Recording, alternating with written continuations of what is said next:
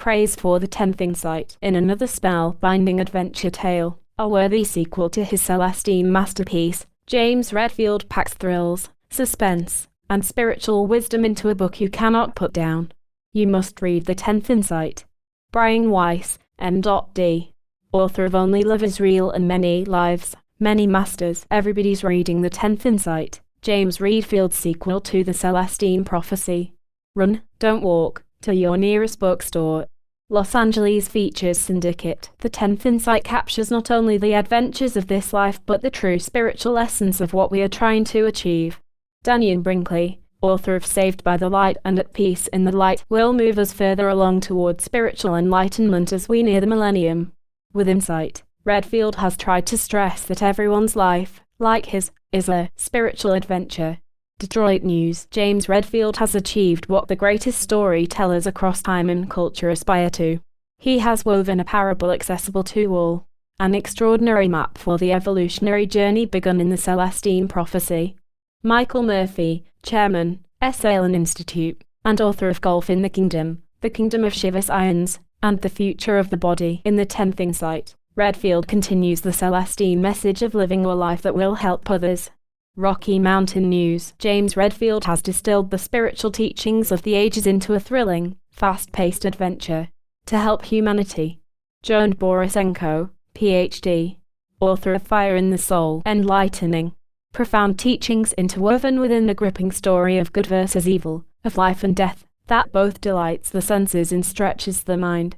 Tulsa World, not to be missed. New Age Journal will take readers to unimagined plateaus of spirituality. May it change forever the way we look at life, death, and our purpose here on Earth.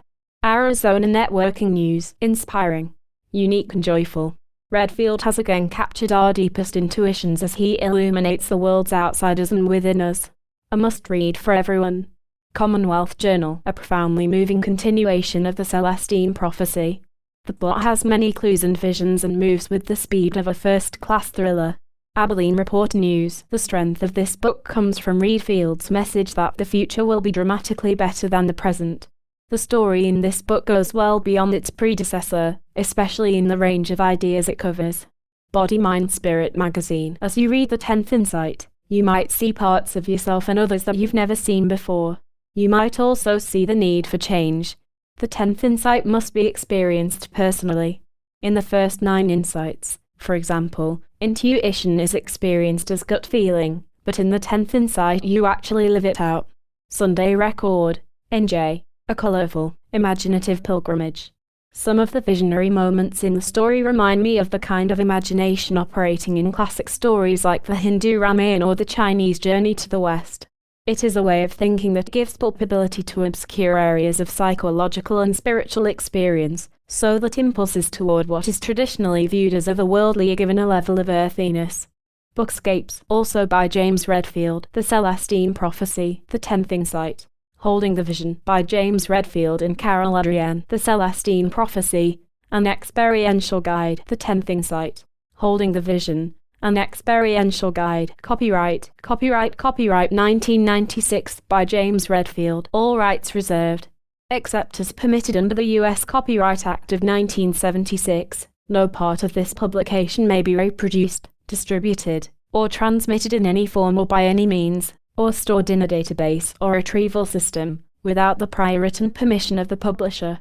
Grand Central Publishing, Hachette Book Group, 237 Park Avenue, New York 10017. Visit our website at www.hachettebookgroup.com, www.twitter.com/GrandCentralPub. First ebook edition, November 2009. Grand Central Publishing is a division of Hachette Book Group, Incorporated. The Grand Central Publishing name and logo is a trademark of Hachette Book Group, Incorporated. ISBN 978-0446-57129-6. For my wife and inspiration, Sale Merrill Redfield. Acknowledgements. My heartfelt thanks to everyone who had a part in this book, particularly Joanne Davis at Warner Books for her ongoing guidance and Albert Gowden for his sage counsel.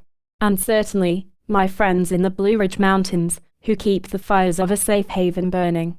Author's note. Like the Celestine Prophecy, this sequel is an adventure parable, an attempt to illustrate the ongoing spiritual transformation that is occurring in our time. My hope with both books has been to communicate what I would call a consensus picture, a lived portrait of the new perceptions, feelings, and phenomena that are coming to define life as we enter the third millennium. Our greatest mistake, in my opinion, is to think that human spirituality is somehow already understood and established.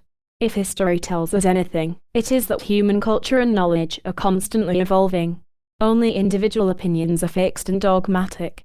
Truth is more dynamic than that, and the great joy of life is in letting go, in finding our own special truth that is ours to tell, and then watching the synchronistic way this truth evolves and takes a clearer form, just when it's needed to impact someone's life. Together we are going somewhere, each generation building upon the accomplishments of the previous one, destined for an end we can only dimly remember. We're all in the process of awakening and opening up to who we really are, and what we came here to do, which is often a very difficult task. Yet I firmly believe that if we always integrate the best of the traditions we find before us and keep the process in mind, each challenge along the way, each interpersonal irritation can be overcome with a sense of destiny and miracle. I don't mean to minimize the formidable problems still facing humanity, only to suggest that each of us in our own way is involved in the solution. If we stay aware and acknowledge the great mystery that is this life, we will see that we have been perfectly placed, in exactly the right position, to make all the difference in the world. Spring, 1996. I looked, and behold, a door was opened in heaven, and the first voice, which I heard, was as a trumpet talking with me, which said, "Come up hither, and I will show you things which must be hereafter." And immediately I was in the Spirit, and, behold, a throne was set in heaven, and there was the rainbow round about the throne, in sight like unto an emerald. And round about the throne were 24 seats, and upon the seats I saw 24 elders sitting, clothed in white raiment. And I saw a new heaven and a new earth, for the first heaven and the first earth were passed away. Revelation. Contents. Praise for the 10th Insight. Also by James Redfield. Copyright. Acknowledgements. Author's note. Imaging the path. Reviewing the journey. Overcoming the fear. Remembering. Opening to the knowledge. A history of awakening. And hell. Forgiving. Remembering the future. Holding the vision. The 10th Insight. Imaging the path. I walked out to the edge of the granite overhang and looked northward at the scene below. Stretching across my view was a large Appalachian valley of striking beauty, perhaps 6 or 7 miles long and 5 miles wide. Along the length of the valley ran a winding stream that coursed through stretches of open meadowland and thick, colourful forests, old forests, with trees standing hundreds of feet high. I glanced down at the crude map in my hand. Everything in the valley coincided with the drawing exactly. The steep ridge on which I was standing, the road leading down, the description of the landscape and the stream, the rolling foothills beyond. This had to be the place Charlene had sketched on the note found in her office. Why had she done that? And why had she disappeared?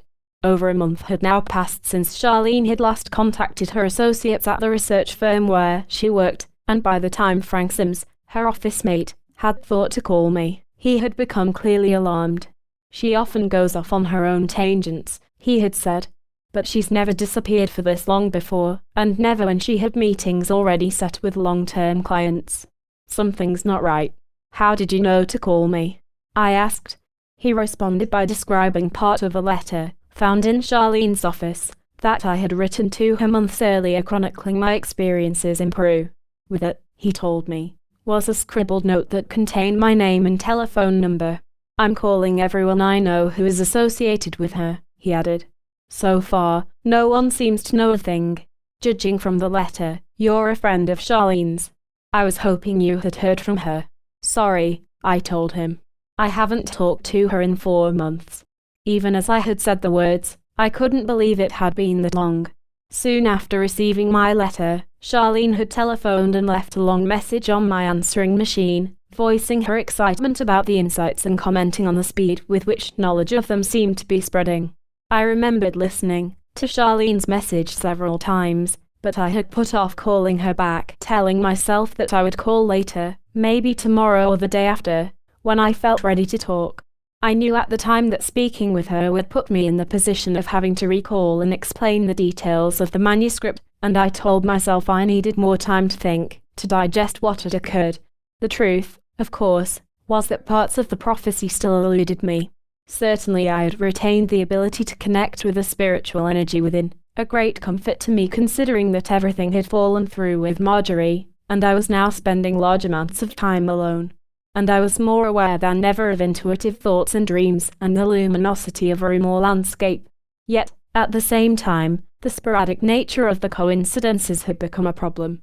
I would fill up with energy, for instance, discerning the question foremost in my life, and would usually perceive a clear hunch about what to do or where to go to pursue the answer, yet, after acting accordingly, too often nothing of importance would occur. I would find no message, no coincidence. This was especially true when the intuition was to seek out someone I already knew to some extent, an old acquaintance perhaps, or someone with whom I worked routinely.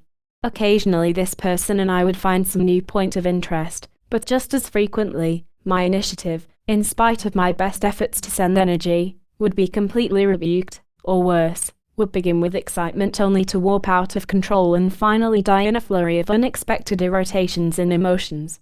Such failure had not soured me on the process, but I had realized something was missing when it came to living the insights long term.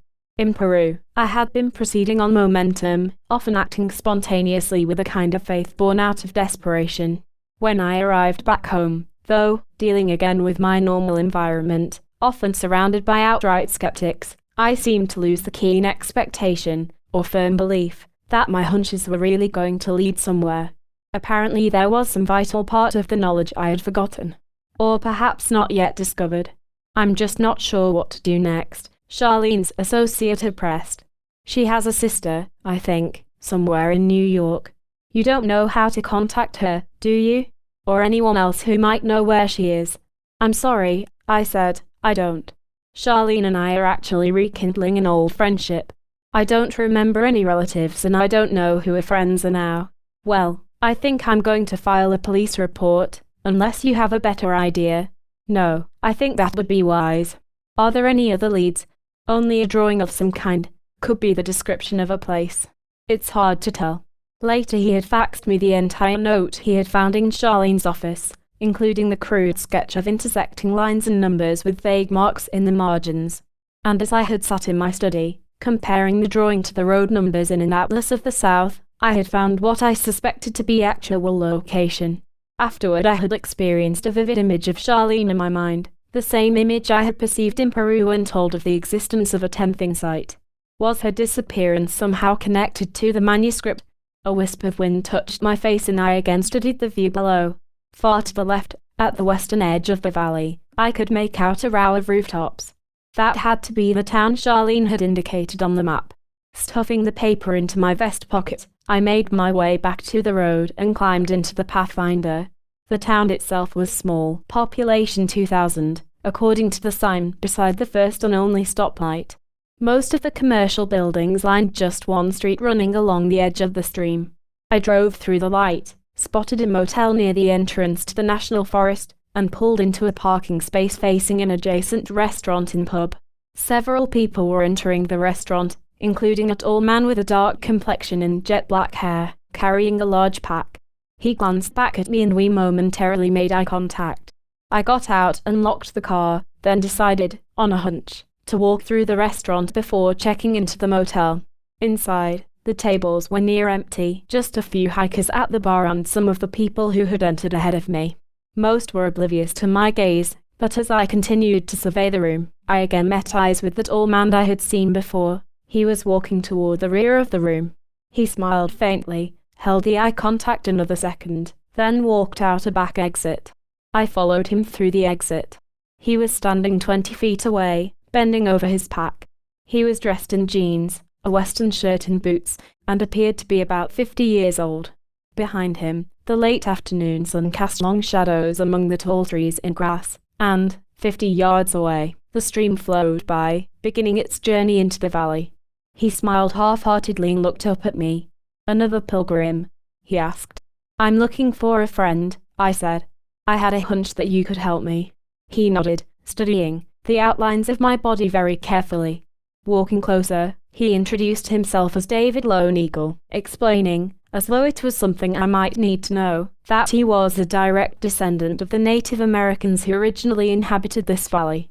I noticed for the first time a thin scar on his face that ran from the edge of his left eyebrow all the way to his chin, just missing his eye. "You want some coffee?" he asked. "They're good at Perrier in the saloon there, but lousy at coffee." He nodded toward an area near the stream where a small tent stood among 3 large poplars. Dozens of people were walking in the area, some of them along a path that crossed a bridge and led into the national forest. Everything appeared safe. "Sure," I replied. "That would be good." At the campsite he lit a small butane camp stove, then filled a boiler with water and set it on the burner. "What's your friend's name?" he finally asked. "Charlene Billings." He paused and looked at me, and as we gazed at each other, I saw a clear image in my mind's eye of him in another time. He was younger and dressed in buckskins, sitting in front of a large fire. Streaks of war paint adorned his face. Around him was a circle of people, mostly Native Americans, but including 2 whites, a woman and a very large man. The discussion was heated. Some in the group wanted war, others desired reconciliation. He broke in, ridiculing the ones considering peace. How could they be so naive, he told them, after so much treachery. The white woman seemed to understand but pleaded with him to hear her out. War could be avoided, she maintained, and the valley protected fairly, if the spiritual medicine was great enough. He rebuked her argument totally, then, chiding the group, he mounted his horse and rode away. Most of the others followed. "Your instincts are good," David said, snapping me from my vision. He was spreading a homespun blanket between us, offering me a seat. "I know of her." He looked at me questioningly. "I'm concerned," I said. "No one has heard from her and I just want to make sure she's okay. And we need to talk." "About the 10th insight?" he asked, smiling. "How did you know that?" "Just a guess. Many of the people coming to this valley aren't just here because of the beauty of the national forest. They're here to talk about the insights. They think the 10th is somewhere out there. A few even claim to know what it says." He turned away and put a tea bowl filled with coffee into the steaming water. Something about his tone of voice made me think he was testing me, trying to check out whether I was who I claimed. "Where is Charlene?" I asked. He pointed a finger toward the east. "In the forest. I've never met your friend, but I overheard her being introduced in the restaurant one night, and I've seen her a few times since. Several days ago I saw her again. She was hiking into the valley alone, and judging from the way she was packed, I'd say she's probably still out there." I looked in that direction. From this perspective, the valley looked enormous, stretching forever into the distance. "Where do you think she was going?" I asked. He stared at me for a moment. "Probably toward the Sipsey Canyon. That's where one of the openings is found." He was studying my reaction. "The openings?"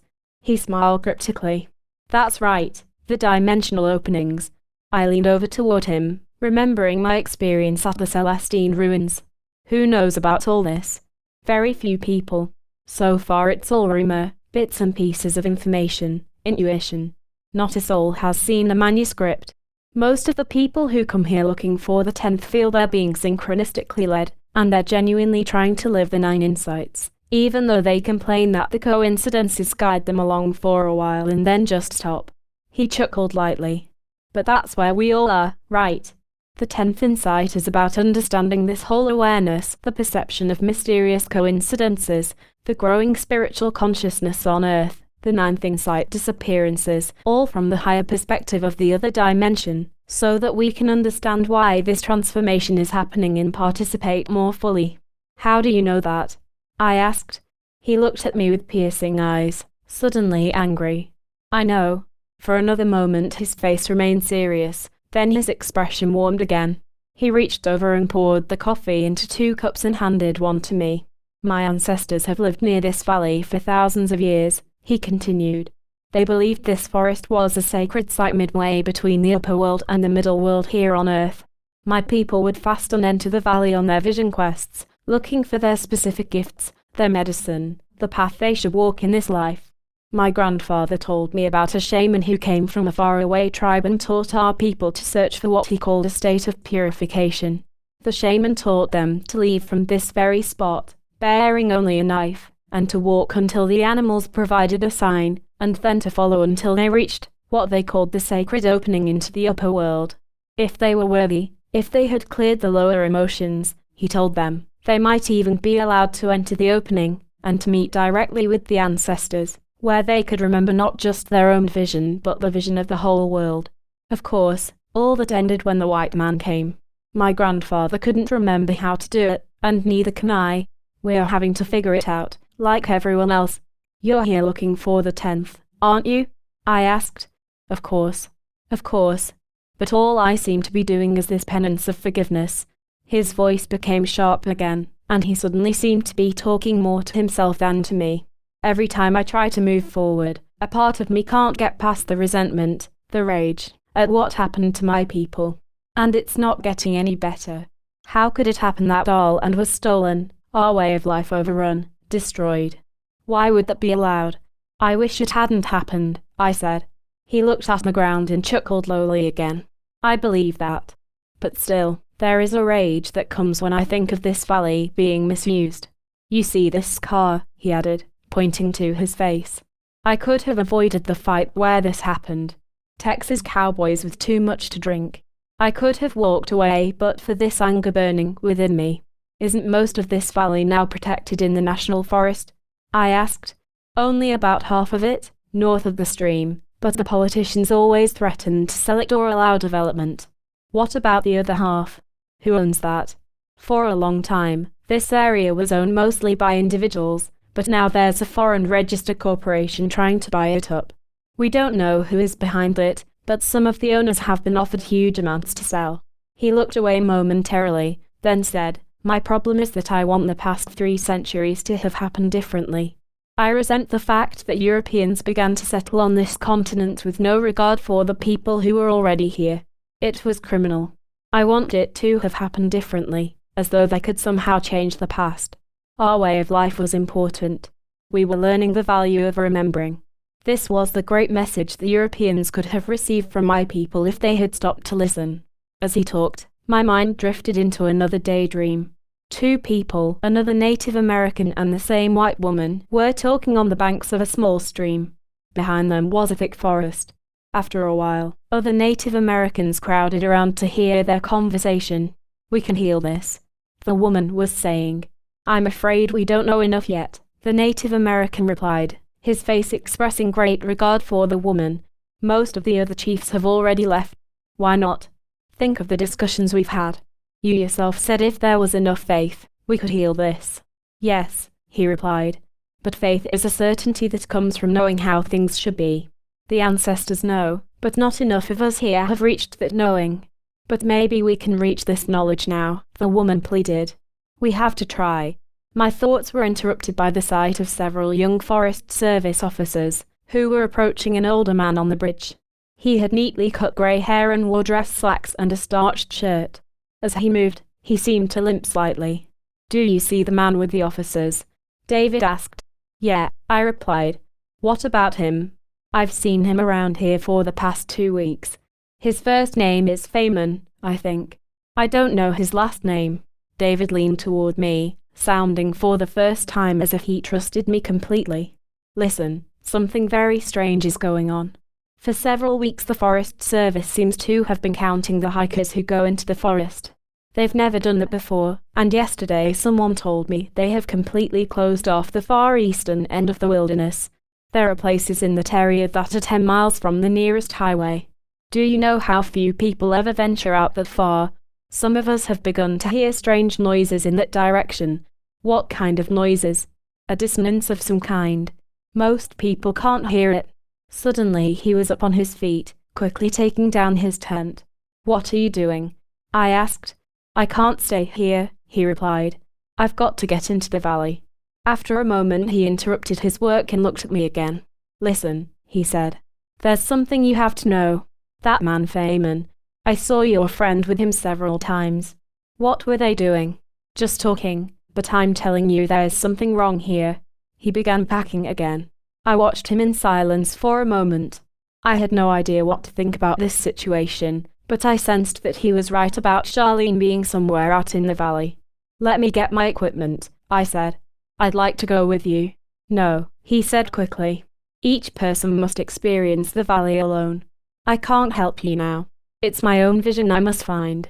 His face looked pained. Can you tell me exactly where this canyon is? Just follow the stream for about 2 miles. You'll come to another small creek that enters the stream from the north. Follow this creek for another mile. It will lead you right through the mouth of the Sipsey Canyon. I nodded and turned to walk away, but he grabbed my arm. Look, he said. You can find your friend if you raise your energy to another level. There are specific locations in the valley that can help you. The dimensional openings? I asked. Yes. There you can discover the perspective of the 10th insight. But to find these places you must understand the true nature of your intuitions, and how to maintain these mental images. Also watch the animals and you'll begin to remember what you are doing here in this valley. Why we're all here together. But be very careful. Don't let them see you enter the forest. He thought for a moment. There's someone else out there, a friend of mine, Curtis Weber. If you see Curtis, tell him that you've talked to me and that I will find him. He smiled faintly and returned to folding his tent. I wanted to ask what he meant about intuition in watching the animals, but he avoided eye contact and stayed focused on his work. Thanks, I said. He waved slightly with one hand. I quietly shut the motel door and eased out into the moonlight. The glare and the tension sent a shiver through my body. Why, I thought, was I doing this? There was no proof that Charlene was still out in this valley or that David's suspicions were correct. Yet my gut told me that indeed something was wrong. For several hours I had mulled over calling the local sheriff. But what would I have said? That my friend was missing and she had been seen entering the forest of her own free will, but was perhaps in trouble, all based on a vague note found hundreds of miles away. Searching this wilderness would take hundreds of people, and I knew they would never mount such an effort without something more substantial. I paused and looked at the 3/4 moon rising above the trees. My plan was to cross the stream well east of the ranger station and then to proceed along the main path into the valley. I was counting on the moon to light my way, but not to be this bright. Visibility was at least 100 yards. I made my way past the edge of the pub to the area where David had camped. The site was completely clean. He had even spread leaves and pine straw to remove any sign of his presence. To cross where I had planned, I would have to walk about 40 yards in plain sight of the ranger station, which I could now see clearly. Through the station's side window, 2 officers were busy in conversation. One rose from his seat and picked up a telephone. Crouching low, I pulled my pack up on my shoulders and walked out onto the sandy floodwash that bordered the stream, and finally into the water itself, sloshing through mounds of smooth river stone and stepping over several decayed logs.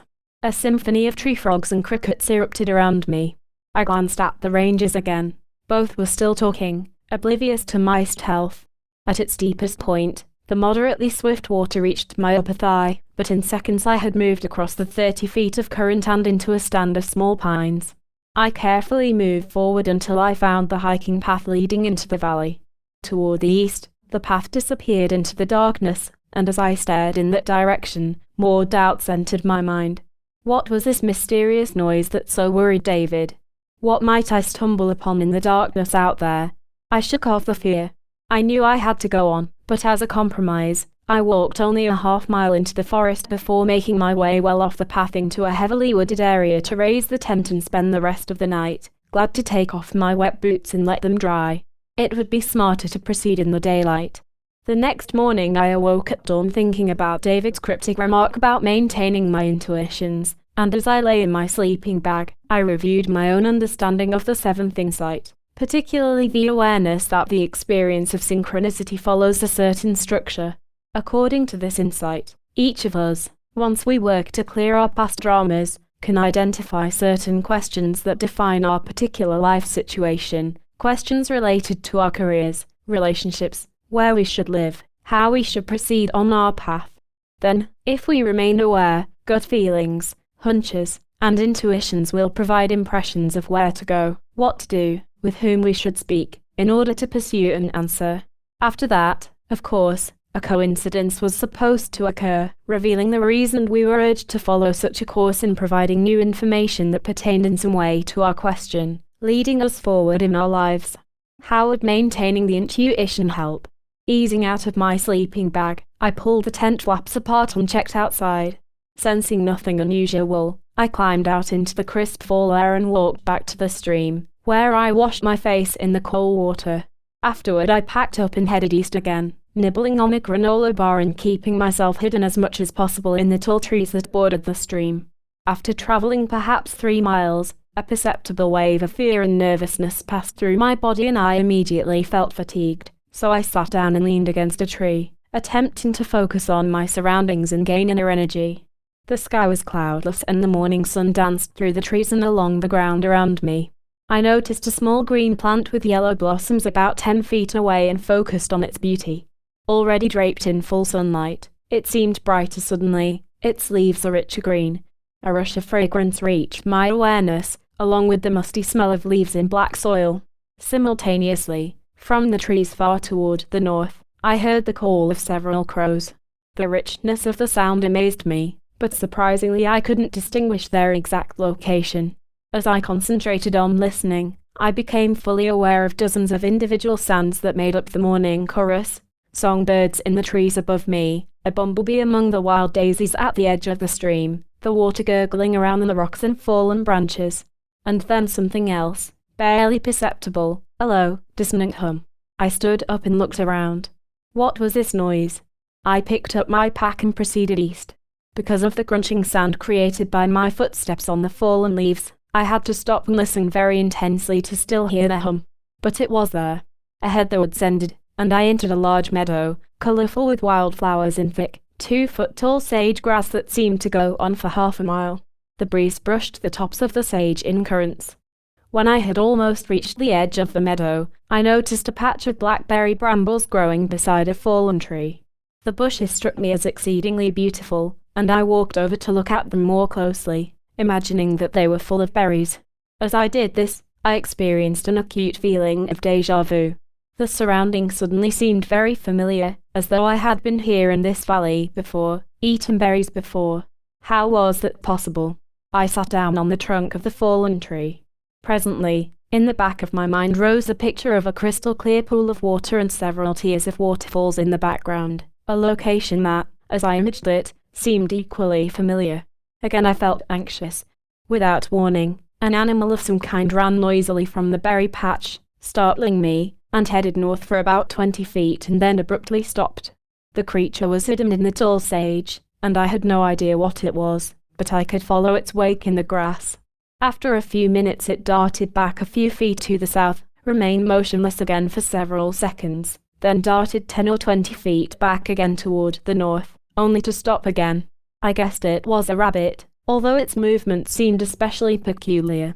For 5 or 6 minutes I watched the area where the animal had last moved, then slowly walked that way.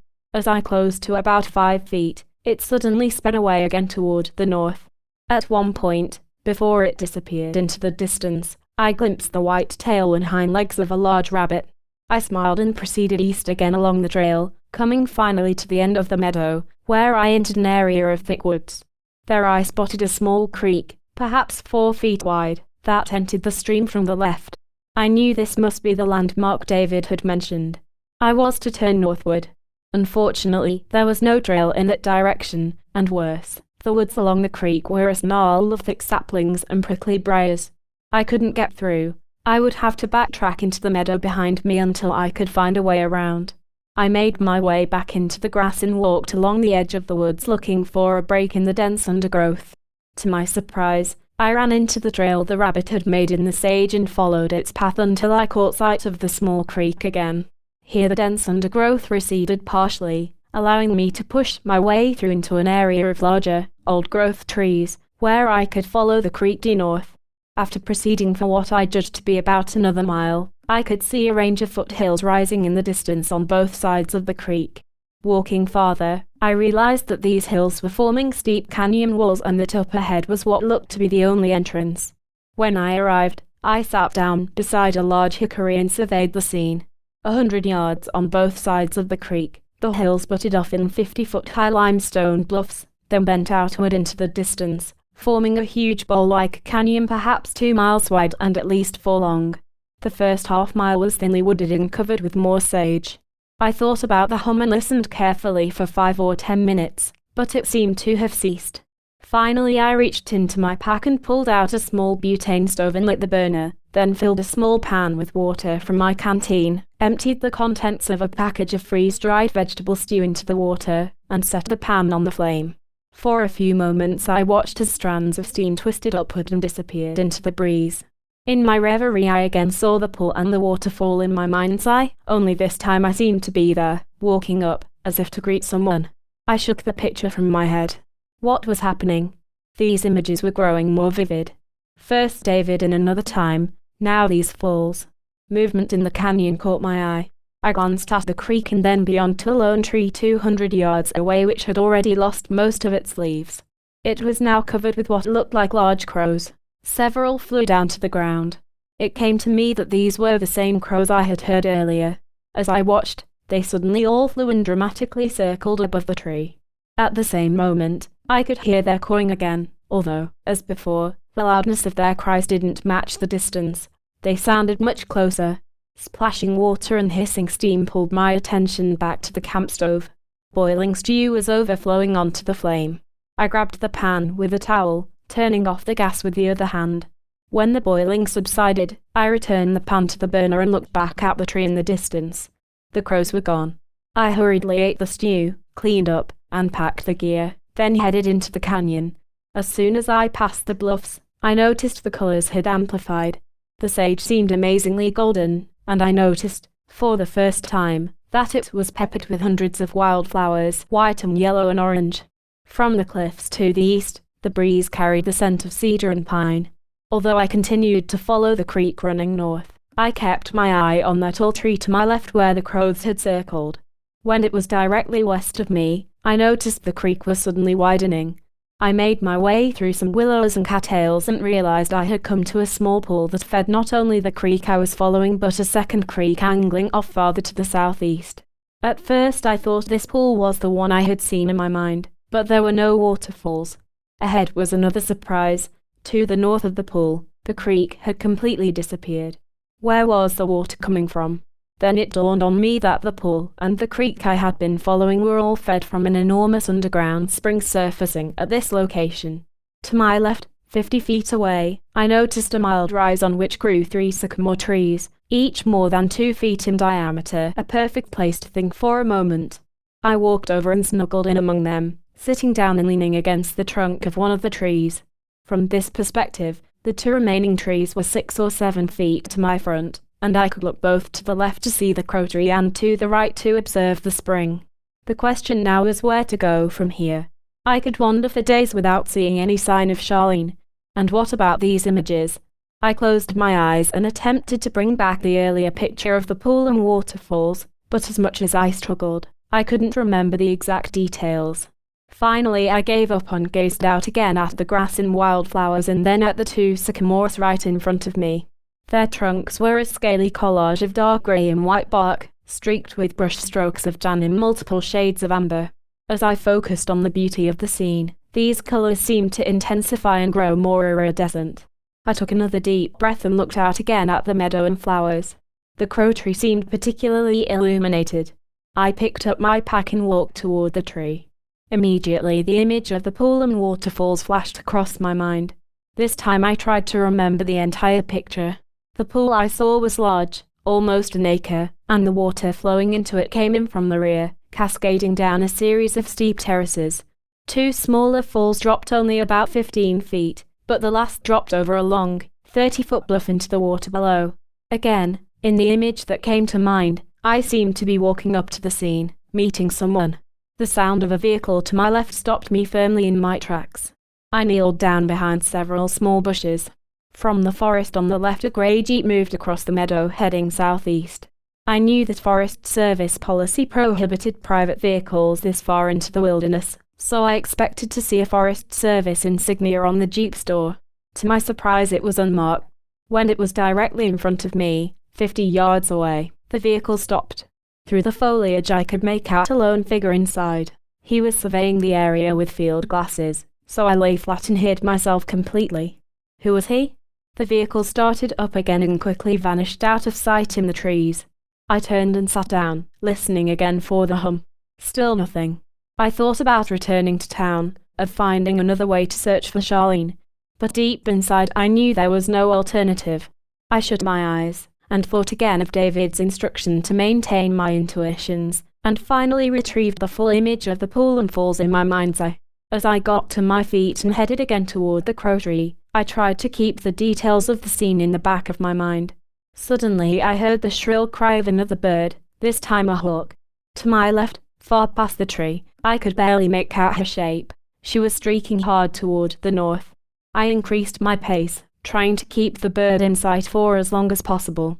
The bird's appearance seemed to increase my energy, and even after she had disappeared over the horizon, I kept moving in the direction she had been flying, walking for another 1.5 miles over a series of rocky foothills. At the top of the third hill, I froze again, hearing another sound in the distance, a sound much like water running. No, it was water falling. Carefully I walked down the slope and through a deep gorge that evoked another experience of déjà vu. I climbed the next hill and there, beyond the crest, were the pool and falls, exactly as I had pictured them, except that the area was much larger and more beautiful than I had pictured. The pool itself was almost 2 acres, nestled in a cradle of enormous boulders and outcroppings, its crystal clear water a sparkling blue under the afternoon sky. To the left and right of the pool were several large oak trees, themselves surrounded by a multicolored array of smaller maples and sweet gums and willows. The far edge of the pool was an explosion of white spray and mist, the foam accentuated by the churning action of the 2 smaller falls higher up the ridge. I realized there was no runoff from the pool. The water went underground from here, traveling silently to emerge as the source of the large spring near the crow tree. As I surveyed the beauty of this sight, the sense of déjà vu increased. The sounds, the colors, the scene from the hill, it all looked extremely familiar. I had been at this location too. But when I moved down to the pool and then walked around the entire area, to the edge to taste the water, up the cascades to feel the spray from each of the falls, over atop the large boulders, where I could touch the trees. I wanted to immerse myself in the place. Finally I stretched out on one of the flatter rocks 20 feet above the pool and looked toward the afternoon sun with my eyes closed, feeling its rays against my face. In that moment another familiar sensation swept across my body, a particular warmth and regard I hadn't sensed in months. In fact, until this instant, I had forgotten its exact feeling and character, although it was perfectly recognizable now. I opened my eyes and turned around quickly, certain of whom I was about to see. Reviewing the journey, on a rock above my head, half obscured by an overhanging ledge, stood Will, his hands on his hips, smiling broadly. He appeared slightly out of focus, so I blinked hard and concentrated, and his face cleared somewhat. "I knew you would be here," he said, nimbly climbing off the ledge and jumping to the rock beside me. "I've been waiting." I looked at him in awe, and he pulled me into an embrace. His face and hands looked slightly luminescent but otherwise seemed normal. "I can't believe you're here," I stammered. "What happened when you disappeared in Peru? Where have you been?" He gestured for me to sit facing him on a nearby shelf. "I'll tell you everything," he said, "but first I have to know about you. What circumstances brought you to this valley?" In detail I told him about Charlene's disappearance, the map of the valley, and meeting David. Will wanted to know more of what David had said, so I told him everything I could remember about the conversation. Will leaned toward me. "He told you the 10th was about understanding the spiritual renaissance on Earth in light of the other dimension, and learning the true nature of your intuitions." "Yes," I said. "Is that right?" He seemed to think for a moment, then asked, "What has been your experience since entering the valley?" "I immediately started to see images," I said. "Some were of other historical times, but then I began to see repeated visions of this pool. I saw everything. The rocks, the falls, even that someone was waiting here, although I didn't know it was you." "Where were you in the scene?" "It was as if I was walking up and seeing it." "So it was a scene of a potential future for you." I squinted at him. "I'm not sure I follow." "The first part of the 10th, as David said, is about understanding our intuitions more fully. In the first 9 insights, one experiences intuitions as fleeting gut feelings or vague hunches. But as we gain familiarity with this phenomenon, we can now grasp the nature of these intuitions more clearly. Think back to Peru. Didn't intuitions come to you as pictures of what was going to happen, images of yourself and others at a specific location, doing certain things, leading you to go there? Wasn't that how you knew when to go to the Celestine ruins? Here in the valley the same thing has been happening. You received a mental image of a potential event, finding the falls and meeting someone, and you were able to live it out, bringing on the coincidence of actually discovering the location and encountering me. If you had shrugged off the image, or lost faith in looking for the falls, you would have missed the synchronicity, and your life would have stayed flat. But you took the image seriously. You kept it in your mind. David said something about learning to maintain the intuition, I said. Will nodded. What about the other images? I asked. The scenes of an earlier time. And what about these animals? Does the 10th insight talk about all this? Have you seen the manuscript? With a gesture of his hand, Will waved off my questions. First, let me tell you about my experience in the other dimension, what I call the afterlife dimension. When I was able to maintain my energy level in Peru, even when the rest of you grew fearful and lost your vibration, I found myself in an incredible world of beauty and clear form. I was right there in the same place, but everything was different. The world was luminous and annoying in a way I still can't describe. For a long time I just walked around in this incredible world, vibrating even higher, and then I discovered something quite amazing. I could will myself anywhere on the planet, just by imaging a destination in my mind. I traveled everywhere I could think of, looking for you and Julia and the others, but I couldn't find any of you. Finally I began to detect another ability. By imaging just a blank field in my mind, I could travel off the planet, into a place of pure ideas.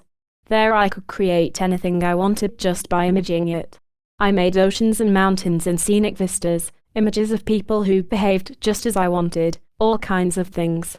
And every bit of it seemed just as real as anything on Earth.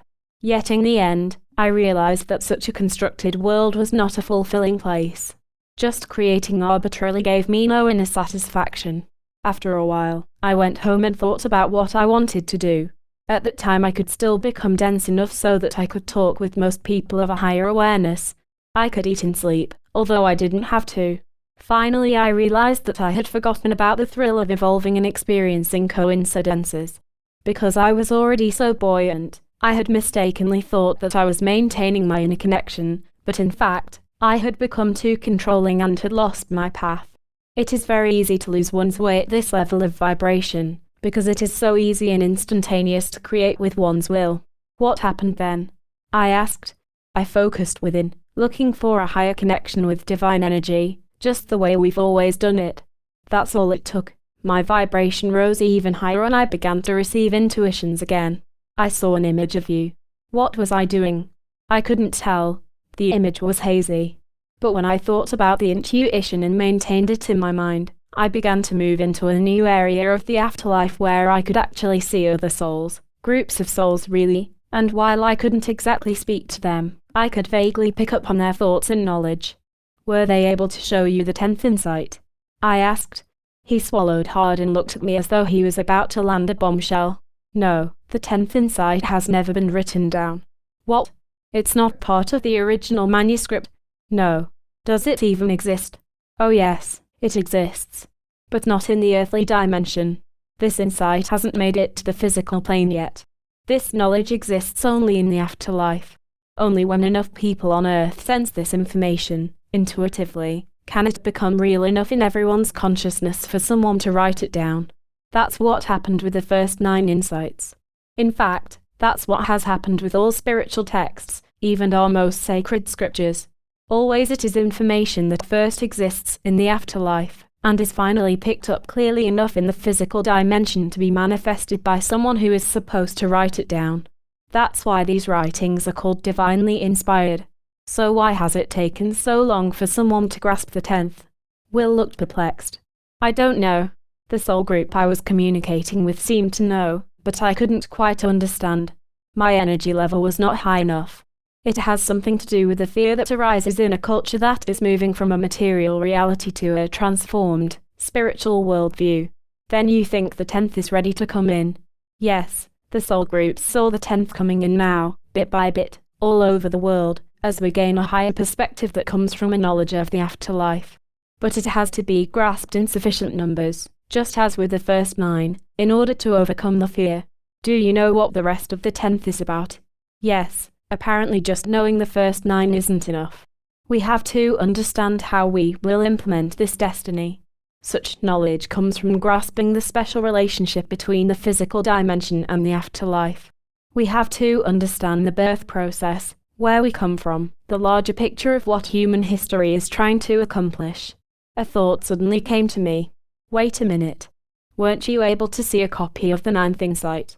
What did it say about the 10th? Will leaned toward me. It said that the first 9 insights have described the reality of spiritual evolution, both personally and collectively, but actually implementing these insights, living them, and fulfilling this destiny requires a fuller understanding of the process, a 10th insight. This insight would show us the reality of Earth's spiritual transformation not just from the perspective of the earthly dimension, but from the perspective of the afterlife dimension as well. It said we would understand more fully why we were uniting the dimensions, why humans must fulfill this historical purpose, and it would be this understanding, once integrated into culture, that would ensure this eventual outcome. It also mentioned the fear, saying that at the same time a new spiritual awareness was emerging, a reactive polarization would also rise up in fearful opposition, seeking to willfully control the future with various new technologies even more dangerous than the nuclear menace that are already being discovered. The 10th insight resolves this polarization. He stopped abruptly and nodded toward the east. Do you hear that? I listened but could hear only the falls. What? I asked. That hum. I heard it earlier. What is it? I'm not sure, exactly. But it can be heard in the other dimension as well. The souls I saw seemed very disturbed about it. As Will spoke, I clearly saw Charlene's face in the back of my mind.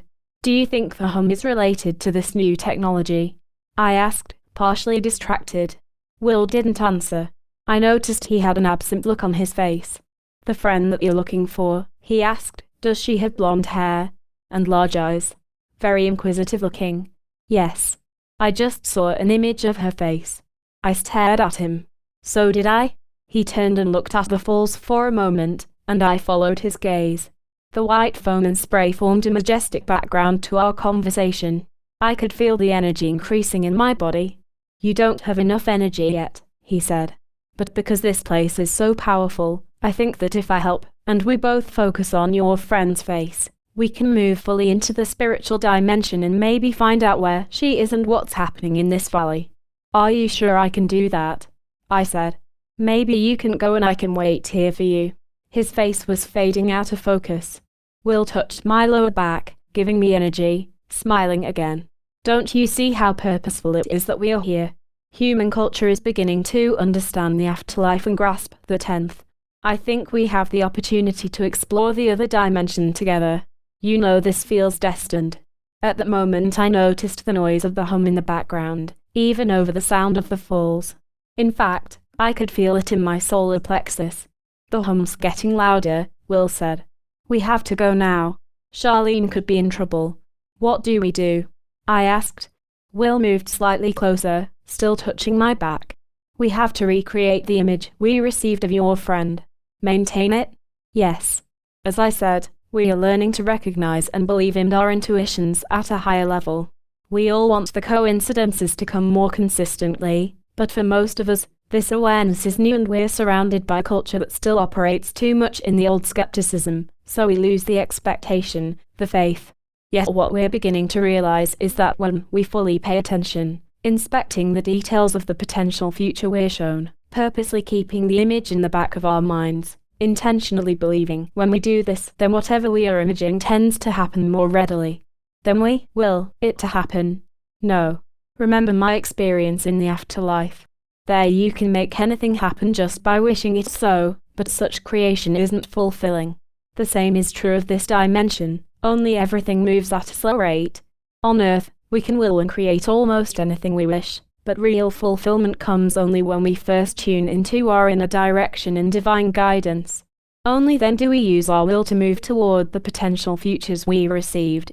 In this sense, we become co-creators with the divine source. Do you see how this knowledge begins? The 10th insight.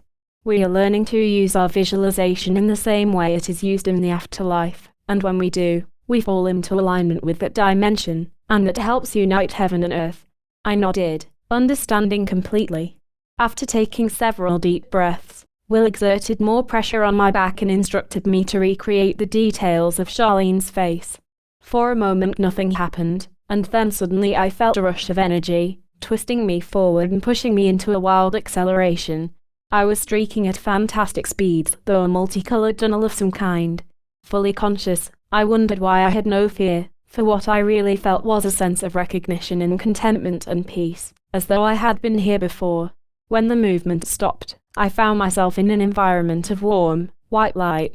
I looked for Will and realized he was standing to my left and slightly behind me. "There you are," he said, smiling. His lips weren't moving, but I could clearly hear his voice. I then noticed the appearance of his body. He looked exactly the same, except he seemed to be completely illuminated from within. I reached over to touch his hand and noticed that my body appeared the same way. When I touched him, what I felt was a field several inches outside the arm I could see. Pushing harder, I realized I couldn't penetrate this energy. I only moved his body away from me. Will was near bursting with mirth. In fact, his expression was so humorous that I laughed myself. "Amazing, isn't it?" he asked. "This is a higher vibration than at the Celestine ruins," I replied. "Do you know where we are?" Will was silent, gazing out at our surroundings. We seemed to be in an environment that was spatial, and we had a sense of up and down, but we were suspended motionless in midair and there were no horizons. The white light was a constant hue in all directions. Finally Will said, "This is an observation point. I came here briefly, when I first imaged your face. More souls were here." "What were they doing?" "Observing the people who had come over after death." "What? You mean this is where people come right after they have died?" "Yes."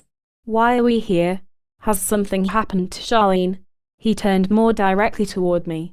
"No, I don't think so. Remember what happened to me when I began to image you? I moved to many locations before we finally met at the falls. There's probably something we need to see here before we can find Charlene. Let's wait and see what happens with these souls." He nodded to our left, where several human-like entities were materializing directly in front of us, at a distance of what appeared to be about 30 feet. My first reaction was to be cautious. "Will, how do we know their intentions are friendly? What if they try to possess us or something?" He gave me a serious expression. "How do you know if someone on Earth is trying to control you?" I would pick up on it. I could tell that the person was being manipulative. What else? I guess they would be taking energy away from me. I would feel a decrease in my sense of wisdom, self-direction. Exactly. They wouldn't be following the insights. All these principles work the same way in both dimensions. As the entities formed completely, I remained cautious. But eventually I felt a loving and supportive energy emanating from their bodies, which seemed to be comprised of a whitish amber light that danced and shimmered in and out of focus. Their faces had human characteristics but could not be looked at directly. I couldn't even tell how many souls were there.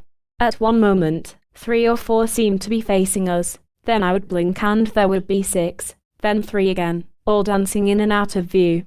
Overall, they looked like a flickering, animated cloud of amber against the background color of white.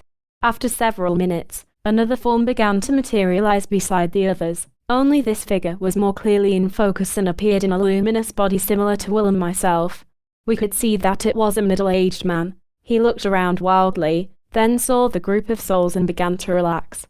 To my surprise, when I focused closely on him, I could pick up on what he was feeling and thinking. I glanced at Will, who nodded that he was also sensing the person's reaction. I focused again and observed that, in spite of a certain detachment and sense of love and support, he was in a state of shock at having discovered he had died. Only minutes before, he had been routinely jogging, and while attempting to run up a long hill, had suffered a massive heart attack. The pain had lasted only a few seconds, and then he was hovering outside his body, watching a stream of bystanders rush up to help him. Soon a team of paramedics arrived and worked feverishly to bring him back. As he sat beside his body in the ambulance, he had listened in horror as the team leader had pronounced him dead. Frantically he had attempted to communicate, but no one could hear. At the hospital, a doctor confirmed to the crew that his heart had literally exploded, that no one could have done anything to save his life. Part of him tried to accept the fact, another resisted. How could he be dead? He had called out for help and had instantly found himself in a tunnel of colours that had brought him to where he now stood. As we watched, he seemed to become more aware of the souls and moved toward them, shifting out of focus to us, appearing more like them. Then abruptly he pulled back toward us and was quickly surrounded by an office of some kind, filled with computers and wall charts and people working. Everything looked perfectly real, except the walls were semi-transparent, so that we could see what was happening inside, and the sky above the office was not blue, but a strange olive color. He's deluding himself, Will said. He's recreating the office where he worked on Earth, trying to pretend he hasn't died. The souls moved closer and others came until there were dozens of them, all flickering in and out of focus in the amber light. They seemed to be sending the man love and some kind of information I couldn't understand. Gradually, the constructed office began to fade and eventually disappeared completely. The man was left with an expression of resignation on his face, and he again moved into focus with the souls. "Let's go with them," I heard Will say. At the same moment, I felt his arm, or rather, the energy of his arm, pushing against my back. As soon as I inwardly agreed, there was the slight sensation of movement, and the souls and the man all came into clearer focus. The souls now had glowing faces much as Will and I did, but their hands and feet, instead of being clearly formed, were mere radiations of light. I could now focus on the entities for as long as 4 or 5 seconds before losing them and having to blink to find them again. I became aware that the group of souls, as well as the deceased individual, was watching an intense point of bright light moving toward us. It eventually swelled into a massive beam that covered everything. Unable to look directly at the light, I turned so I could just see the silhouette of the man, who was staring fully at the beam without apparent difficulty. Again I could pick up on his thoughts and emotions. The light was filling him with an unimaginable sense of love and calm perspective. As this sensation swept over him, his viewpoint and knowledge expanded until he could clearly see the life he had just lived from a broad and amazingly detailed perspective. Immediately, he could see the circumstances of his birth and early family life. He was born John Donald Williams to a father who was slow intellectually and to a mother who was extremely detached and absent because of her involvement in various social events. He himself had grown up angry and defiant, an interrogator eager to prove to the world that he was a brilliant achiever who could master science and mathematics. He earned a doctorate in physics at MIT at age 23 and taught at 4 prestigious universities before moving on to the Defense Department and then later to a private energy corporation. Clearly he had thrown himself into this latter position with total abandon and disregard for his health. After years of fast food and no exercise, he was diagnosed with a chronic heart condition. An exercise routine pursued too aggressively had proved fatal. He had died in his prime at age 58. At this point William's awareness shifted and he began to have profound regrets and severe emotional pain concerning the way he had led his life. He realized that his childhood and early family had been set up perfectly to expose what was already his soul's tendency to use defiance and elitism to feel more important. His main tool had been ridicule, putting down others by criticizing their abilities and work ethic and personality. Yet now he could see that all the teachers had been in place to help him overcome this insecurity. All of them had arrived at just the right time to show him another way, but he had ignored them completely. Instead he had just pursued his tunnel vision to the end. All the signs had been there to choose his work more carefully, to slow down. There were a multitude of implications and dangers inherent in his research of new technologies that he had failed to consider. He had allowed his employers to feed him new theories, and even unfamiliar physical principles, without even questioning their origin. These procedures worked, and that was all he cared about, because they led to success, gratitude, recognition. He had succumbed to his need for recognition. Again. My God, he thought, I've failed just as I did before. His mind abruptly shifted to a new scene, an earlier existence. He was in the southern Appalachians, 19th century, a military outpost. In a large tent several men leaned over a map. Lanterns flickered their light against the walls. A consensus had been reached among all the field officers present. There was no hope for peace now. War was inevitable, and sound military principles dictated an attack, quickly. As one of the commanding general's top two aides, Williams had been forced to concur with the others. No other choice existed, he had concluded. Disagreement would have ended his career. Besides, he couldn't have dissuaded the others even if he had wanted to. The offensive would have to be carried out, likely the last major battle in the Eastern War against the natives. A sentry interrupted with a communication for the general. A settler wanted to see the commander immediately. Looking through the open tent flap, Williams had seen the frail white woman, perhaps 30, desperation in her eyes. He found out later that she was the daughter of a missionary, bringing word of a possible new Native American initiative for peace, an appeal that she personally had negotiated at great risk. But the general had refused to see her, remaining in the tent as she shouted at him, finally ordering her from his camp at gunpoint, not knowing the content of her message, not wanting to know. Again Williams kept quiet. He knew his commander was under great pressure, having already promised that the region would be opened up for economic expansion. A war was necessary if the vision of the power brokers and their political allies was to be actualized. It was not enough to let the settlers and the Indians create their own frontier culture.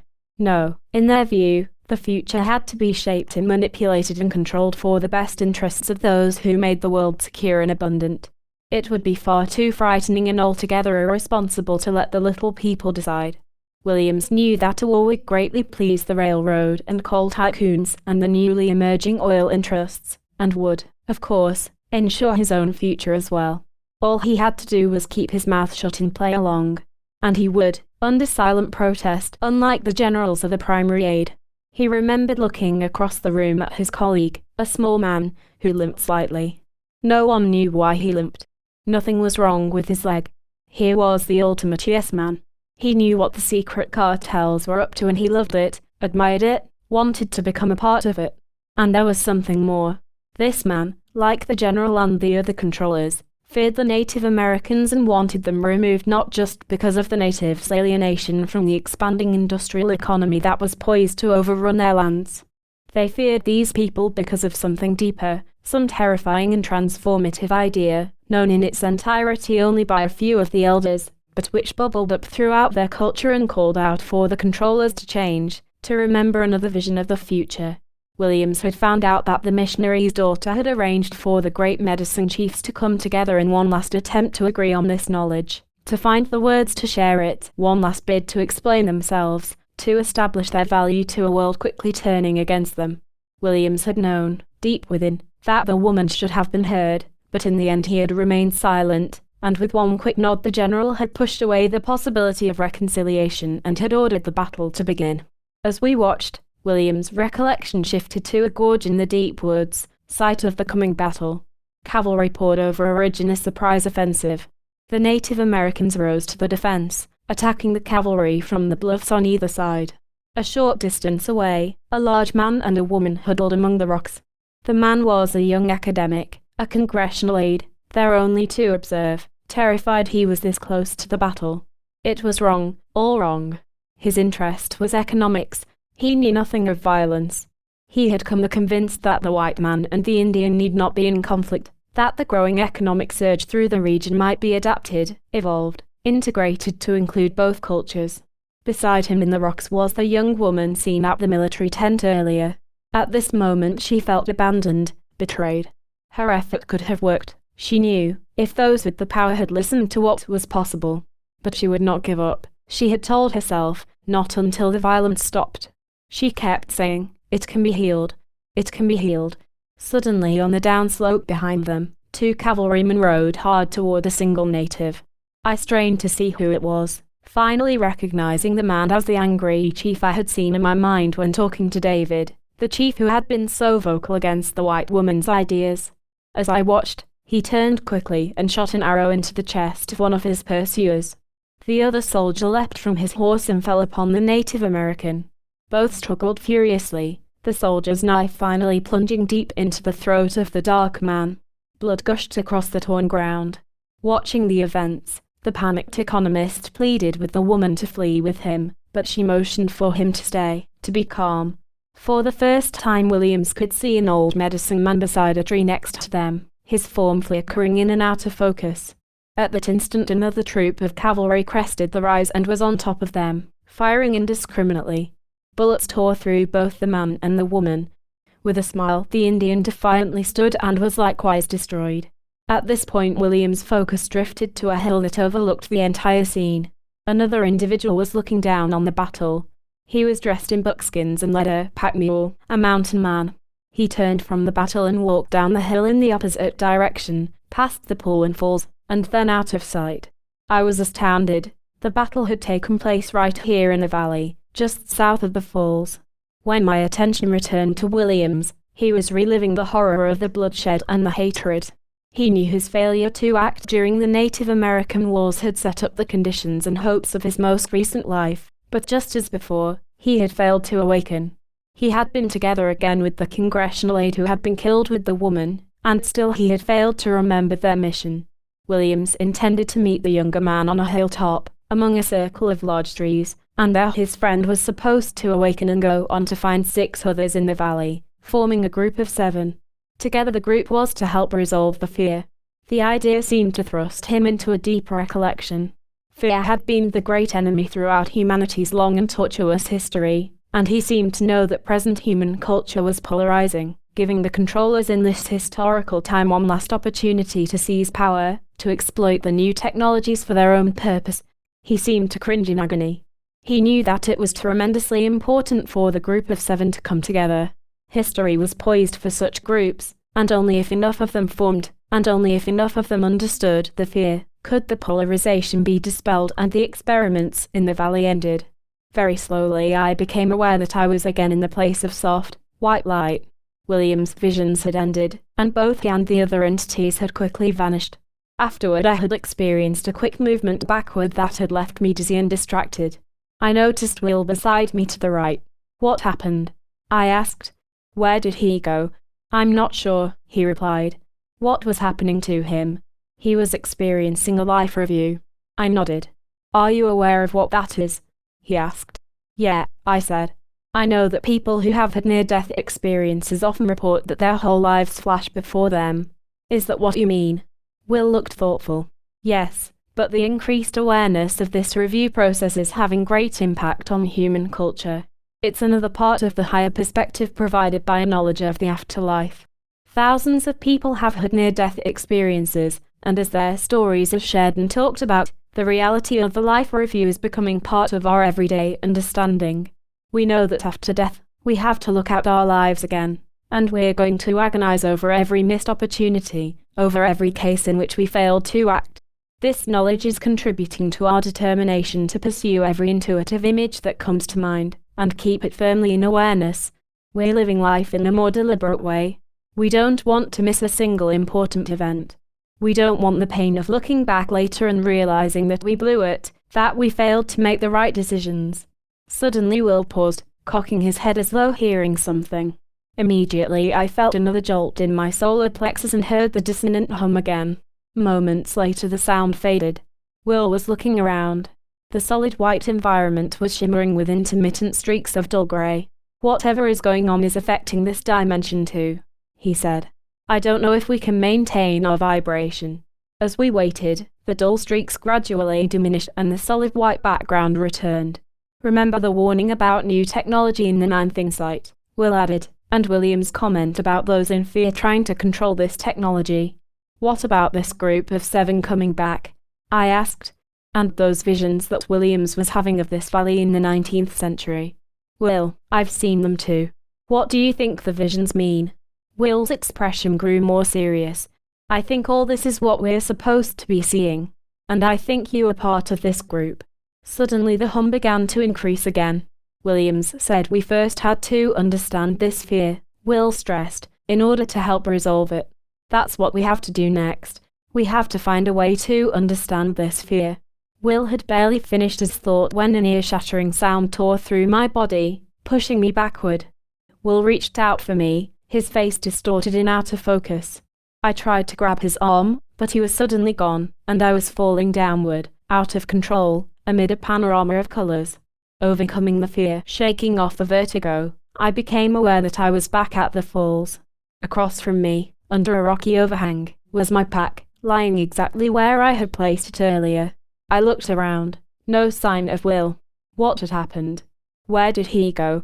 According to my watch, less than an hour had passed since Will and I had entered the other dimension, and as I thought about the experience, I was struck with how much love and calm I had felt, and how little anxiety until now. Now everything around me seemed dull and muted.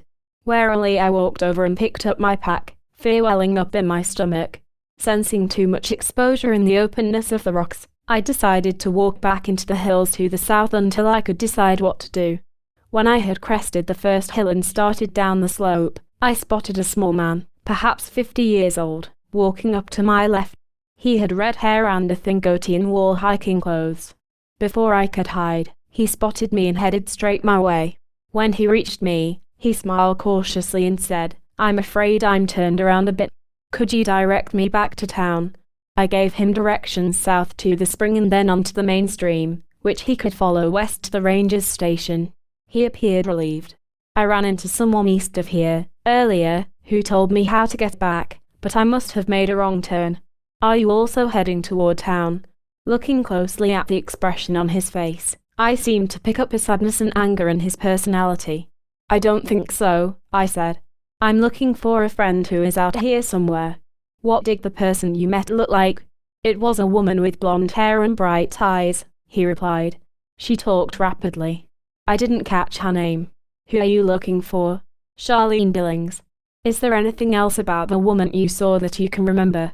"She said something about the national forest that made me think she might be one of those searcher types that hang out around here. But I couldn't tell. She warned me to leave the valley. She told me she had to get her gear and then she was leaving also.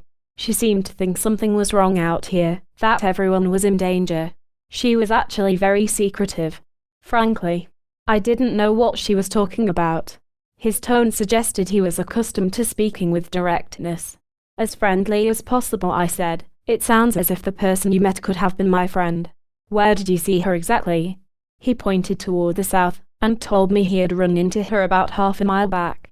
She had been walking alone and had headed southeast from there. "I'll walk with you as far as the spring," I said.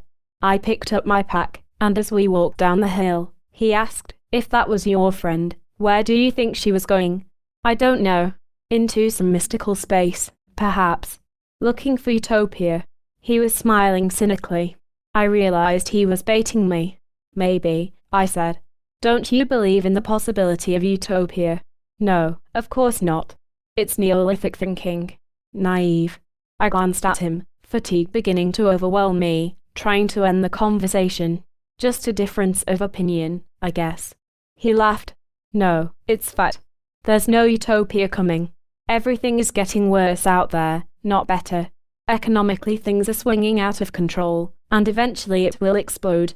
"Why do you say that?" "It's simple demographics. For most of this century there has been a large middle class in the Western countries, a class who have promoted order and reason and carried a general faith that the economic system could work for everyone. But this faith is beginning to collapse now. You can see it everywhere. Fewer people every day now believe in the system, or play by the rules. And it's all because the middle class is shrinking.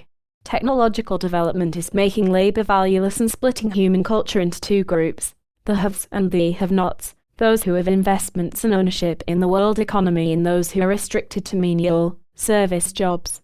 Couple this with the failure of education and you can see the scope of the problem." "That sounds awfully cynical," I said. "It's realistic. It's the truth. For most people it takes more and more effort just to survive out there. Have you seen the surveys on stress? Tension is off the scale. Nobody feels secure, and the worst hasn't even begun yet. Population is exploding, and as technology expands even more, the distance will grow between the educated and the uneducated, and the haves will control more and more of the global economy, while drugs and crime will continue to soar with the have-nots. And what do you think," he continued, "will happen in the underdeveloped countries? Already much of the Middle East and Africa is in the hands of religious fundamentalists, whose aim is to destroy organized civilization, which they think is a satanic empire, and replace it with some kind of perverted theocracy, where religious leaders are in charge of everything and they have the sanctioned power to condemn to death those they consider heretics, anywhere in the world. What kind of people would agree with this kind of butchery in the name of spirituality? Yet they are increasing every day. China still practices female infanticide, for example. Do you believe that? I'm telling you, law and order and respect for human life are on their way out. The world is degenerating into a mob mentality, ruled by envy and revenge and led by shrewd charlatans, and it's probably too late to stop it. But do you know what? Nobody really cares. Nobody. The politicians won't do anything. All they care about is their personal fiefdoms, and how to retain them. The world is changing too fast. No one can catch up, and that makes us just look out for number one and get whatever we can as fast as we can, before it's too late. This sentiment permeates the whole of civilization in every occupational group. He took a breath and looked at me. I had stopped on the crest of one of the hills to view the impending sunset, and our eyes met. He seemed to realize he had gotten carried away with his tirade, and in that moment he began to look deeply familiar to me. I told him my name and he responded with his Joel Lipscomb. We looked at each other for another long moment, but he offered no indication that he knew me. Why had we met in this valley? As soon as I had formulated that last question in my mind, I knew the answer. He was voicing the vision of fear that Williams had mentioned. A chill ran through me. This was supposed to happen. I looked at him with a new seriousness. Do you really think things are that bad? Yes, absolutely, he replied. I'm a journalist, and you can see this attitude playing out in our profession. In the past we at least attempted to do our job with certain standards of integrity. But no longer. It's all hype and sensationalism. No one's looking for the truth anymore or trying to present it in the most accurate way. Journalists are looking for the scoop, the most outrageous perspective, every bit of dirt they can dig up. Even if particular accusations have a logical explanation, they are reported anyway, for their impact on ratings in circulation. In a world where the people are numbed and distracted, the only thing that sells is the unbelievable. And the pity is that this kind of journalism is self-perpetuating. A young journalist looks at this situation and thinks that to survive in the business he has to play the game. If he doesn't, he thinks he'll be left behind, ruined, which is what leads to so-called investigative reports being intentionally fake. It happens all the time. We had proceeded south and were making our way down the rocky terrain. Other occupational groups suffer from the same condition, Joel went on. God, look at attorneys. Perhaps there was a time when being an officer of the court meant something, when the participants in the process shared a common respect for the truth, for justice. But no longer. Think about the recent celebrity trials covered by television. Lawyers now do everything they can to subvert justice, intentionally, trying to convince jurors to believe the hypothetical when there is no evidence, hypotheticals that the attorneys know are lies, just to get someone off. And other attorneys comment on the proceedings as though these tactics are common practice and absolutely justified under our system of law, which is not true. Under our system, everyone's entitled to a fair trial. But the lawyers are beholden to ensure fairness and correctness, not to distort the truth and undermine justice simply to get their client off at all costs. Because of television, at least we've been able to see these corrupt practices for what they represent. Simple expediency on the part of trial lawyers to enhance their reputations in order to command higher fees. The reason they're so blatant is that they think no one cares, and obviously no one does. Everyone else is doing the same thing. We're cutting corners, maximizing short-term profits instead of planning long-term, because inside, consciously or unconsciously, we don't think our success can last. And we're doing this even if we have to break the spirit of trust we have with others in advance our own interests at the expense of someone else. Pretty soon all the subtle assumptions and agreements that hold civilization together will be totally subverted. Think what will happen once unemployment gets to a certain level in the inner cities. Crime is out of control now. Police officers aren't going to keep risking their lives for a public that doesn't notice anyway. Why find yourself on the stand twice a week getting grilled by some attorney who's not interested in the truth anyway? Or worse, writhing in pain while your lifeblood runs out on the ground in some dark alley somewhere, when no one cares? Better to look the other way and do your 20 years as quietly as possible, maybe even take a few bribes on the side. And it goes on and on. What's going to stop it? He paused and I glanced back at him as we walked. I guess you think some spiritual renaissance is going to change all this? He asked. I sure hope so. He struggled over a fallen tree to catch up with me. Listen, he continued, I bought into this spirituality stuff for a while, this idea of purpose and destiny and insights. I could even see some interesting coincidences happening in my own life. But I decided it was all crazy. The human mind can imagine all sorts of silly things. We don't even realize we're doing it. When you get right down to it, all this talk of spirituality is just weird rhetoric. I started to counter his argument but changed my mind. My intuition was to hear him out first. Yeah, I said. I guess it sometimes sounds that way. Take for instance the talk I've heard about this valley, he went on.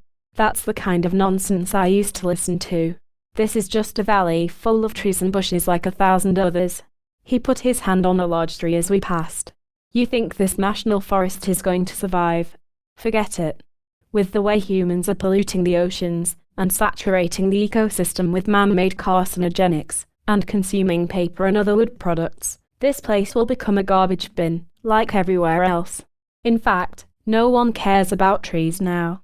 How do you think the government gets away with building roads in here at taxpayer expense and then selling the timber at below market value?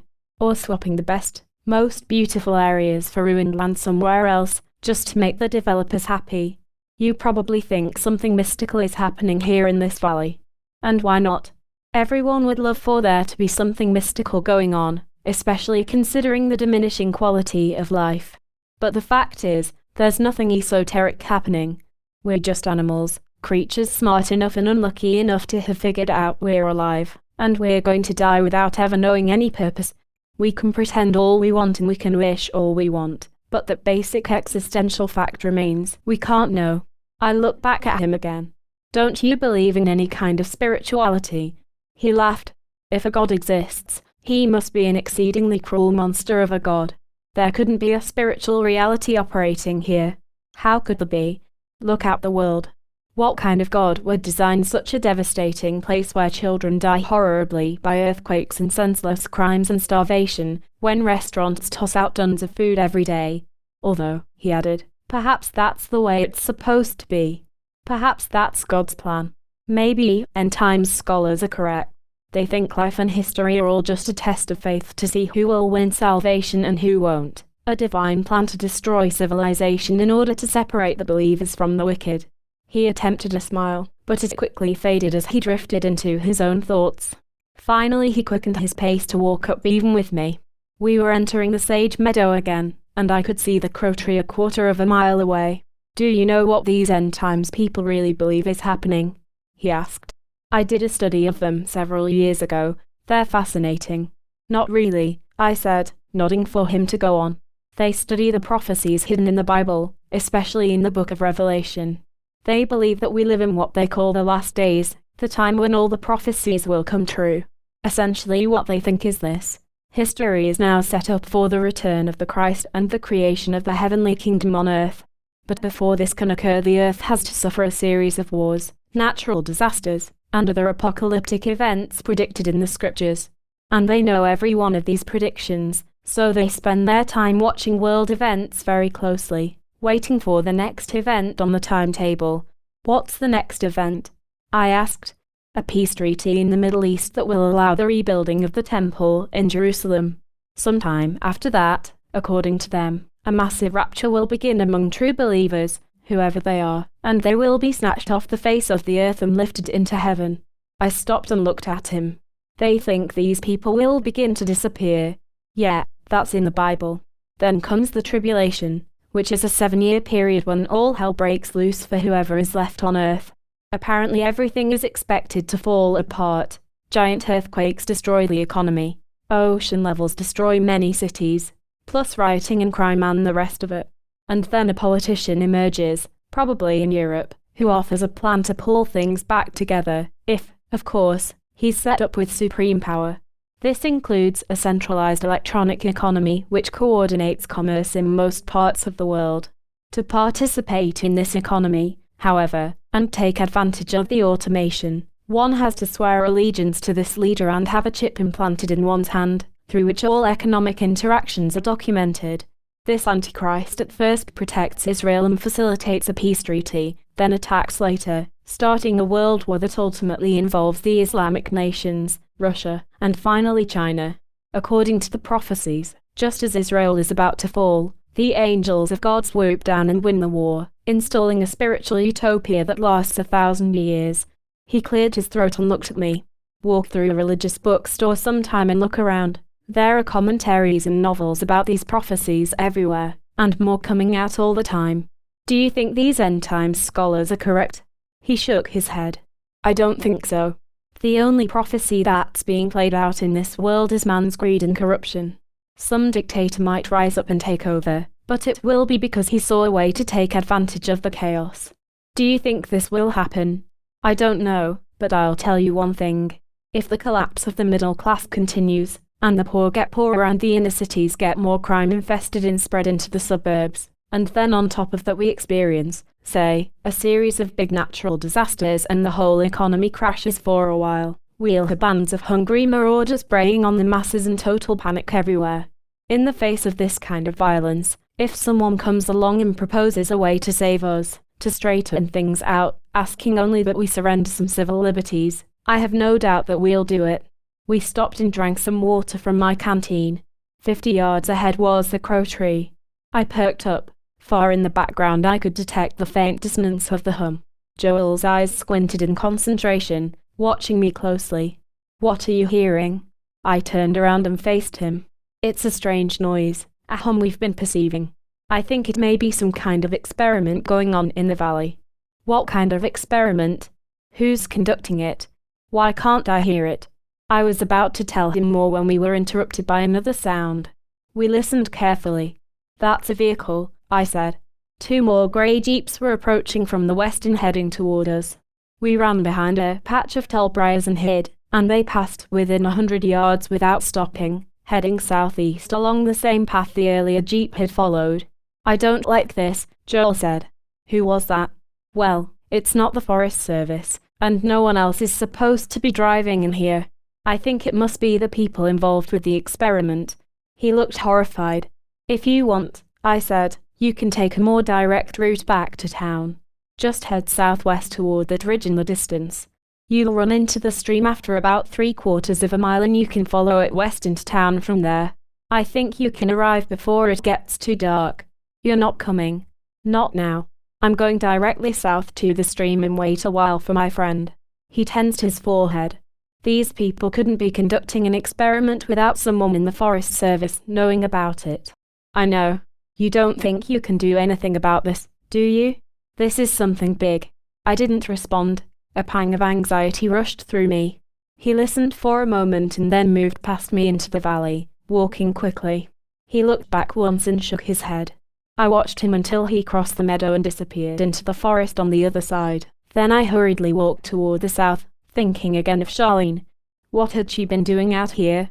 Where was she going? I had no answers.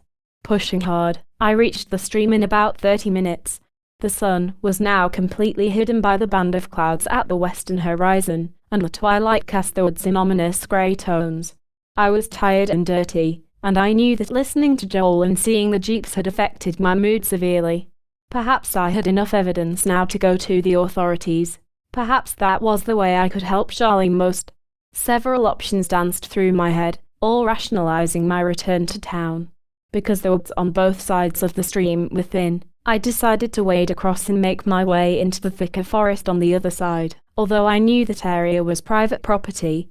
Once across, I stopped abruptly, hearing another jeep, then broke into a run. 50 feet ahead the land rose quickly into a knob of boulders and outcroppings, 20 feet high.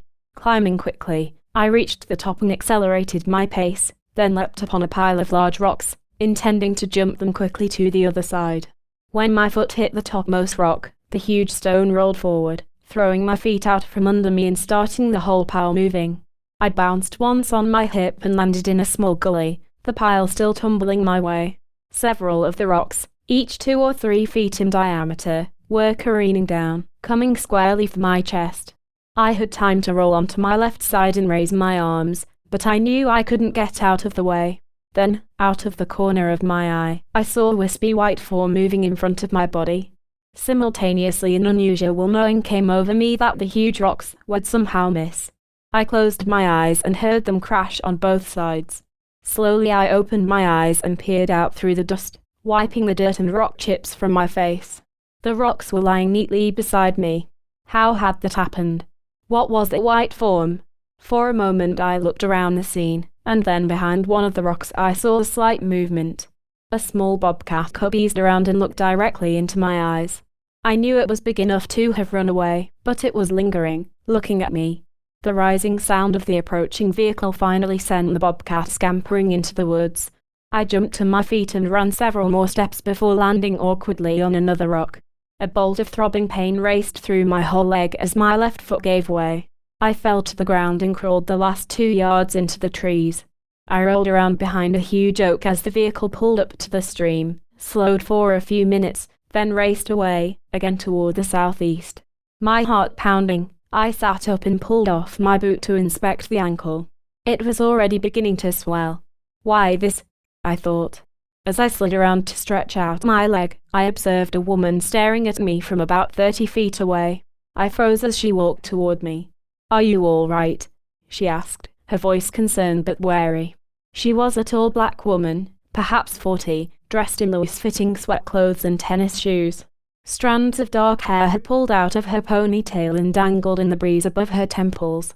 In her hand was a small green knapsack. "I was sitting over there and saw you fall," she said. "I'm a doctor. Do you want me to take a look?" "I'd appreciate that," I said dizzily, not believing the coincidence. She knelt down beside me and moved the foot gently, at the same time surveying the area toward the creek. "Are you out here alone?" I told her briefly about looking for Charlene, but left out everything else. She said she had seen no one of that description. As she talked, finally introducing herself as Maya Ponder, I became convinced that she was completely trustworthy. I told her my name and where I lived. When I finished, she said, "I'm from Asheville, although I have a health center, with a partner, a few miles south of here. It's new. We also own 40 acres of the valley right here that joins the national forest." She pointed to the area where we were sitting, and another 40 acres up the ridge to the south.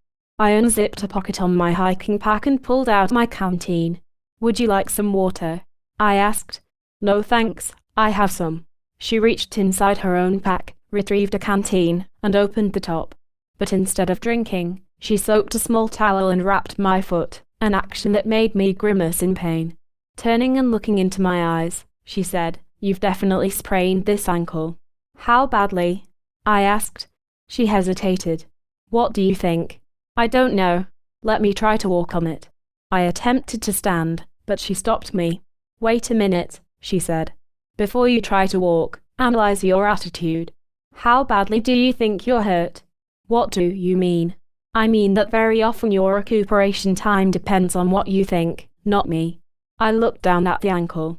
"I think it could be pretty bad. If it is, I'll have to get back to town somehow." "What then?" "I don't know. If I can't walk, I may have to go find someone else to look for Charlene." "Do you have any idea why this accident happened now?" "Not really." "Why does that matter?" "Because, again, very often your attitude about why an accident or illness has happened has an effect on your recuperation."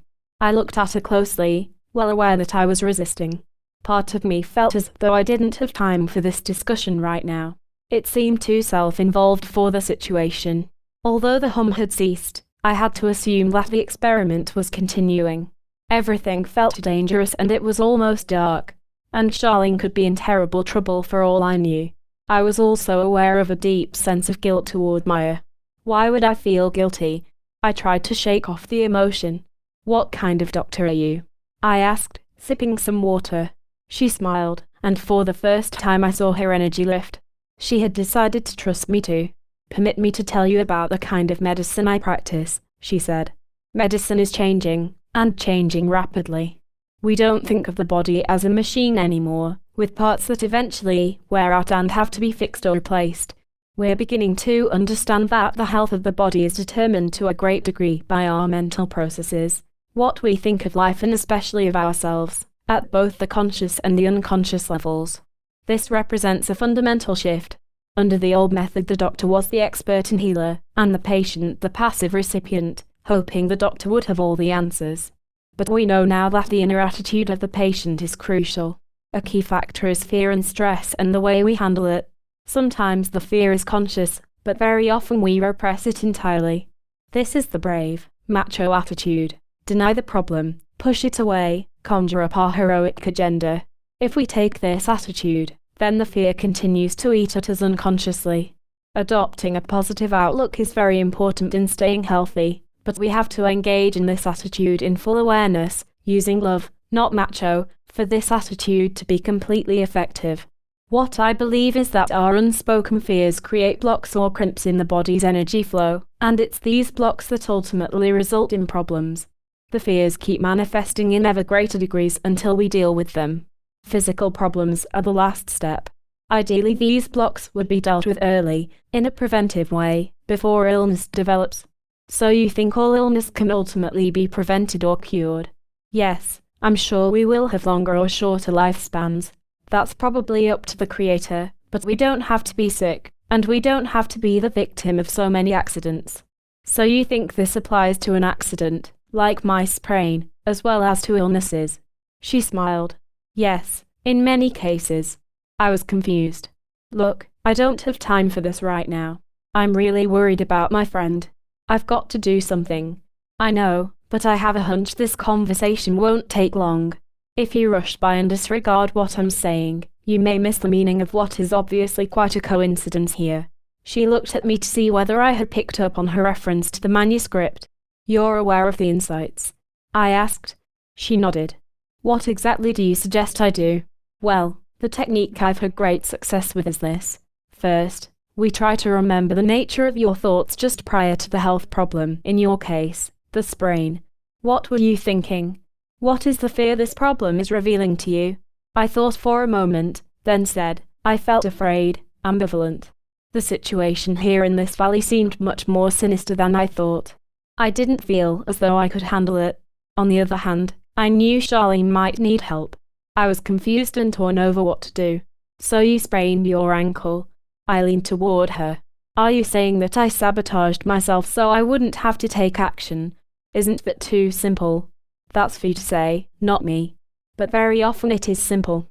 Besides, the most important thing is not to spend time defending or proving. Just play with it. Try to remember everything you can about where the health problem came from. Explore for yourself. How do I do that? You have to calm your mind and receive this information.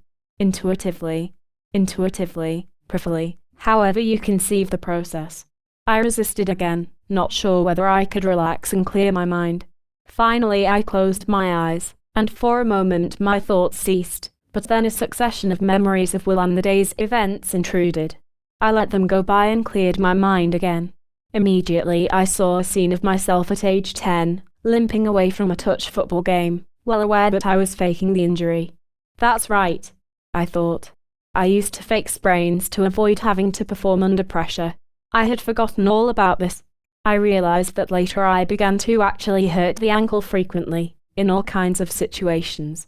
As I pondered the memory, another flash of recollection entered my mind, a cloudy scene of myself in another time, feeling cocky, confident, impulsive. Then as I worked in a dark, candlelit room, the door crashed in and I was dragged away in terror. I opened my eyes and looked at Maya. Maybe I have something. I shared the content of my childhood memory, but the other vision felt too vague to be described, so I didn't mention it. Afterward, Maya asked, "What do you think?" I don't know. The sprain seemed the result of pure chance. It's hard to imagine that the accident came from this need to avoid the situation. Besides, I've been in worse situations than this many times and I didn't sprain an ankle.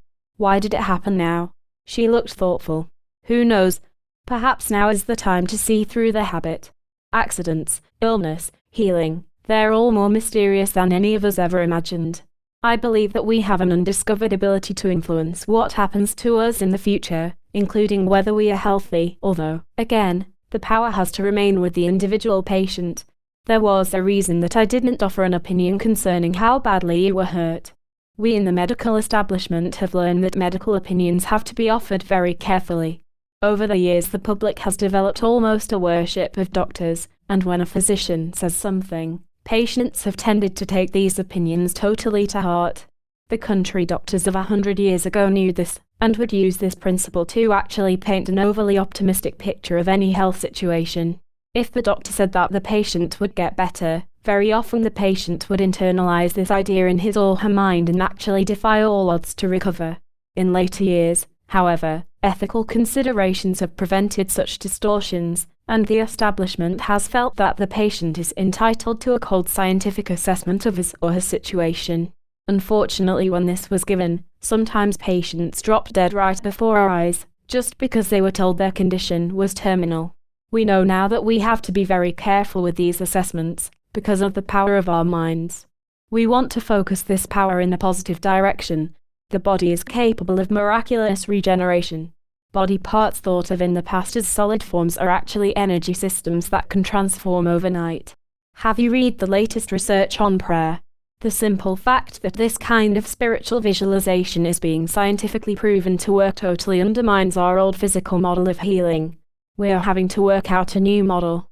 She paused and poured more water on the towel around my ankle, then continued, I believe the first step in the process is to identify the fear with which the medical problem seems to be connected. This opens up the energy block in your body to conscious healing. The next step is to pull in as much energy as possible and focus it at the exact location of the block. I was about to ask how this was done, but she stopped me. Go ahead and raise your energy level as much as you can.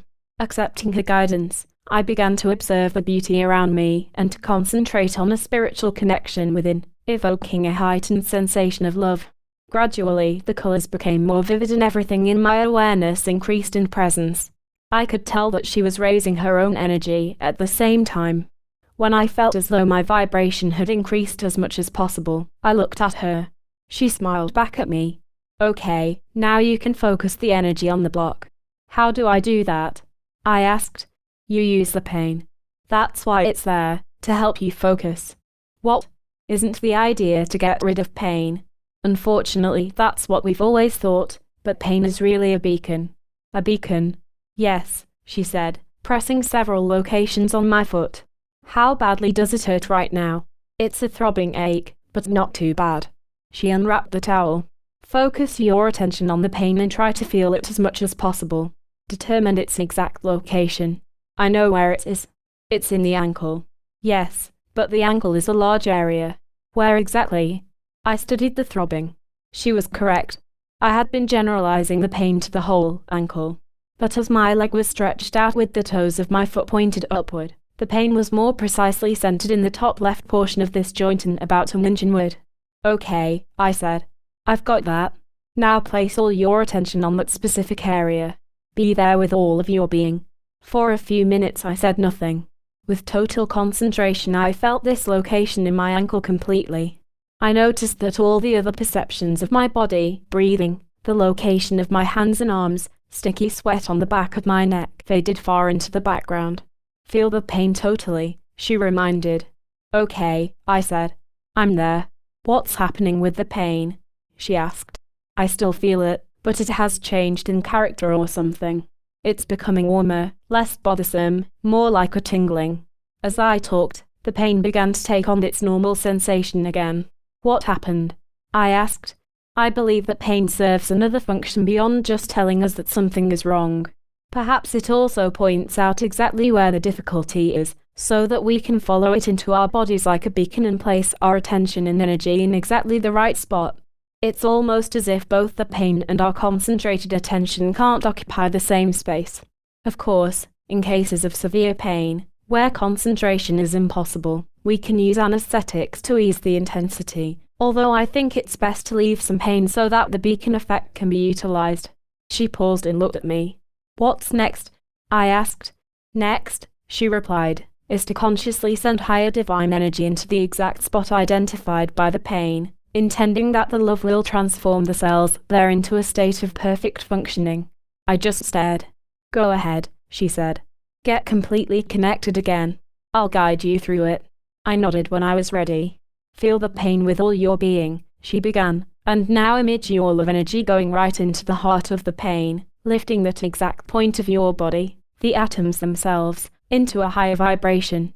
See the particles take a quantum jump into the pure energy pattern that is their optimum state. Literally feel a tingling sensation in that spot as the vibration accelerates. After pausing for a full minute, she continued. Now, without changing your focus on the point of the pain, begin to feel your energy, the tingle, moving up both legs, through your hips, into your abdomen and chest, and finally into your neck and head. Feel your whole body tingling with the higher vibration. See every organ operating at optimal efficiency. I followed her instructions exactly, and after a few moments my whole body felt lighter, more energized. I held that state for about 10 minutes, then opened my eyes and looked at Maya. Using a flashlight in the darkness, Maya was putting up my tent on a flat area between two pines. Glancing over at me, she said, "Feel better?" I nodded. "Do you understand the process so far?" "I think so. I sent energy into the pain." "Yes, but what we did earlier was just as important. You begin by looking at the meaning of the injury or illness, what its occurrence is pointing out about some fear in your life that is holding you back, manifesting in your body. This is what opens the fear block so that the visualization can penetrate. After the block is open, then you can use pain as a beacon, raising the vibration in that area and then in your entire body. But finding the origin of the fear is vitally important. When the origin of the illness or accident is very deep, it often requires hypnosis or intensive counseling. I told her about the medieval image I had seen of the door being kicked in and of myself being dragged away. She looked thoughtful. Sometimes the root of the block goes back a very long way. But as you explore it further, and begin to work through the fear that is holding you back, you will usually discover a fuller understanding of who you are, of what your current life on earth is all about. And this sets the stage for the last and, I firmly believe, the most important step in the healing process. Most important of all is to look deeply enough to remember what you want to do with your life. Real healing takes place when we can envision a new kind of future for ourselves that excites us. Inspiration is what keeps us well. People aren't healed to watch more TV. I looked at her for a moment, then said, "You mentioned that prayer works. How is the best way to pray for someone who is not well?" "We're still trying to figure that out. It has something to do with the eighth insight process of sending the energy and love that flow through us from the divine source to the person, and at the same time visualizing that the individual will remember what they really want to do with their life. Of course, sometimes what the person remembers is that it's time to make a transition into the other dimension. When that's the case, we have to accept it." Maya was finishing with the tent and added, "Also keep in mind that the procedures I've recommended should be done in conjunction with the very best in traditional medicine.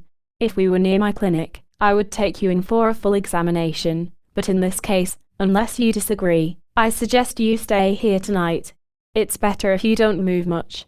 As I watched, she set up my stove, turned it on, and placed a boiler containing freeze-dried soup on the flame. "I'm going back into town. I need to get a splint for your ankle and some other supplies, just in case we need them, then I'll hike back out and check on you. I'll bring a radio too, in case we have to send for help." I nodded. She poured her canteen's water into mine and looked over at me. Behind her, the last streak of light was vanishing toward the west. "Did you say your clinic was near here?" I asked. "Actually, it's only about 4 miles to the south," she said, "over the ridge, but there's no way to come into the valley from that direction. The only pass is the main road that comes in south of town." "How did you happen to be here?" She smiled and looked slightly embarrassed. "It's funny. I had a dream last night about hiking into the valley again, and this morning I decided I would do just that. I've been working hard and I guess I needed some time to reflect on what I'm doing at the clinic. My partner and I have a great deal of experience with alternative approaches, Chinese medicine, herbs, yet at the same time, we have the resources of the world's best in traditional medicine at our fingertips through computer. I'd dreamed about this kind of clinic for years."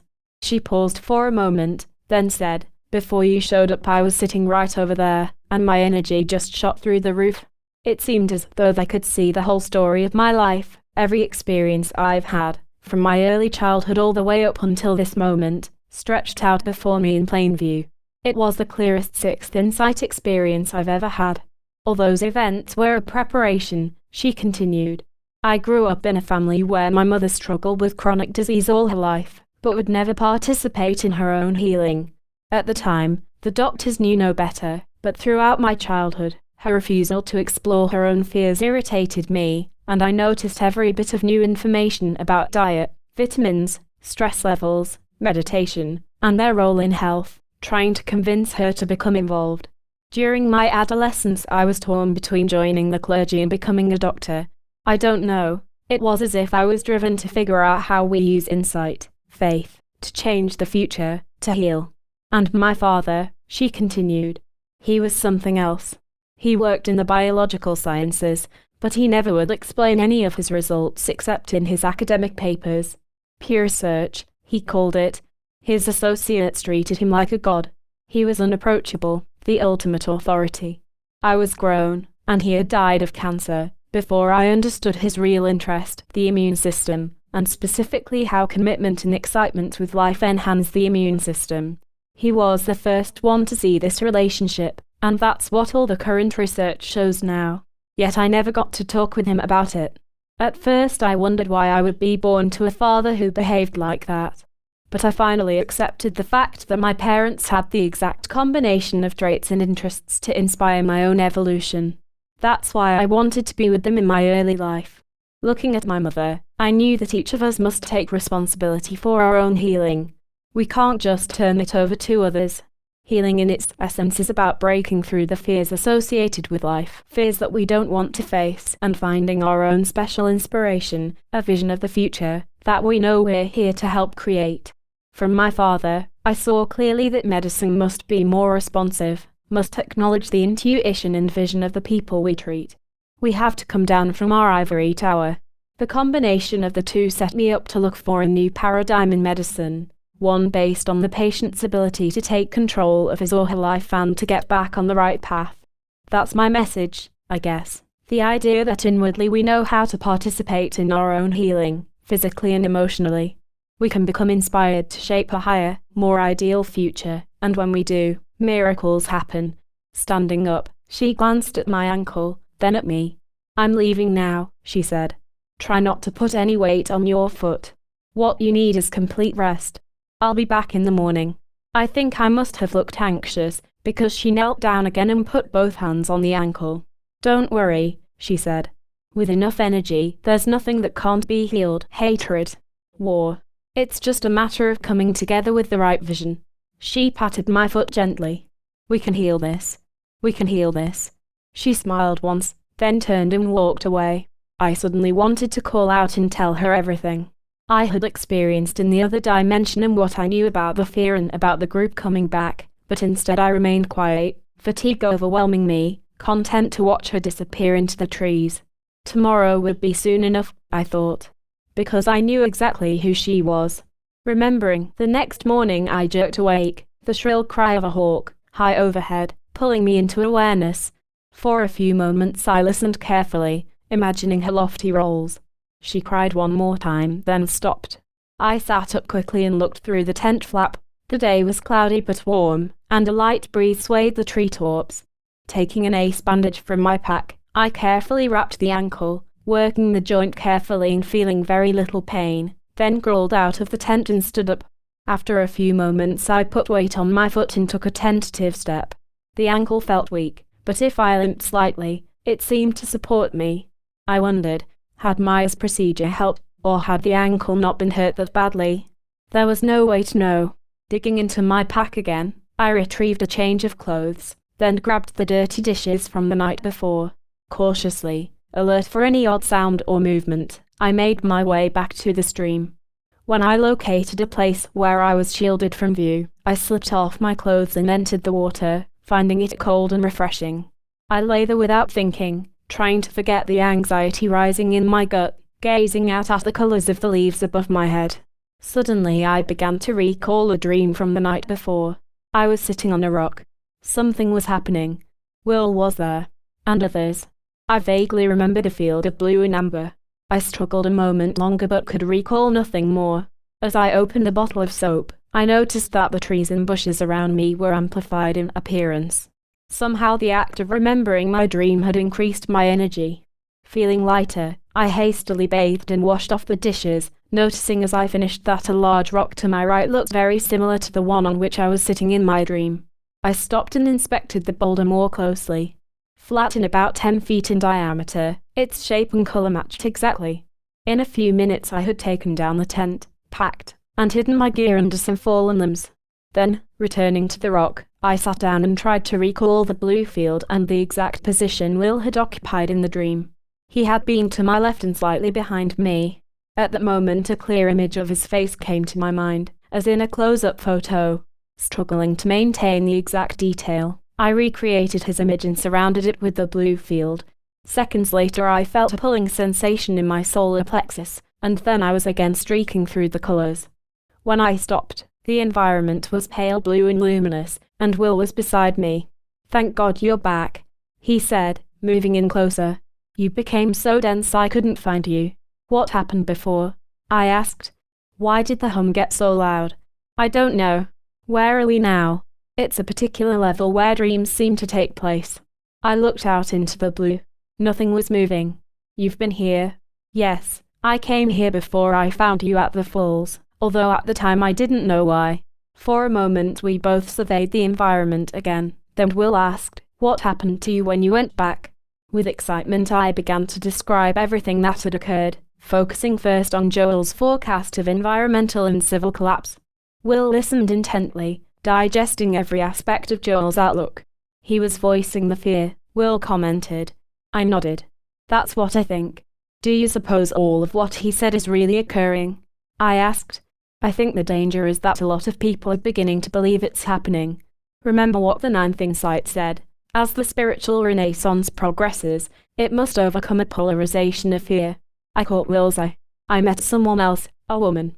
Will listened as I described my experience with Maya, particularly the injury to my ankle and her healing procedures. When I finished, he gazed into the distance, thinking. "I think Maya is the woman in William's vision," I added. "The woman who was trying to stop the war with the Native Americans. Perhaps her idea of healing holds the key to dealing with the fear," Will replied. I nodded for him to continue. "This all makes sense," he said. "Look at what has already occurred. You came here searching for Charlene and met David, who said the 10th was a greater understanding of the spiritual renaissance happening on this planet, an understanding attained by grasping our relationship to the afterlife dimension. He said the insight has something to do with clarifying the nature of intuitions, of maintaining them in our minds, of seeing our synchronistic path in a fuller way. Later, you figured out how to maintain your intuitions in this way and found me at the falls, and I confirmed that maintaining the intuitions, the mental images of ourselves, was the operative mode in the afterlife as well, and that humans are moving into alignment with this other dimension."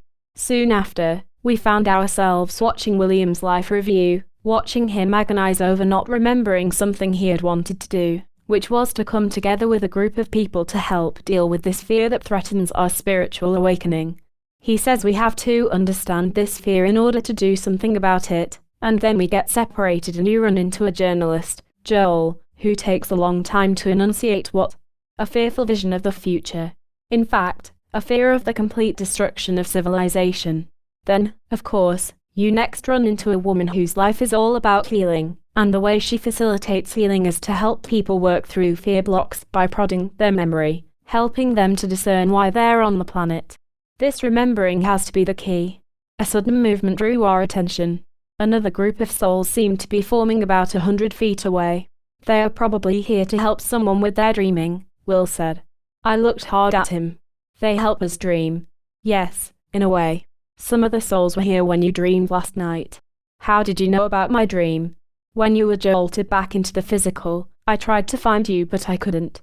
Then, when I waited, I began to see your face, and moved here. The last time I came to this place, I couldn't quite grasp what was occurring, but now I think I understand what happens when we dream." I shook my head, not comprehending.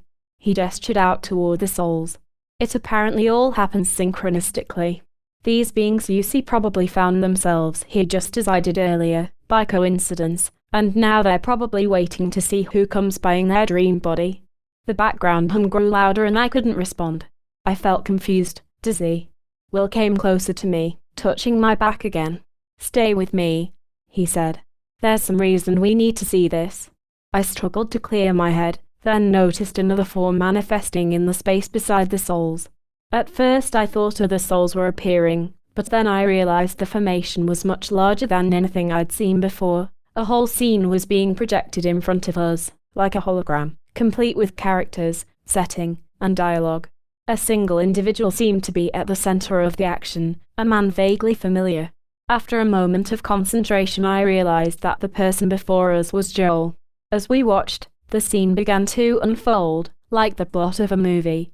I strained to follow along, but my head was still foggy. I couldn't quite understand what was happening.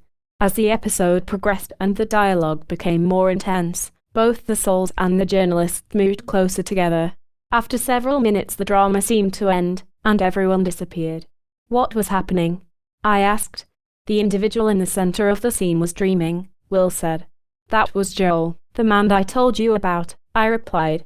Will turned to me in astonishment. Are you sure? Yes. Did you understand the dream he just had? No, I couldn't quite get it. What happened? The dream was about a war of some kind. He was fleeing a bomb-ravaged city with shells exploding all around him, running for his life, thinking of nothing but safety and survival.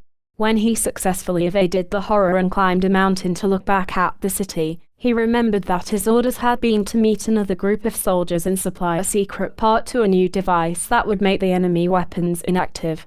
To his horror, he now realized that because he had failed to show up, the soldiers and the city were being systematically destroyed before his eyes.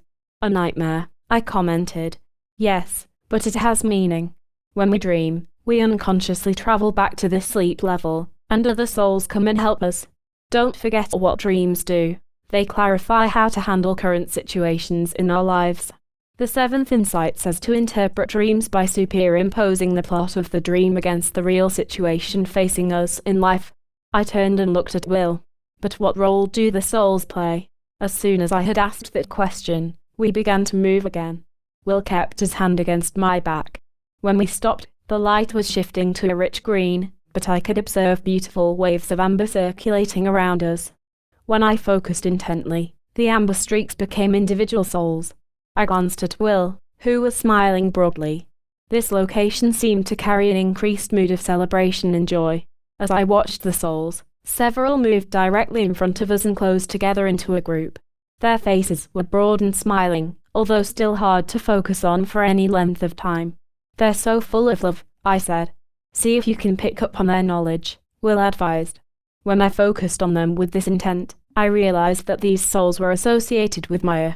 In fact, they were ecstatic about her recent self-revelations, especially her understanding of the life preparation her mother and father had provided.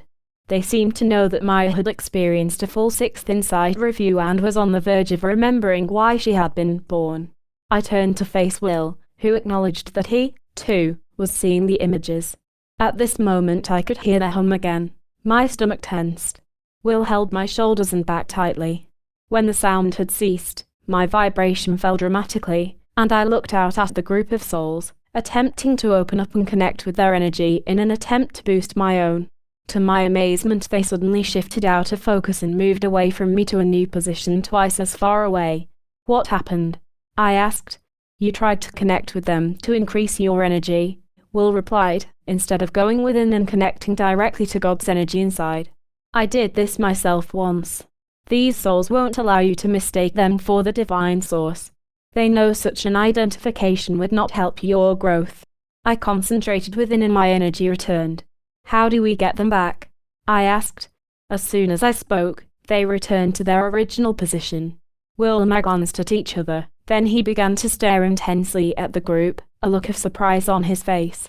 What are you seeing? I asked. He nodded toward them without breaking his gaze, and I focused on the soul group as well, trying to pick up on their knowledge again. After several moments, I began to see Maya. She was immersed in the green environment. Her features seemed slightly different and were glowing brightly, but I was absolutely certain it was her. As I focused on her face, a holographic image appeared in front of us, an image of Maya again in the time of the 19th century war, standing in a log cabin with several other people, excited about stopping the conflict. She seemed to sense that accomplishing such a feat was just a matter of remembering how to attain the energy. It could be done only if the right people came together with a common intention, she thought. Most attentive was a young man who was richly dressed. I recognized him to be the large man who was later killed with her. Racing forward, the vision moved to her failed attempt to speak with the army leaders and then to the wilderness, where she and the young man were killed. As we watched, she awakened after her death in the afterlife and reviewed her lifetime, appalled at how single-mindedly, even naively, she had pursued her goal of stopping the war. She knew many of the others had been correct. The time wasn't right. We had not remembered enough of the afterlife knowledge to accomplish such a feat. Not yet. After the review, we saw her move into the green environment, surrounded by the same group of souls that was in front of us now. Amazingly, there seemed to be a common core expression in the faces throughout the group. At a certain level, beneath their features, the souls all resembled Maya. I glanced questioningly at Will. "This is Maya's soul group," he said. "What do you mean?" I asked. "It's a group of souls with whom she resonates closely," he said with excitement. "This makes perfect sense. One of the journeys I took, before I found you, was to another group who, in a way, looked like you. I think it was your soul group." Before I could say anything, there was movement in the soul group in front of us. Again, an image of Maya was emerging. Still surrounded by her group in the green environment, she seemed to be standing quietly in front of an intense white light, similar to the one we had seen at William's life review. She was aware that something very profound was happening. Her ability to move around in the afterlife had diminished, and her attention was shifting toward Earth again. She could see her prospective mother, newly married, sitting on a porch, wondering if her health would hold up well enough to have a child. Maya was beginning to realize the great progress that could be achieved if she were to be born to this mother. The woman had deep fears about her own health, so would generate an awareness of health issues very quickly in the mind of a child. It would be the perfect place to develop an interest in medicine and healing, and it wouldn't be a knowledge contemplated on merely intellectual terms, where the ego comes up with some fancy theory and never tests it against the challenges of real life. Not if she was growing up with the psychology of this woman. Maya knew that she herself had the tendency to be unrealistic and fanciful, and she had already paid dearly for such brashness. That wouldn't happen again, not with the unconscious memory of what had occurred in the 19th century reminding her to be very cautious. No, she would go slow, be more isolated, and the environment established by this woman would be perfect. Will caught my eye. "We're seeing what occurred when she began to contemplate her current life," he said. Maya now envisioned how her relationship with her mother could unfold. She would grow up exposed to her mother's negativity, her fears, her tendency to blame the doctors, which would inspire her interest in the mind/body connection and the patient's responsibility in healing, and she would bring this information back to her mother, who could then become involved in her own recovery. Her mother would become her first patient, and then a key supporter, a prime example of the benefits of the new medicine. Maya's focus moved to the prospective father, sitting next to the woman on the swing. Occasionally the woman would ask a question and he would utter a one-line answer. Mainly he wanted just to sit and contemplate, not to talk. His mind was virtually exploding with research possibilities and exotic biological questions he knew had never been posed before, most particularly the relationship between inspiration and the immune system. Maya saw the advantages of this aloofness. With him, she would be able to work through her own tendency to delude herself. She would have to think for herself and become realistic, right from the beginning.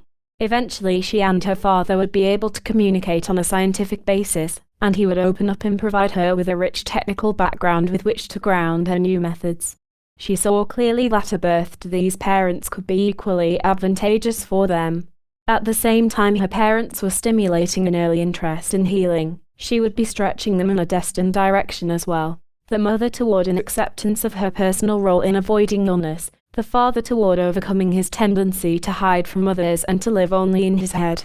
As we watched, her vision proceeded past her anticipated birth and into what might happen in childhood. She saw a multitude of specific people arriving in her life at just the right moment to stimulate learning and experience. In medical school, just the right patients and doctors would cross her path to stimulate an alternative orientation in her practice. Her vision moved to the meeting of her clinic partner and the establishment of a new model of healing. And then her vision revealed something else. She would be involved in a more global awakening. Before us, we saw her discovery of the insights and then her reunion with a particular group, one of many independent groups that would begin to gravitate together all over the world. These groups would remember who they were at a higher level and be instrumental in overcoming the polarization of fear. She suddenly saw herself engaged in important conversations with one particular man. He was large, athletic, capable, and dressed in army fatigues. To my amazement, I realized that she knew he was the man with whom she had been killed during the 19th century. I focused on him intently and received another shock. This was the same man I had seen in William's life review, the work colleague he had failed to help awaken. With this, her vision seemed to amplify to a level beyond my ability to comprehend, her body uniting with the blinding light behind it. All I could receive was that a personal vision of what she might accomplish with this birth was being enveloped within a larger vision that encompassed the whole history and future of humankind. She seemed to see a possible lifetime in ultimate perspective, situated clearly within the full expanse of where humanity had been and where it was going. I could sense all this but could not quite see the images themselves. Finally, Maya's vision seemed to be over, and we could see her again in the green environment, still surrounded by her group. Now they were watching a scene on Earth. Apparently, her prospective parents had indeed decided to conceive a child and were coming together in the very act of love that would ensure her conception. Maya's soul group had intensified in energy and now appeared as a large whitish swirl of moving amber, drawing its intensity from the bright light in the background. I could sense the energy myself as a deeply felt, almost orgasmic level of love and vibration. Down below, the couple embraced, and at the moment of orgasm, a whitish-green energy seemed to flow from the light, passing through Maya and her soul group, and enter into the couple. With an orgasmic rush, the energy came through their bodies toward each other, pushing the sperm and egg toward their fated union. As we watched, we could see the moment of conception and the miraculous joining of the two cells into one. Slowly at first, and then more rapidly, the cells began to divide and differentiate, finally forming the shape of a human being. When I looked at Maya, I realized that with every cell division, she became more hazy and out of focus. Finally, as the fetus matured, she disappeared from view completely. Her soul group remained. More knowledge seemed to be available on what we had just witnessed, but I lost concentration and missed it.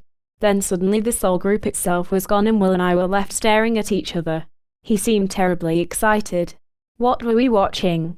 I asked. It was the whole process of Maya's birth into a current lifetime. Will replied, held in the memory of her soul group.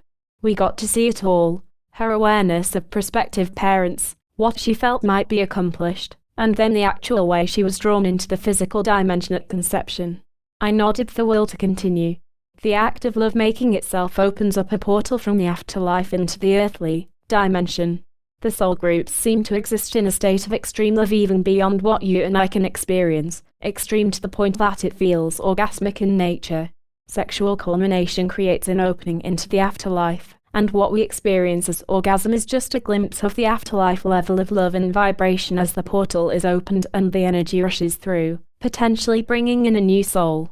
We watched that happen. Sexual union is a holy moment in which a part of heaven flows into the earth. I nodded, thinking about the implications of what we had seen, then said, Maya seemed to know how her life could turn out if she was born to these particular parents. Yes, apparently, before we are born, each of us experiences a vision of what our life can be, complete with reflections on our parents and on our tendencies to engage in particular control dramas, even how we might work through these dramas with these parents and go on to be prepared for what we want to accomplish. I saw most of that, I said, but it seemed strange. Based on what she told me about her real life, her pre-life vision was more ideal than what really happened. For instance, her relationship to her family. It didn't exactly turn out the way she wanted. Her mother never understood Maya, or faced her own illness, and her father was so aloof she never knew what he was researching until after his death. But that makes sense, Will said. The vision apparently is an ideal guide for what our highest self intends to happen in life. The best case scenario, so to speak, if all of us were following our intuitions perfectly. What actually occurs is an approximation of this vision, the best everyone can do under the actual circumstances. But all this is more 10th insight information about the afterlife that clarifies our spiritual experience on Earth, particularly the perception of coincidences, and how synchronicity really operates. When we have an intuition or a dream to pursue a particular course in our lives and we follow this guidance, certain events transpire that feel like magic coincidences. We feel more alive and excited. The events seem destined, as though they were supposed to happen. What we just saw puts all this into a higher perspective. When we have an intuition, a mental image of a possible future, we're actually getting flashes of memory of our birth vision, what we wanted to be doing with our lives at that particular point on our journey. It may not be exact, because people have free will, but when something happens that is close to our original vision, we feel inspired because we recognize that we are on a path of destiny that we intended all along. But how does our soul group fit in? We're connected with them. They know us. They share our birth visions, follow us through life, and afterwards stay with us while we review what happened. They act as a reservoir for our memories, maintaining the knowledge of who we are as we evolve. He paused momentarily, looking straight into my eyes. And apparently, when we're in the afterlife, and one of them is born into the physical dimension, we act in the same capacity toward them. We become part of the soul group that supports them. So while we're on Earth, I commented, our soul groups give us our intuition and direction. No, not at all. Judging from what I could pick up from the soul groups I've seen, the intuitions and dreams are our own, coming from a higher connection with the divine. The soul groups just send us extra energy and uplift us in a particular manner, a manner that I haven't been able to pinpoint. By uplifting us in this way, they help us to more readily remember what we already knew. I was fascinated. So that explains what was happening with my dream and Joel's. Yes. When we dream, we reunite with our soul group, and that jogs our memory of what we really wanted to do in our current life situation. We get glimpses of our original intention. Then when we return to the physical, we retain that memory, although it is sometimes expressed in archetypal symbols. In the case of your dream, because you are more open to spiritual meaning, you could remember the dream information in very literal terms. You recalled that in your original intention, you saw us finding each other again when you imaged my face, and so you dreamed almost exactly that. Joel, on the other hand, was less open. His dream came through in a more garbled, symbolic fashion. His memory was fuzzy, and his conscious mind fashioned the message in the symbolism of a war, conveying to him only the general message that in his birth vision he intended to stay and help with the current problem in the valley, making it clear that if he ran away, he would regret it. So the soul groups are always sending us energy, I said, and hoping we will remember our birth visions. That's right. And that's why Maya's group was so happy. Will's expression grew more serious. They were happy because she was remembering why she was born to her particular parents, and how her life experiences had prepared her for a career in healing. But this was only the first part of her birth vision. She still has more to remember. I saw the part when she was meeting again in this life with the man with whom she was killed in the 19th century. But there were other parts that I couldn't understand. How much of that did you get? Not all of it. There was more about the rising fear. It confirmed that she's part of the group of 7 that Williams saw coming back. And she saw the group able to remember some kind of larger vision that's behind our individual intentions, a remembrance that is necessary if we are to dispel the fear. Will and I gazed at each other for a long time, then I felt another vibration in my body from the experiment. In that moment an image of the large man with whom I had seen herself reuniting came into my mind. Who was he? I was about to mention the image to Will, when my breath left me, forced out by a cramping pain that seized my stomach. Simultaneously, another high-pitched screech rocked me backward. As before, I reached out for Will and saw his face fading out of focus. I struggled to look one more time, then completely lost my equilibrium, slipping again into free fall. Opening to the knowledge. Damn, I thought, lying flat on the rock, the coarse surface of the stone edging into my back. I was back at the stream again. For a long moment I stared up at the grey sky, now threatening rain, listening to the water flow past me. I raised up on one elbow and looked around, noticing immediately that my body felt heavy and fatigued, just as it had the last time I left the other dimension. Clumsily I got to my feet, a slight pain throbbing in my ankle, and limped back into the forest. I uncovered my pack and prepared some food, moving very slowly without thinking. Even as I ate, my mind remained surprisingly blank, like after a long meditation. Then slowly I began to increase my energy, taking several deep breaths and holding them. Suddenly I could hear the hum again. As I listened, another image came to mind. I was walking east in the direction of the sound, in search of its cause. The thought terrified me and I felt the old urge to flee. Instantly the hum vanished, and I heard a rustling of leaves to my rear. I jerked around and saw Maya. "Do you always show up at the right time?" I stammered. "Show up? Are you crazy? I've been looking for you everywhere around here. Where did you come from?" "I was down by the stream." "No, you weren't. I've been looking down there." She stared at me for a moment, then glanced at my foot. "How's that ankle?" I managed a smile. "It's fine. Listen, I've got to talk to you about something. I have to speak with you too. There's something very strange happening. One of the Forest Service agents saw me walking into town last night, and I told him about your situation. He seemed to want to keep it quiet, and he insisted on sending a truck to get you this morning. I told him your general location, and he made me promise to ride out here with him this morning. Something about the way he was talking felt so odd. I decided to hike up ahead of him instead, but he'll probably be here any minute." "Then we need to go," I said, scrambling to pack. "Wait a minute. Tell me what is happening." She looked panicked. I stopped and faced her. "Someone, I don't know who it is doing some kind of experiment or something like that here in the valley. I think my friend Charlene is involved somehow, or maybe in danger. Someone in the Forest Service must have secretly approved this." She stared, trying to take it all in. I picked up my pack and took a hand. "Walk with me for a while, please. There's more I need to tell you." She nodded and grabbed her pack, and as we walked east along the edge of the stream, I told her the whole story, from meeting David and Will to seeing William's life review and listening to Joel. When I came to the part about her birth vision, I moved over to some rocks and sat down. She leaned against a tree to my right. "You're involved in this too," I said. "Obviously you already know that your life is supposed to be about introducing alternative techniques of healing, but there's more that you intended to do. You're supposed to be part of this group that Williams saw coming together. How do you know all that?" "Will and I saw your birth vision." She shook her head and closed her eyes. "Maya, each of us comes here with a vision of how our lives can be, what we want to do. The intuitions we have, the dreams and coincidences, they're all designed to keep us on the right path, to bring back our memory of how we wanted our lives to unfold. And what else did I want to do? I don't know exactly. I couldn't get it. But it had something to do with this collective fear that is rising in human consciousness. The experiment is a result of this fear. Maya, you intended to use what you've learned about physical healing to help resolve what's happening in this valley. You must remember." She stood and looked away. "Oh no, you can't put that kind of responsibility on me. I don't remember any of this. I'm doing exactly what I'm supposed to be doing as a doctor. I hate this kind of intrigue. Understand? I hate it. I finally have the clinic set up just as I want.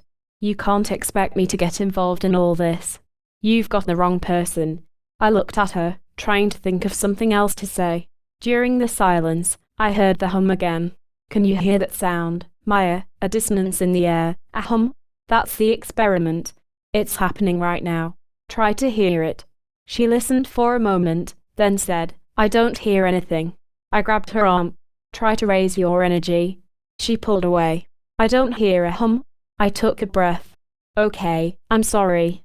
I don't know, maybe I'm wrong. Maybe it's not supposed to happen this way." She looked at me for a moment. "I know someone with the sheriff's department. I'll try to get in touch with him for you. That's all I can do." "I don't know if that will help," I said. "Apparently not everyone can hear this sound. Do you want me to call him?" "Yes, but tell him to investigate independently. I'm not sure he can trust everyone in the Forest Service." I picked up my pack again. "I hope you understand," she said. "I just can't be involved in this. I feel as though something horrible would happen, but that's just because of what happened when you tried this before, in the 19th century, here in this valley. Can you remember any of that?" She closed her eyes again, not wanting to listen. I suddenly saw a clear image of myself in buckskins, running up a hill, pulling a pack horse. It was the same image I had seen before. The mountain man was me. As the vision continued, I made my way to the top of the hill and then paused to glance back to my rear. From there I could see the falls and the gorge on the other side. There was Maya and the Indian and the young congressional aide. As before, the battle was just beginning. Anxiety swept over me, and I pulled out the horse and walked on, unable to help them avoid their fate. I shook off the images. It's okay, I said, giving up. I know how you feel. Maya walked closer. Here's some extra water and food I brought. What are you planning to do? I'm going to head toward the east. For at least a while. I know Charlene was going in that direction. She looked at my foot. Are you sure your ankle will hold up? I moved closer and said, I haven't really thanked you for what you did. My ankle will be fine, I think, just a little sore. I guess I'll never know how bad it might have been. When it happens this way, no one ever does. I nodded, then picked up my pack and headed east, glancing back once at Maya. She looked guilty for an instant, then an expression of relief swept across her face. I walked toward the sound of the hum, keeping the stream in sight to my left, pausing only to rest my foot. About noon the sound ceased, so I stopped to eat lunch and assess the situation.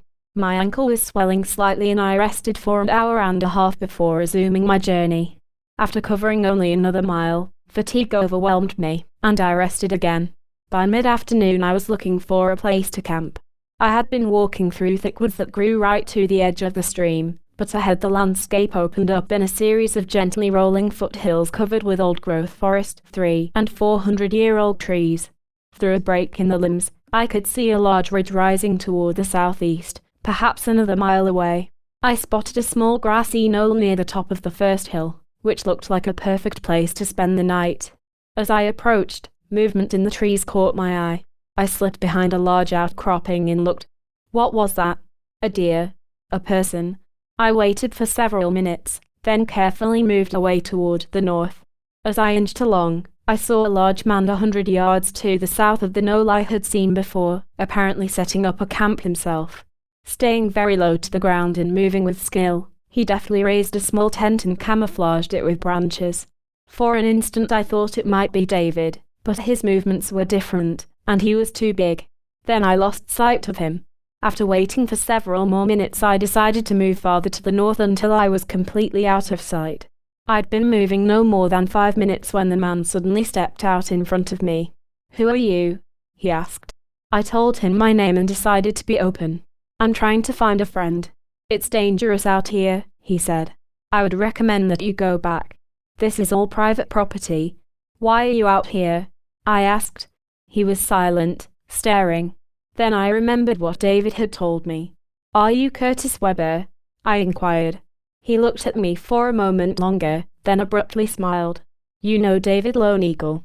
I only talked to him briefly, but he told me you were out here, and to tell you he was coming into the valley and that he would find you. Curtis nodded and looked toward his camp. It's getting late, and we need to get out of sight. Let's go up to my tent. You can spend the night up there.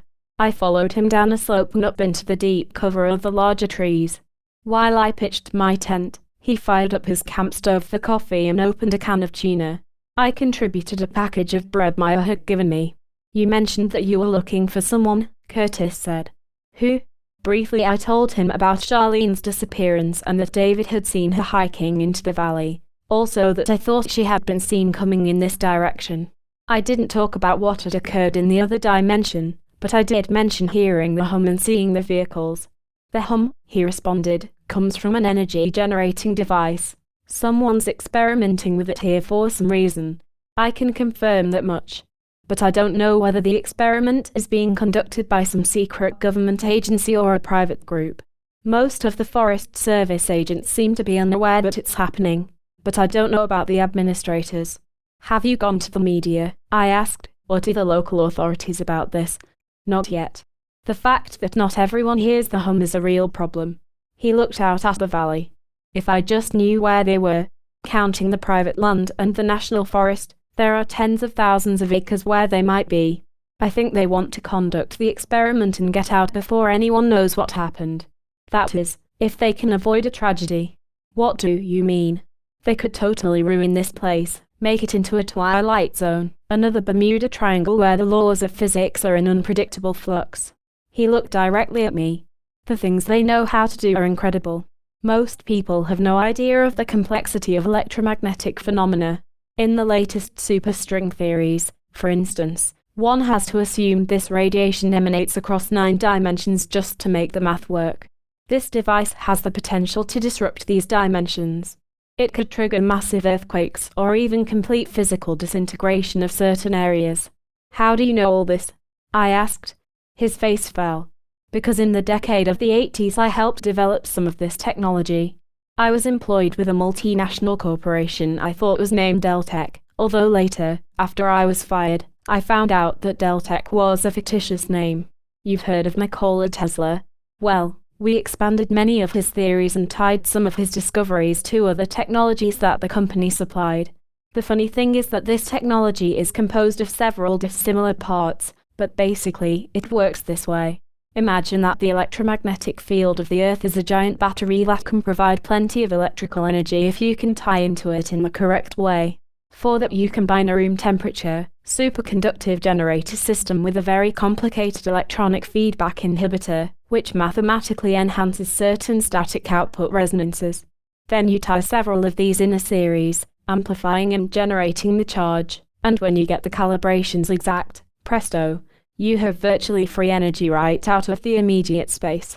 You need a small amount of power to start, perhaps a single photocell or a battery, but then it's self-perpetuating. A device the size of a heat pump could power several houses, even a small factory. However, there are two problems. First, calibrating these mini generators is unbelievably complicated. We had access to some of the largest computers in existence and couldn't do it. Second, we discovered that when we tried to increase the total output beyond this relatively small size by enlarging the mass displacement, the space around the generator became very unstable and began to warp. We didn't know it then, but we were tapping into the energy of another dimension, and strange things began to happen. Once, we made the whole generator disappear, exactly like what happened in the Philadelphia experiment. Do you think they really made a ship disappear and show up again in a new location, in 1943? Of course they did. There's a lot of secret technology around, and they're smart. In our case, they were able to shut our team down in less than a month and fire all of us without a breach of security because each team was working on an isolated part of the technology. Not that I wondered much about it then. I mostly bought the idea that the obstacles were just too great to proceed, so I thought it was dead-end research, although I did hear that several of the old employees were hired again by another company. He looked thoughtful for a moment, then continued. I knew I wanted to do something else anyway.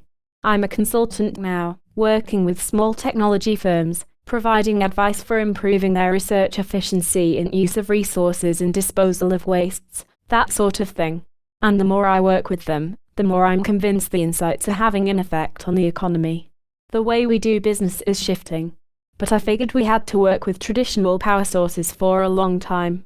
I hadn't thought about the energy experiments in years until I moved into this area.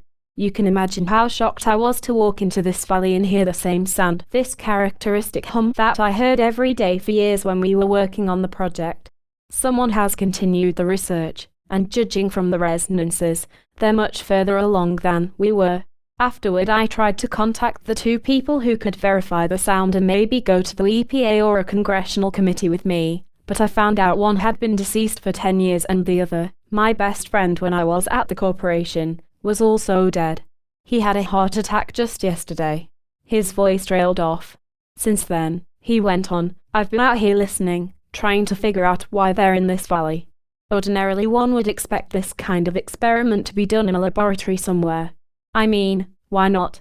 Its energy source is space itself, and that's everywhere. But then it dawned on me. They must think they are very close to perfecting the calibrations, which means they're working on the amplification problem. I think they're trying to tie into the energy vortexes in this valley in an attempt to stabilize the process. A wave of anger crossed his face.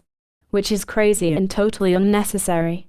If they really can find the calibrations, then there's no reason not to utilize the technology in small units. In fact, that's the perfect way of using it. What they're trying now is insane. I know enough to see the dangers. I'm telling you, they could totally wreck this valley, or worse. If they focus this thing on the interdimensional pathways, who knows what might happen? He stopped suddenly. Do you know what I'm talking about? Have you heard of the insights? I stared for a moment, then said, Curtis, I have to tell you what I've been experiencing in this valley. You may find it unbelievable, He nodded and then listened patiently as I described meeting Will and exploring parts of the other dimension. When I came to the life review, I asked, "This friend of yours, who recently died, was he named Williams?" "That's right. Dr. Williams." "How did you know that?" "We saw him reach the other dimension after his death. We watched as he experienced a life review." He appeared shaken. "That's hard for me to believe. I know the insights, at least intellectually, and I believe in the probable existence of other dimensions, but as a scientist, the ninth insight stuff is much harder to take literally, the idea of being able to communicate with people after death." "You're saying that Dr. Williams is still alive in the sense that his personality is intact?" "Yes, and he was thinking about you." He looked at me intently as I continued to tell him about Williams' realization that Curtis and he were supposed to be involved in resolving the fear and stopping this experiment. "I don't understand," he said. "What did he mean when he talked about a growing fear?" "I don't know exactly. It has to do with a certain percentage of the population refusing to believe that a new spiritual awareness is emerging. Instead, they think human civilization is degenerating. This is creating a polarization of opinion and belief. Human culture can't continue to evolve until the polarization is ended. I was hoping that you might remember something about it." He looked at me blankly. "I don't know anything about polarization, but I am going to stop this experiment." His face grew angry again and he looked away. "Williams seemed to understand the process for stopping it," I said. "Well, we'll never know now, will we?" As he said that, I fleetingly saw again the image of Curtis and Williams talking on the grassy hilltop, surrounded by several large trees. Curtis served our food, still appearing upset, and we finished eating in silence. Later, as I stretched out and leaned against a small hickory, I glanced up the hill at the grassy knoll above us. 4 or 5 huge oaks made almost a perfect semicircle on its crest. "Why didn't you camp up on the hill?" I asked Curtis, pointing. "I don't know," he said. "The idea came to me, but I guess I thought it was too exposed, or maybe too powerful. It's called Coddes Knoll. Do you want to walk up there?" I nodded and rose to my feet. A grey twilight was descending across the forest. Commenting on the beauty of the trees and shrubs as we walked, Curtis led the way up the slope. At the top, in spite of the fading light, we could see almost a quarter of a mile toward the north and east. In the latter direction a near full moon was rising above the tree line. "Better sit down," Curtis advised. "We don't want to be seen." For a long while we sat in silence, admiring the view and feeling the energy. Curtis took a flashlight out of his pocket and laid it on the ground beside him. I was mesmerized by the colors of the fall foliage. Presently Curtis looked over at me and asked, "Do you smell something? Smoke?" I immediately looked out at the woods, suspecting a forest fire, and sniffed the air. "No, I don't think so." Something about Curtis' demeanor was shifting the mood, introducing a feeling of sadness or nostalgia. "What kind of smoke do you mean?" "Cigar smoke." In the growing moonlight I could tell he was smiling reflectively, thinking about something. Then suddenly I began to smell the smoke. "What is that?" I asked, looking around again. He caught my eye. Dr. Williams smoked cigars that smelled just like that. I can't believe he's gone. As we talked, the smell subsided and I dismissed the whole experience, content to stare out at the sage and the large oaks beside us. In that moment I realized that this was the very spot where Williams saw himself meeting with Curtis. It was to take place right here. Seconds later I observed a figure forming just beyond the trees. "Do you see anything out there?" I quietly asked Curtis, pointing in that direction. As soon as I spoke, the form disappeared. Curtis was straining to see. "What?" "I don't see anything." I didn't respond. Somehow I had begun to intuitively receive knowledge, exactly as I had received it from the soul groups, except the connection was more distant and garbled. I could sense something about the energy experiment, a confirmation of Curtis' suspicions. The experimenters were indeed attempting to focus in on the dimensional vortexes. "I just remembered," Curtis said abruptly. "One of the devices Dr. Williams was working on years ago was a remote focus, a dish projection system. I bet that's what they're using to focus on the openings. But how do they know where the openings are?" Immediately I perceived an answer. Someone of a higher awareness pointed them out until they learned the spatial variances as they showed up on the remote focus computer. I had no idea what that meant. There's only one way, Curtis said. They would have to find someone to point them out, someone who could sense these higher energy locations. Then they could map out an energy profile of the site and focus precisely by scanning with a focus beam. Probably the individual wouldn't even know what they were doing. He shook his head. These people are vicious. There's no doubt about it. How could they do this? As if in response, I sensed other knowledge that was too vague to understand completely, but seemed to maintain that there was, in fact, a reason. But we had to first understand the fear and how to overcome it. When I looked at Curtis, he seemed to be deep in thought. Finally he looked at me and said, I wish I knew why this fear is coming up now. During a transition in culture, I said, old certainties and views begin to break down and evolve into new traditions, causing anxiety in the short run. At the same time that some people are waking up and sustaining an inner connection of love that sustains them and allows them to evolve more rapidly, others feel as though everything is changing too fast and that we're losing our way. They become more fearful and more controlling to try to raise their energy. This polarization of fear can be very dangerous because fearful people can rationalize extreme measures. As I was saying all of this, I felt as though I was expanding on what I had earlier heard Will say, and Williams, but I also had the distinct sensation that it was something I knew all along but didn't realize I knew until this very moment. I understand that, Curtis said with certainty. That's why these people are so willing to waste this valley. They rationalize that civilization will fall apart in the future, and they won't be safe unless they seize more control. Well, I'm not going to allow it to happen. I'll blow the whole thing sky high. I looked hard at him. What do you mean? Of just that? I used to be a demolitions expert. I know how. I must have looked alarmed because he said, Don't worry, I'll figure out a way to do it where no one gets hurt. I wouldn't want that on my conscience. A wave of knowledge filled me. Any kind of violence, I said, just makes it worse, don't you see? What other way is there? Out of the corner of my eye I glimpsed the form again for an instant, and then it disappeared. I don't know exactly, I said, but if we fight them with anger, hate, they just see an enemy. It makes them more entrenched. They become more fearful. Somehow this group that Williams was talking about is supposed to do something else. We're supposed to fully remember our birth visions. And then we can remember something more, a world vision.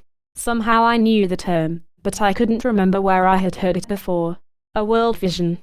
Curtis bonded, deep in thought again. I think David Lone Eagle mentioned that. Yes, I said. That's right. What do you think a world vision is? I was about to say I didn't know when a thought came to me. It's an understanding, no, a memory, of how we will fulfill human purpose. It brings in another level of love and energy that can bridge the polarization in this experiment. I don't see how that's possible, Curtis said. It involves the energy level around people who are in fear, I said, somehow knowing. They would be touched, awakened from their preoccupation. They would choose to stop. For several moments we were silent, then Curtis said, maybe, but how do we bring in this energy? Nothing more came to mind. I wish I knew how far they're prepared to go with this experiment, he added. What causes the hum? I asked. The hum is a linking dissonance between the small generators. It means that they're still trying to calibrate the device. The more grating and disharmonious it is, the more it's out of phase. He thought for another moment. I just wonder which energy vortex they're going to focus on. I suddenly sensed a particular nervousness, not within myself, but outwardly, as if he was around someone else who was anxious. I looked at Curtis, who seemed relatively calm. Beyond the trees I again saw the vague outlines of a form. It moved as if agitated or frightened. I would imagine, Curtis said absently, that if one were close to the target location, one would hear the hum and then feel a kind of static electricity in the air. We looked at each other, and in the silence I could hear a faint sound, merely a vibration. Do you hear that? Curtis asked, now alarmed. As I looked at him, I felt the hair rise on the back of my neck and forearms. What is this? For an instant Curtis observed his own arms, then looked at me in horror. We've got to get out of here, he screamed, grabbing his flashlight, leaping to his feet, and half dragging me off the crest of the slope. Suddenly the same ear-shattering roar I had heard with Will descended again and carried with it a shock wave that knocked both of us to the ground. Simultaneously, the earth beneath us shook violently and a massive fissure opened 20 feet away, creating an explosion of dust and debris. Behind us, one of the towering oaks, undermined by the shifting earth, leaned and then fell to the ground in a thunderous roar, adding to the noise. Seconds later, another, larger fissure tore open right beside us and the ground tilted. Curtis, unable to hold on, slid toward the widening abyss. I held onto a small bush and reached out for Curtis' hand. For a moment we held tight, then our grip slipped, and I watched helplessly as he slid over the edge. The fissure moved and widened, spewed another plume of dust and rock, shook once more, and then was still. A limb under the fallen tree cracked loudly, and then the night was again silent. As the dust cleared, I let go of the bush and crawled toward the edge of the massive hole. When I could see, I realized that Curtis was lying prone at the edge, even though I was sure I had seen him fall in. He rolled toward me and jumped to his feet. "Let's go," he yelled. It could start again. Without speaking, we ran down the hill toward the campsite, Curtis ahead, me limping behind. When Curtis reached the site, he seized both tents and ripped them from the ground, stakes dangling, and stuffed them into the packs. I pushed in the other gear, and we continued toward the southwest until the ground flattened into thick underbrush. After another half-mile, exhaustion and my weakening ankle forced me to stop. Curtis surveyed the terrain. "Maybe we'll be safe here," he said, "but let's move deeper into the thicket." I followed as he led us 50 feet farther into the dense woods. "This will do right here," he commented. "Let's put up the tents." Within a couple of minutes both tents were up and covered with limbs, and we were looking at each other breathlessly, sitting on his tent's large entrance flap. "What do you think happened?" I asked. Curtis' face looked gaunt as he dug into his pack for water. "They're doing exactly what we thought," he said. "They're trying to focus the generator on a remote space." He took a long drink from his canteen. "They're going to ruin this valley. These people have to be stopped." "What about the smoke we smelled?" "I don't know what to think," Curtis said. It was as though Dr. Williams was there. I could almost hear his inflection, his tone of voice, what he would have said in that situation. I caught Curtis' eye. "I think he was there." Curtis handed me the canteen. "How is that possible?" "I don't know," I said. "But I think he came to convey a message to you. When we saw him during his life review, he was agonizing because he had failed to wake up, to remember why he had been born. He was convinced that you were supposed to be a part of this group he mentioned. Can't you remember anything about that? I think he wanted you to know that violence won't stop these people. We have to do it another way, with this world vision that David talked about." He gave me a blank look. "What about when the earth movement started?" I asked, "and the fissure opened? I know I saw you roll in, yet you were lying at the edge when I got there." He looked totally perplexed. "I'm not sure really. I couldn't hold on and was slipping into the hole. As I dropped down, this incredibly peaceful feeling came over me, and I was cushioned, like falling onto a soft mattress. All I could see was a white blur around me. The next thing I knew, I was lying at the side of the fissure again and you were there. Do you think Dr. Williams could have done that?" "I don't think so," I said. "I had a similar experience yesterday. I was almost crushed by stones and I saw the same white form. Something else is happening." Curtis stared at me for a moment and then said something else, but I didn't respond. I was drifting into sleep. "Let's turn in," he said. Curtis was already up when I climbed out of my tent. The morning was clear, but a ground fog covered the forest floor. Instantly, I knew he was angry. "I can't stop thinking about what they're doing," he said. "And they aren't going to give up." He took a breath. "By now they've figured out what a mess they made on the hill. They'll spend some time recalibrating, but not for long, and then they'll try again. I can stop them, but we have to find out where they are. Curtis, violence just makes it worse. Didn't you understand the information coming from Dr. Williams? We have to discover how to use the vision." "No," he shouted with deep emotion. "I've tried that before." I looked at him. "When?" His expression changed to confusion. "I don't know." "Well," I stressed, "I think I do." He waved me off with his hand. "I don't want to hear it. This is too crazy. Everything that's happening is my fault. If I hadn't worked on this technology, they might not be doing this. I'm going to handle it my way." He walked over and began packing. I hesitated, then started taking down my own tent, trying to think. After a moment I said, I've already sent for some help. A woman I met, Maya, thinks she can persuade the sheriff's department to investigate this. I want you to promise me you'll give me some time. He was kneeling beside his backpack, checking a bulging side pocket. I can't do that. I may have to act when I can. You have explosives in your pack. He walked toward me. I told you before I'm not going to hurt anyone. I want some time, I repeated. If I can reach Will again, I think I can find out about this world vision. Okay, he said. I'll give you as long as I can, but if they start experimenting again, and I think I'm out of time, I'll have to do something. As he spoke, I saw Will's face again in my mind's eye, surrounded by a rich emerald color. Is there another high-energy location near here? I asked. He pointed south. Somewhere up the big ridge, there's the rock overhang I've heard about. But that's private land that was recently sold. I don't know who owns it now. I'm going to look for it. If I can find the right place, then maybe I can locate Will again. Curtis finished packing and helped me tie up my own gear and spread leaves and branches where the tents had been. Toward the northwest we could hear the faint sound of vehicles. I'm heading east, he said. I nodded as he walked away, then pulled my pack onto my shoulders and started up the rocky slope to the south.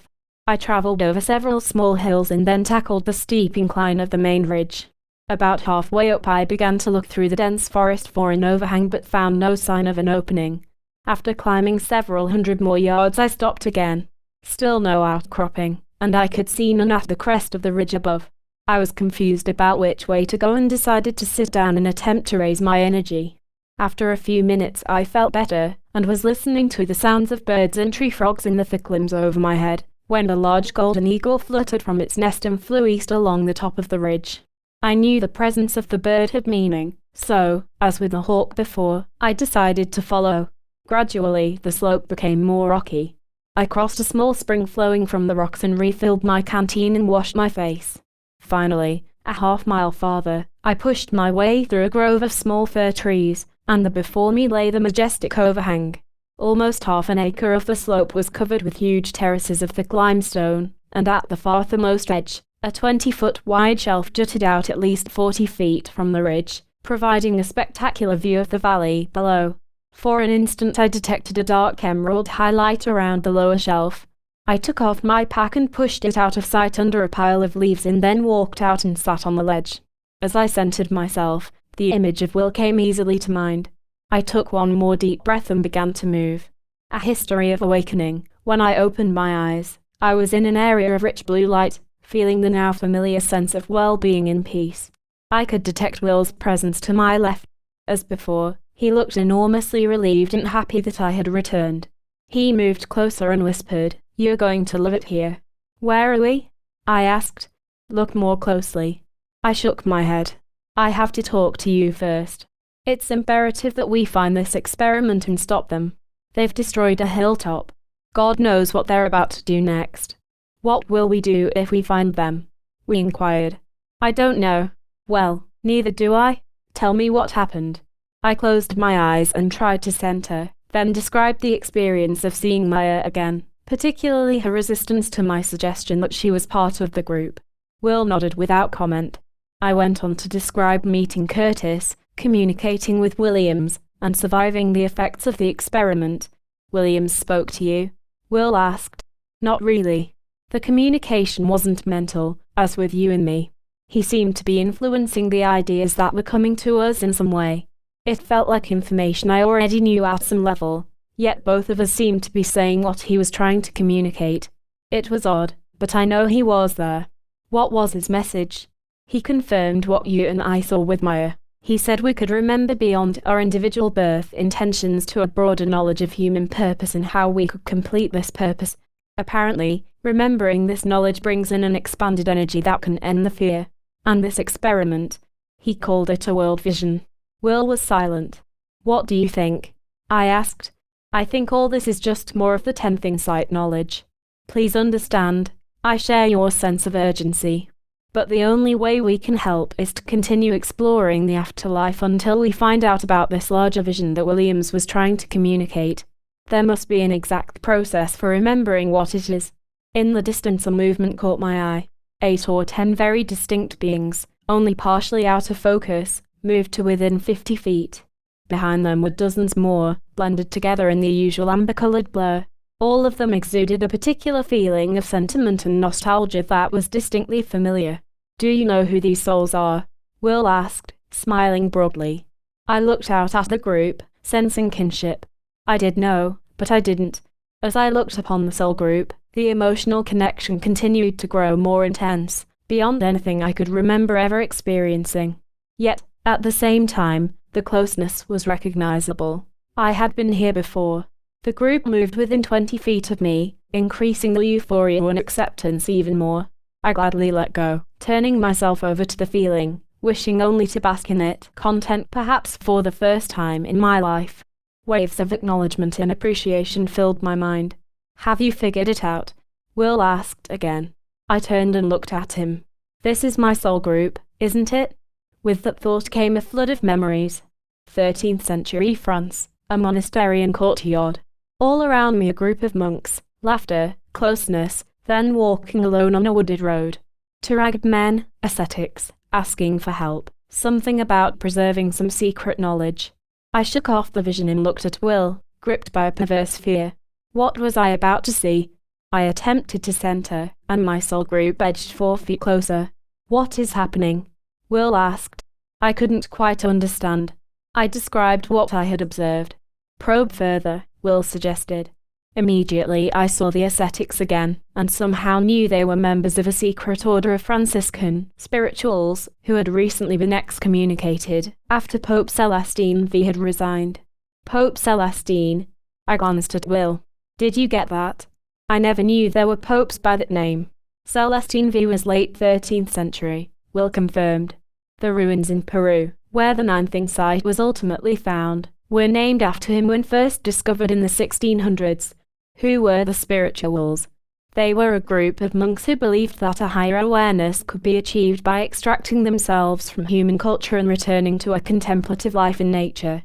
Pope Celestine supported this idea and, in fact, lived in a cave himself for a while. He was deposed, of course, and later, most sects of the spirituals were condemned as Gnostics and excommunicated. More memories surfaced. The two ascetics had approached me asking for help, and I had reluctantly met with them deep in the forest. I had had no choice, so entrancing were their eyes and the fearlessness of their demeanor. Old documents were in great danger of being lost forever, they told me. Later I had smuggled them back to the abbey and had read them by candlelight in my chambers, the doors closed and locked securely. These documents were old Latin copies of the 9 Insights, and I had consented to copy them before it was too late, working every moment of my spare time to painstakingly reproduce dozens of the manuscripts. At one point I was so enthralled by the insights that I sought to persuade the ascetics to make them public. They adamantly refused, explaining that they had held the documents for many centuries, waiting for the correct understanding to emerge within the church. When I questioned the meaning of this latter phrase, they explained that the insights would not be accepted until the church reconciled what they referred to as the Gnostic dilemma. The Gnostics, I somehow remembered, were early Christians who believed that followers of the one God should not merely revere Christ but strive to emulate him in the spirit of Pentecost. They sought to describe this emulation in philosophical terms, as a method of practice. As the early church formulated its canons, the Gnostics were eventually considered willful heretics, opposed to turning their lives over to God as a matter of faith. To become a true believer, the early church leaders concluded, one had to forego understanding and analysis and be content to live life through divine revelation, adhering to God's will moment by moment, but content to remain ignorant of his overall plan. Accusing the church hierarchy of tyranny, the Gnostics argued that their understandings and methods were intended to actually facilitate this act of letting go to God's will that the church was requiring, rather than giving mere lip service to the idea, as the churchmen were doing. In the end the Gnostics lost, and were banished from all church functions and texts, their beliefs disappearing underground among the various secret sects and orders. Yet the dilemma was clear. As long as the church held out the vision of a transformative spiritual connection with the divine, yet persecuted anyone who talked openly about the specifics of the experience, how one might actually attain such an awareness, What it felt like then the kingdom within would remain merely an intellectualized concept within church doctrine, and the insights would be crushed any time they surfaced. At the moment, I listened with concern to the ascetics and said nothing, but inwardly I disagreed. I was sure the Benedictine order of which I was a part would be interested in these writings, especially at the level of the individual monk. Later, without telling the spirituals, I shared a copy with a friend who was the closest advisor to Cardinal Nicholas in my district. Reaction came swiftly. Word arrived that the cardinal was out of the country, but I was asked to cease any discussion of the subject and to depart at once for Naples to report my findings to the cardinal's superiors. I panicked and immediately dispensed the manuscripts as widely as possible throughout the order, hoping that I might garner support from other interested brothers. In order to postpone my summons, I faked a severe ankle injury and wrote a series of letters explaining my disability, delaying the trip for months while I copied as many manuscripts as I could in my isolation. Finally, on the night of a new moon, my door was kicked down by soldiers and I was beaten severely and taken blindfolded to the castle of the local noble, where I later languished at the stock for days before being decapitated. The shock of remembering my death cast me into fear again and created a powerful tingling in my injured ankle. The soul group continued to move several feet closer until I managed to center myself. Still, I was left with a degree of confusion. A nod from Will told me he had seen the entire story. This was the beginning of my ankle problem, wasn't it? I asked. Yes, Will replied. I caught his eye. What about all the other memories? Did you understand the Gnostic dilemma? He nodded and squared up to face me directly. Why would the church create such a dilemma? I asked. Because the early church was afraid to come out and say that Christ modeled a way of life that each of us could aspire to, although that is what is clearly said in the scriptures. They feared that this position would give too much power to individuals, so they perpetrated the contradiction. On the one hand, the churchmen urged the believer to seek the mystical kingdom of God within, to intuit God's will, and to be filled with the Holy Spirit. But on the other hand, they condemned as blasphemous any discussion of how one might go about achieving these states, often resorting to outright murder to protect their power. So I was a fool for trying to circulate the insights. I wouldn't say a fool, Will mused, more like undiplomatic. You were killed because you tried to force an understanding into culture before its time. I looked into Will's eyes for another moment, then drifted back into the knowledge of the group, finding myself at the scene of the 19th century wars again. I was back at the meeting of chiefs in the valley, holding the same pack horse, apparently just before departing. A mountain man and trapper, I was friends with both the Native Americans and the settlers. Almost all the Indians wanted to fight, but Maya had won the hearts of some with the search for peace. Remaining silent, I listened to both sides, then watched as most of the chiefs had left. At one point Maya walked up to me. I suppose you're leaving too. I nodded affirmatively, explaining that if these native medicine chiefs didn't understand what she was doing, I surely didn't. She looked at me as though I must be kidding, then, turning, she directed her attention to another person. Charlene. I suddenly recalled that she had been there. She was an Indian woman of great power, but often ignored by the envious male chiefs because of her gender. She seemed to know something important about the role of the ancestors, but her voice was falling on deaf ears. I saw myself wanting to stay, wanting to support Maya, wanting to reveal my feelings for Charlene, yet in the end I walked away. The unconscious memory of my mistake in the 13th century was too close to the surface. I wanted only to run away, avoid any responsibility. My life pattern was set. I trapped for furs, I got along, and I didn't stick my neck out for anyone. Perhaps I would do better next time. Next time. My mind raced forward, and I saw myself looking outward toward the earth, contemplating my present incarnation. I was watching my own birth vision, seeing the full possibility of resolving my reluctance to act or to take a stand. I envisioned how I might utilize my early family to its greatest potential, learning spiritual sensitivity from my mother, integrity and fun from my father. A grandfather would provide a connection with the wilderness, an uncle and aunt would provide a model for tithing and discipline. And being placed with such strong individuals would bring my tendency to be aloof quickly into consciousness. Because of their ego and strong expectation, I would at first retreat from their messages, and try to hide, but then I would work through this fear and see the positive preparation they were giving me, clearing this tendency so that I could fully follow my life path. It would be a perfect preparation, and I would leave that upbringing looking for the details of spirituality I had seen in the insights centuries before. I would explore the psychological descriptions of the human potential movement, the wisdom of Eastern experience, the mystics of the West, and then eventually I would run into the actual insights again, just at the time they were surfacing to be brought finally into mass awareness. All this preparation and clearing would then allow me to further explore how these insights were changing human culture and to be a part of William's group. I pulled back and looked at Will. "What's wrong?" he asked. "It hasn't exactly gone the ideal way for me either. I feel as if I've wasted the preparation. I haven't even cleared myself of the aloofness. There were so many books I didn't read, so many people that could have given me messages that I ignored. When I look back now, it seems as though I missed everything." Will almost laughed. "None of us can follow our birth visions exactly." He paused and stared. "Do you realize what you're doing at this moment? You just remembered the ideal way you wanted your life to go, the way that would have given you the most satisfaction, and when you look at how you actually lived, you're filled with regrets, just the way Williams felt after he died and saw all the opportunities he had missed. Instead of having to wait until after death, you're experiencing a life review now. I couldn't quite understand.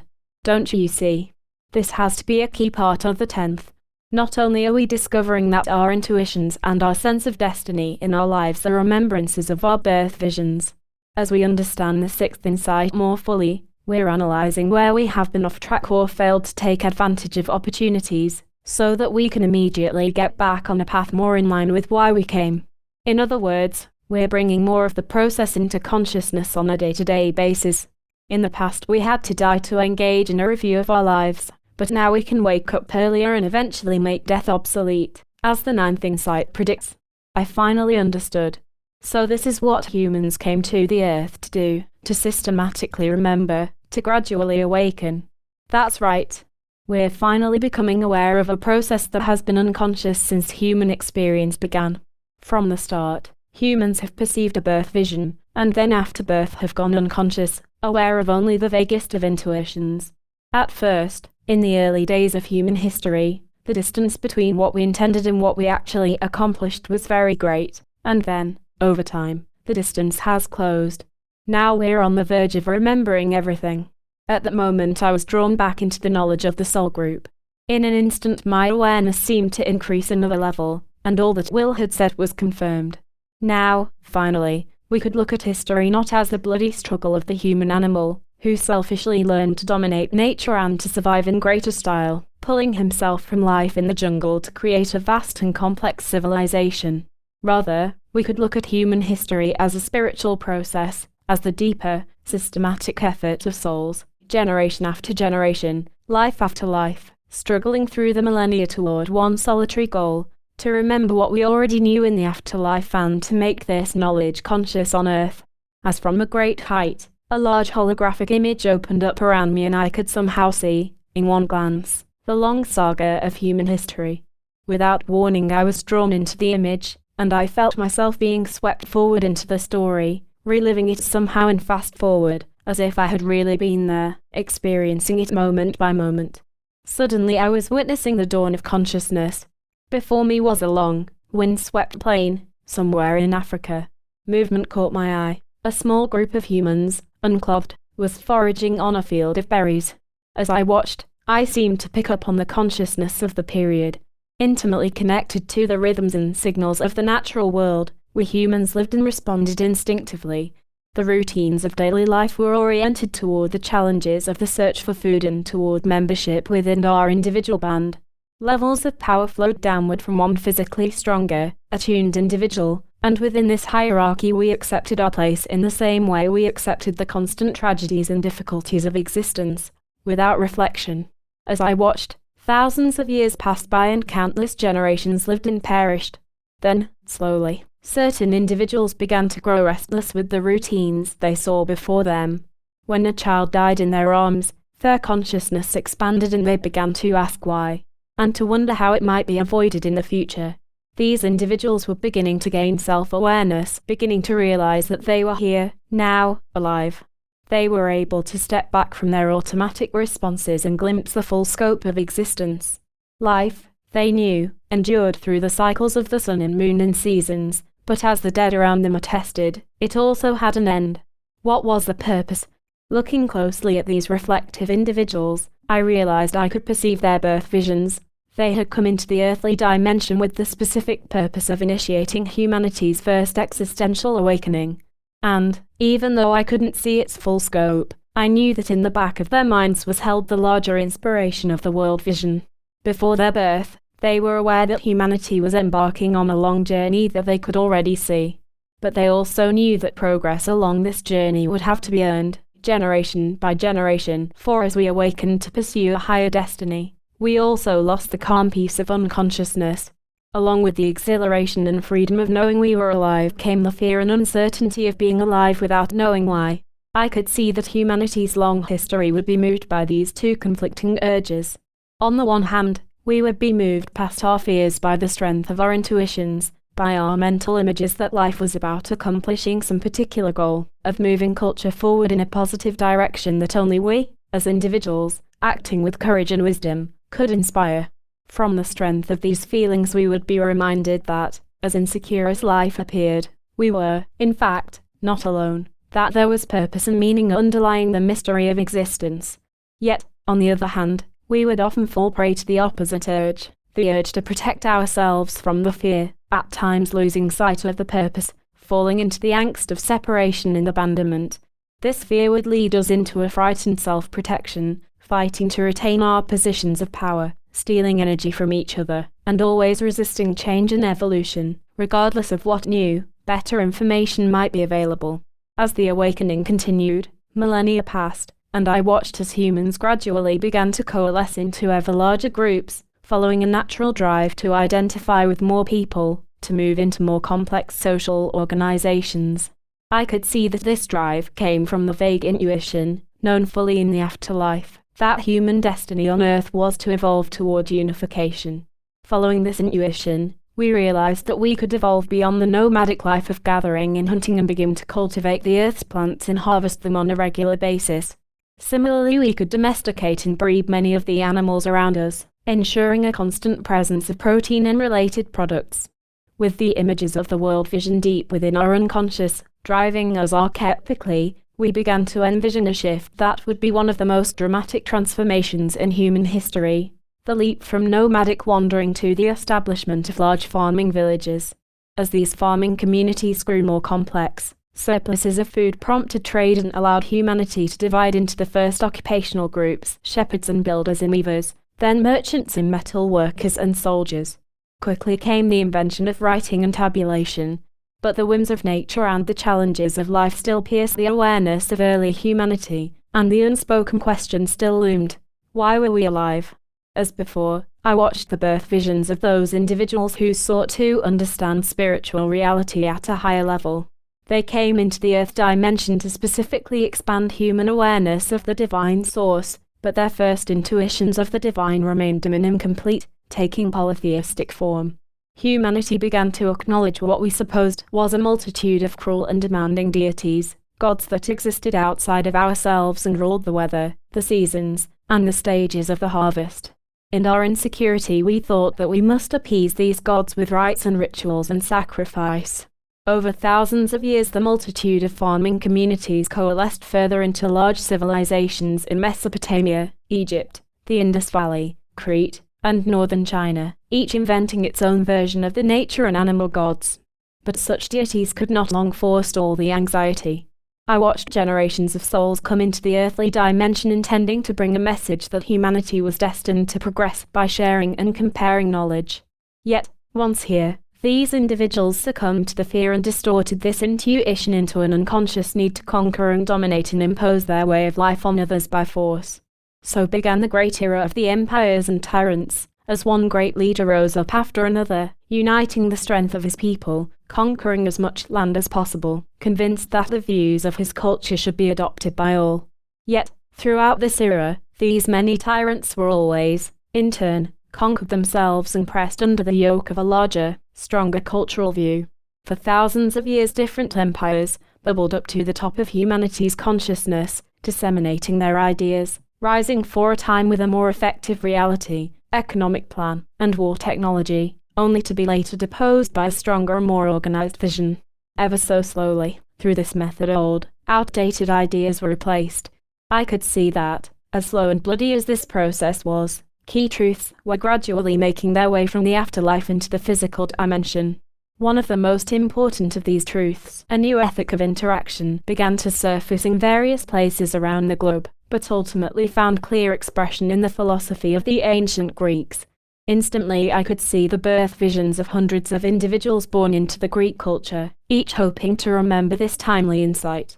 For generations they had seen the waste and injustice of mankind's unending violence upon itself, and knew that humans could transcend the habit of fighting and conquering others and implement a new system for the exchange and comparison of ideas, a system that protected the sovereign right of every individual to hold his unique view, regardless of physical strength, a system that was already known and followed in the afterlife. As I watched, this new way of interaction began to emerge and take form on Earth, finally becoming known as democracy. In this method of exchanging ideas, communication between humans still often degenerated into an insecure power struggle, but at least now, for the first time ever, the process was in place to pursue the evolution of human reality at the verbal rather than the physical level. At the same time, another watershed idea, one destined to completely transform the human understanding of spiritual reality, was surfacing in the written histories of a small tribe in the Middle East. Similarly, I could also see the birth visions of many of the proponents of this idea as well.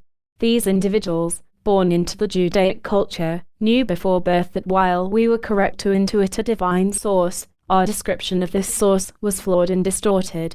Our concept of many gods was merely a fragmented picture of a larger whole. In truth, they realized, there was only one God, a God, in their view, that was still demanding and threatening and patriarchal and still existing outside of ourselves, but for the first time, personal and responsive, and the sole creator of all humans. As I continued to watch, I saw this intuition of one divine source emerging and being clarified in cultures all over the world. In China and India, long the leaders in technology, trade, and social development, Hinduism and Buddhism, along with other Eastern religions, moved the East toward a more contemplative focus.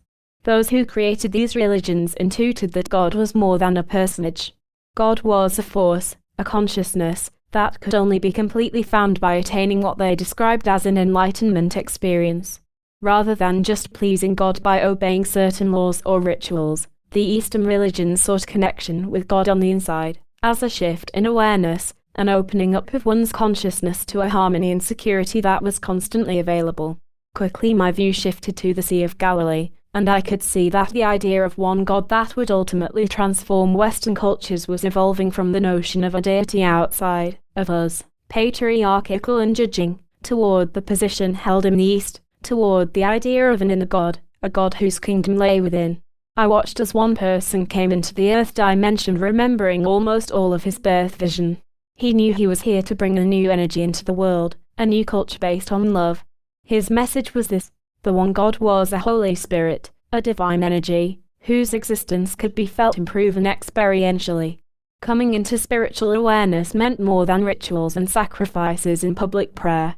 It involved a repentance of a deeper kind, a repentance that was an inner psychological shift based on the suspension of the ego's addictions, and a transcendent letting go, which would ensure the true fruits of the spiritual life. As this message began to spread, I watched as one of the most influential of all empires, the Roman, embraced the new religion and spread the idea of the one, inner God throughout much of Europe.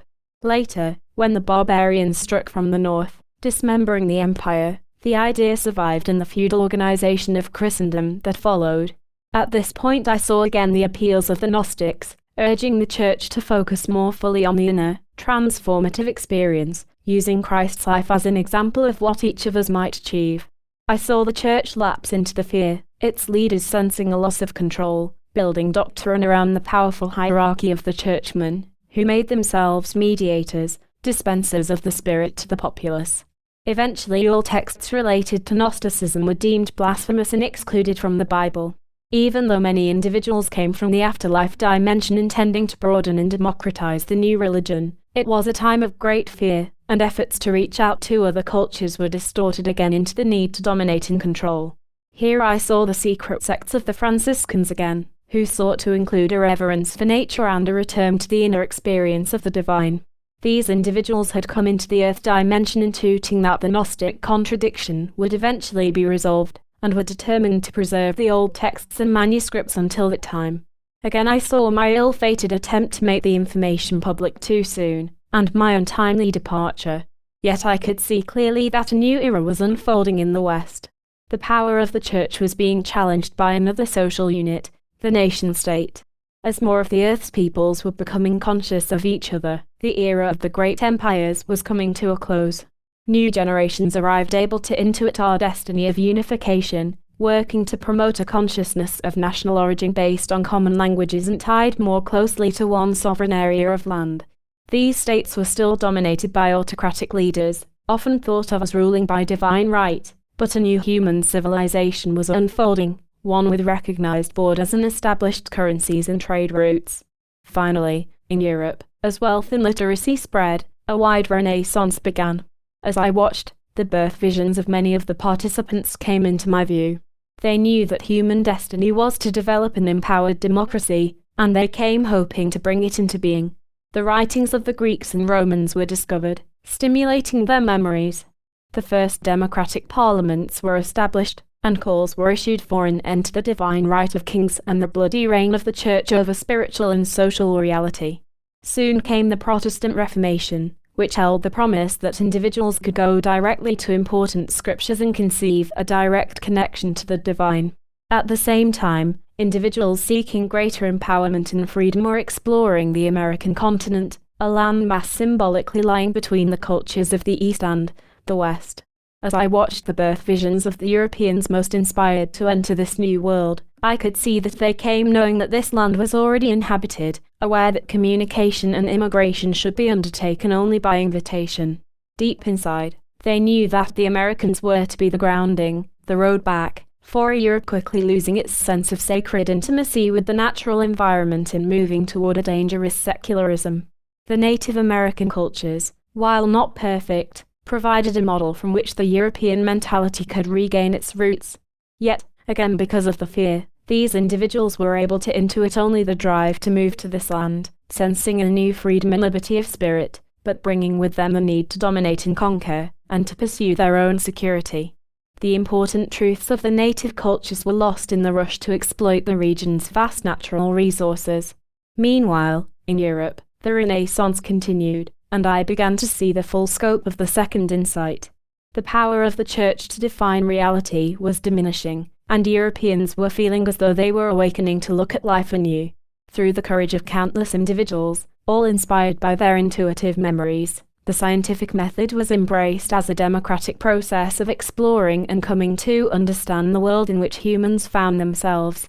This method, exploring some aspect of the natural world, drawing conclusions, then offering this view to others, was thought of as the consensus-building process through which we would be able, finally, to understand mankind's real situation on this planet, including our spiritual nature.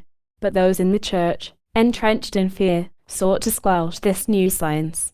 As political forces lined up on both sides, a compromise was reached.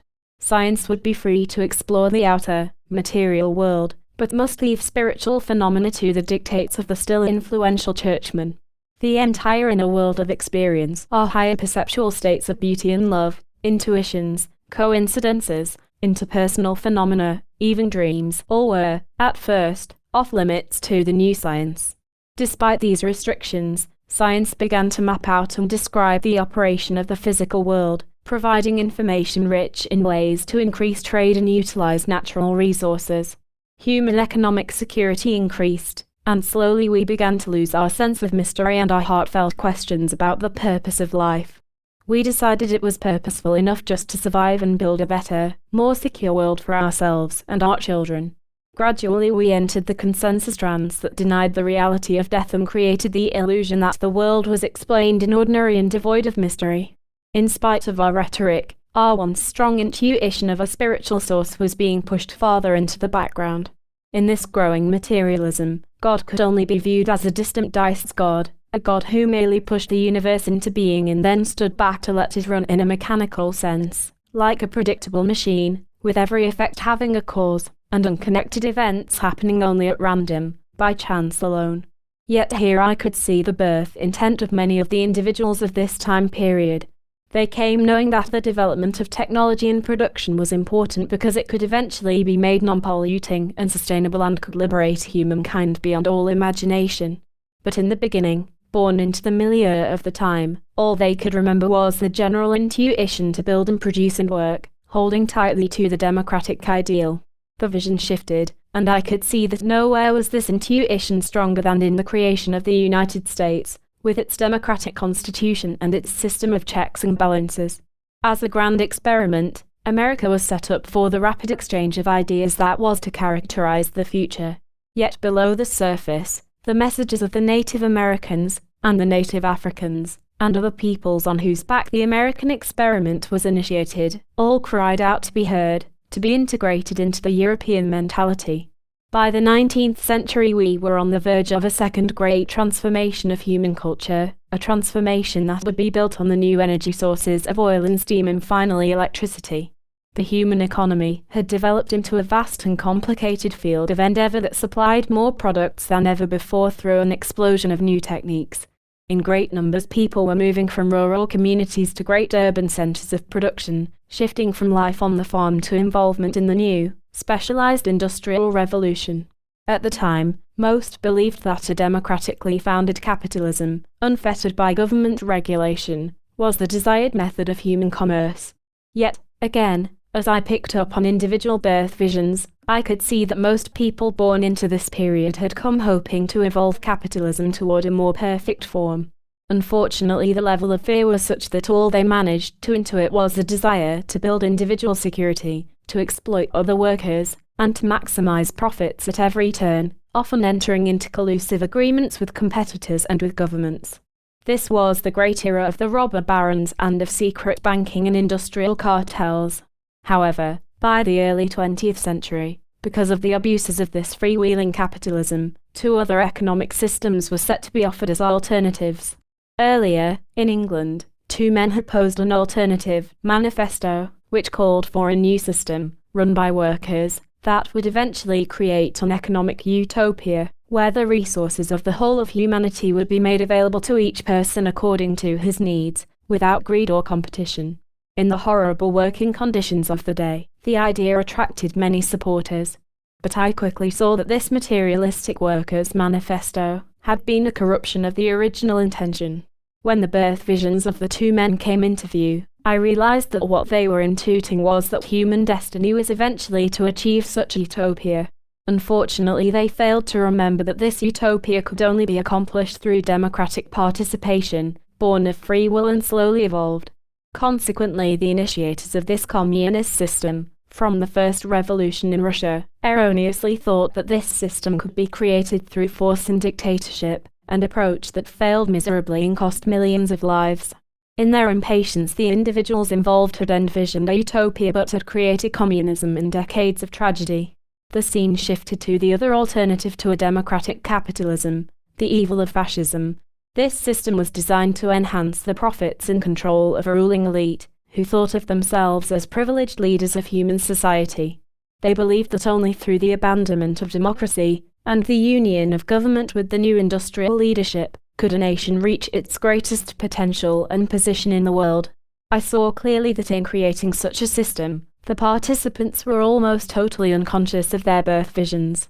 They had come here wishing only to promote the idea that civilization was evolving toward perfectibility and that a nation of people, totally unified in purpose and will, striving to attain their fullest potential, could reach great heights of energy and effectiveness.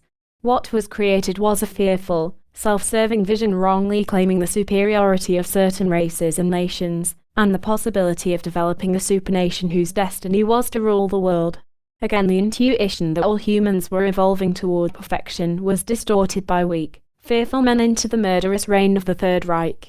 I watched as others, who had likewise envisioned the perfectibility of mankind, but who were in greater touch with the importance of an empowered democracy, intuited that they must stand up against both alternatives to a freely expressed economy. The first stand resulted in a bloody world war against the fascist distortion, won finally at extreme cost. The second resulted in a long and bitter Cold War against the communist bloc. I suddenly found myself focusing on the United States during the early years of this Cold War, the decade of the 50s. At this time, America stood successfully at the apex of what had been a 400-year preoccupation with secular materialism. Affluence and security had spread to include a large and growing middle class, and into this material success was born an enormous new generation, a generation whose intuitions would help lead humanity toward a third great transformation. This generation grew up constantly reminded that they lived in the greatest country in the world, the land of the free, with liberty and justice for all its citizens. Yet, as they matured, members of this generation found a disturbing disparity between this popular American self-image and actual reality. They found that many people in this land, women and certain racial minorities, were, by law and custom, definitely not free. By the 60s, the new generation was inspecting closely, and many were finding other disturbing aspects of the United States, self-image, for instance, a blind patriotism that expected young people to go into a foreign land to fight a political war that had no clearly expressed purpose and no prospect of victory. Just as disturbing was the culture's spiritual practice. The materialism of the previous 400 years had pushed the mystery of life and death far into the background. Many found the churches and synagogues full of pompous and meaningless ritual. Attendance seemed more social than spiritual, and the members too restricted by a sense of how they might be perceived and judged by their onlooking peers. As the vision progressed, I could tell that the new generation's tendency to analyze and judge arose from a deep-seated intuition that there was more to life than the old material reality took into account. The new generation sensed new spiritual meaning just beyond the horizon, and they began to explore other, less-known religions and spiritual points of view. For the first time, the Eastern religions were understood in great numbers, serving to validate the mass intuition that spiritual perception was an inner experience, a shift in awareness that changed forever one's sense of identity and purpose. Similarly, the Jewish Kabbalist writings and the Western Christian mystics, such as Meister Eckhart and Teilhard de Chardin, provided other intriguing descriptions of a deeper spirituality. At the same time, information was surfacing from the human sciences, sociology, psychiatry, psychology, and anthropology, as well as from modern physics, that cast new light on the nature of human consciousness and creativity. This accumulation of thought, together with the perspective provided by the East, gradually began to crystallize into what was later called the human potential movement, the emerging belief that human beings were presently actualizing only a small portion of their vast physical, psychological, and spiritual potential. I watched as, over the course of several decades, this information and the spiritual experience it spawned grew into a critical mass of awareness, a leap in consciousness from which we began to formulate a new view of what living a human life was all about, including, ultimately, an actual remembrance of the 9 insights. Yet, even as this new view was crystallizing, surging through the human world as a contagion of consciousness, many others in the new generation began to pull back, suddenly alarmed at the growing instability in culture which seemed to correspond to the arrival of the new paradigm. For hundreds of years, the solid agreements of the old worldview had maintained a well-defined, even rigid, order for human life. All roles were clearly defined, and everyone knew his place. For instance, men at work, women and children at home, nuclear and genetic families intact, a ubiquitous work ethic. Citizens were expected to discover a place in the economy, to find meaning in family and children, and to know that the purpose of life was to live well and create a more materially secure world for the succeeding generation. Then came the 60s wave of questioning and analysis and criticism, and the unwavering rules began to crumble. No longer was behavior effectively governed by powerful agreements. Everyone now seemed empowered, liberated, free to chart his or her own course in life, to reach out for this nebulous idea of potential. In this climate, what others thought ceased to be the real determinant of our action and conduct. Increasingly, our behavior was being determined by how we felt inside, by our own inner ethics. For those who had truly adopted a more lived, spiritual point of view, characterized by honesty and love toward others. Ethical behavior was not a problem, but of concern with those who had lost the outer guidelines for living, without yet forming a strong inner code. They seemed to be falling into a cultural no man's land, where now anything seemed to be permissible. Crime and drugs and addictive impulses of all kinds, not to mention a loss of the work ethic. To make matters worse, many seemed to be using the new findings of the human potential movement to imply that criminals and deviates weren't really even responsible for their own actions, but were, instead, victims of an oppressive culture that shamelessly allowed the social conditions that shaped this behavior. As I continued to watch, I understood what I was seeing. A polarization of viewpoint was quickly forming around the planet, as those who were undecided now reacted against a cultural viewpoint they saw leading to runaway chaos and uncertainty, perhaps even to the total disintegration of their way of life. In the United States especially, a growing number of people were becoming convinced they were now facing what amounted to a life and death struggle against the permissiveness and liberalism of the past 25 years, a culture war, as they called it, with nothing short of the survival of Western civilization at stake. I could see that many of them even considered the cause already near lost, and thus advocated extreme action. In the face of this backlash, I could see the advocates of human potential moving into fear and defensiveness themselves, sensing that many hard-earned victories for individual rights and social compassion were now in danger of being swept away by a tide of conservatism.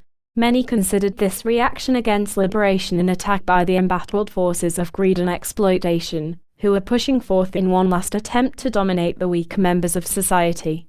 Here I could clearly see what was intensifying the polarization. Each side was thinking the other to be a conspiracy of evil. The advocates of the old worldview were no longer considering the human potentialists as misguided or naive, but were, in fact, considering them to be part of a larger conspiracy of big government socialists, holdout adherents of the communist solution, who were seeking to accomplish exactly what was occurring: the erosion of cultural life to the point where an all-powerful government could come in and straighten everything out.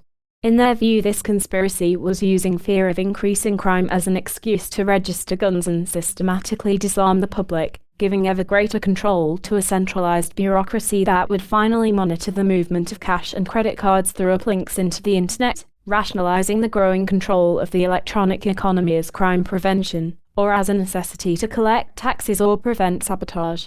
Finally, perhaps under the ploy of an impending natural disaster, Big Brother would step forward and confiscate wealth and declare martial law. For the advocates of liberation and change, just the opposite scenario seemed more likely. In the face of the conservatives' political gains, all that they had worked for seemed to be crashing before their eyes.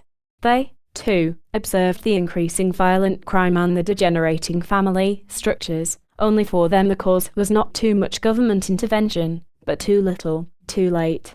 In every nation, capitalism had failed a whole class of people, and the reason was clear. For poor people there existed no opportunity to participate in the system. Effective education wasn't there. The jobs weren't there. And instead of helping, the government seemed ready to back away, throwing out the anti-poverty programs with all the other hard-won social gains of the last 25 years. I could see clearly that, in their growing disillusionment, the reformers were beginning to believe the worst, that the rightward swing in human society could only be the result of increased manipulation and control by the moneyed, corporate interests in the world. These interests seemed to be buying governments, buying the media, and ultimately, as in Nazi Germany, they would slowly divide the world into the haves and the have-nots, with the largest, richest corporations running the small entrepreneurs out of business and controlling more and more of the wealth. Sure, there would be riots, but that would just play into the hands of the elite as they strengthened their police control. My awareness suddenly jumped to a higher level and I finally understood the polarization of fear completely. Great numbers of people seemed to be gravitating to one perspective or the other, with both sides raising the stakes to that of war, of good versus evil, and both visualizing the other as the perpetrators of a grand conspiracy. And in the background I now understood the growing influence of those people who claimed to be able to explain this emergent evil. These were the end times analysts to whom Joel had referred earlier. In the growing turmoil of the transition, these interpreters were beginning to increase their power. In their view, the Bible's prophecies were to be understood literally, and what they saw in the uncertainty of our time was the long-awaited apocalypse preparing to descend. Soon would come the outright holy war in which humans would be divided between the forces of darkness and armies of light. They envisioned this war as a real physical conflict, fast and bloody, and for those who knew it was coming, only one decision was important: be on the correct side when the fighting began. Yet simultaneously, just as with the other landmark turns in human history, I could see beyond the fear and retrenchment to the actual birth visions of those involved. Clearly everyone on both sides of the polarization had come into the physical dimension intending that this polarization not be so intense. We wanted a smooth transition from the old materialistic worldview to the new spiritual one, and we wanted a transformation in which the best of the older traditions would be recognized and integrated into the new world that was emerging. I could clearly see that this growing belligerence was an aberration, coming not from intention, but from the fear. Our original vision was that the ethics of human society would be maintained at the same time that each person could be fully liberated and the environment protected, and that economic creativity would be at once conserved and transformed by introducing an overriding spiritual purpose, and further, that this spiritual purpose could descend fully into the world and initiate utopia in a way that symbolically fulfilled the end times scriptures. My awareness amplified even further, and just as when I had watched Maya's birth vision, I could almost glimpse this higher spiritual understanding, the full picture of where human history was intended to go from here, how we could achieve this reconciliation of views and go on to fulfill human destiny. Then, as before, my head began to spin, and I lost concentration. I couldn't reach the level of energy needed to grasp it. The vision began to disappear, and I strained to hold on, seeing the current situation one last time. Clearly, without the mediating influence of the world vision, the polarization of fear would continue to accelerate. I could see the two sides hardening, their feelings intensifying, as both began to think the other to be not just wrong, but hideous, venal, in league with the devil himself. After a moment of dizziness and a sense of rapid movement, I looked around and saw Will beside me. He glanced my way, then gazed out at the dark grey environment, a concerned expression on his face. We had travelled to a new location. Were you able to see my vision of history? I asked. He looked at me again and nodded. What we just saw was a new spiritual interpretation of history, somewhat specific to your cultural view, but amazingly revealing. I've never seen anything like that before. This has to be part of the 10th, a clear view of the human quest as seen in the afterlife. We're understanding that everyone is born with a positive intention, trying to bring more of the knowledge contained in the afterlife into the physical. All of us. History has been a long process of awakening. When we are born into the physical, of course, we run into this problem of going unconscious and having to be socialized and trained in the cultural reality of the day. After that, all we can remember are these gut feelings, these intuitions, to do certain things. But we constantly have to fight the fear. Often the fear is so great we fail to follow through with what we intended, or we distort it somehow. But everyone, and I mean everyone, comes in with the best of intentions. So you think a serial killer, for instance, really came here to do something good? Yes, originally. All killing is a rage and lashing out that is a way of overcoming an inner sense of fear and helplessness. I don't know, I said. Aren't some people just inherently bad? No, they just go crazy in the fear and make horrible mistakes. And, ultimately, they must bear the full responsibility of these mistakes. But what has to be understood is that horrible acts are caused, in part, by our very tendency to assume that some people are naturally evil. That's the mistaken view that fuels the polarization. Both sides can't believe humans can act the way they do without being intrinsically no good, and so they increasingly dehumanize and alienate each other, which increases the fear and brings out the worst in everyone. He seemed distracted again, looking away. Each side thinks the other is involved in a conspiracy of the greatest sort, he added, the embodiment of all that's negative. I noticed he was looking out toward the distance again, and when I followed his eyes, and also focused on the environment, I began to pick up an ominous sense of darkness and foreboding. I think, he continued, that we can't bring in the world vision, or resolve the polarization, until we understand the real nature of evil and the actual reality of hell. Why do you say that? I asked. He glanced at me one more time, then gazed out again into the dull grey. Because hell is exactly where we are. And the hell actual surged through my body as I looked out on the grey environment. The ominous feeling I perceived earlier was turning into a clear sense of alienation and despair. "Have you been here before?" I asked Will. "Only to the edge," he replied. "Never out here in the middle." "Do you feel how cold it is?" I nodded as a movement caught my eye. "What is that?" Will shook his head. "I'm not sure." A swirling mass of energy seemed to be moving in our direction. "It must be another soul group," I said. As they came closer, I tried to focus on their thoughts, feeling an even greater sense of alienation, even anger. I tried to shrug it off, open up more. "Wait," I vaguely heard Will say. "You're not strong enough." But it was too late.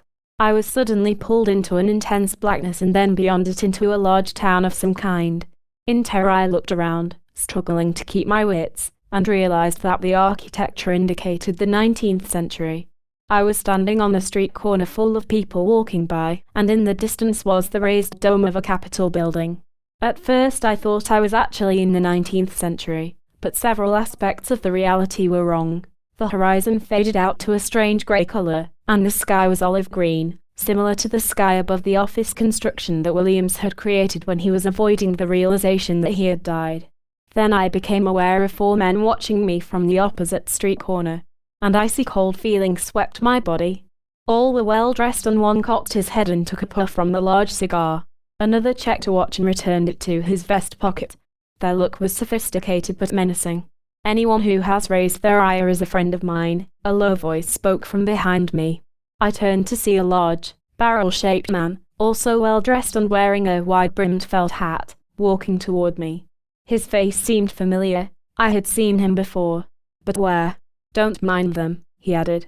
"They're not so hard to outsmart."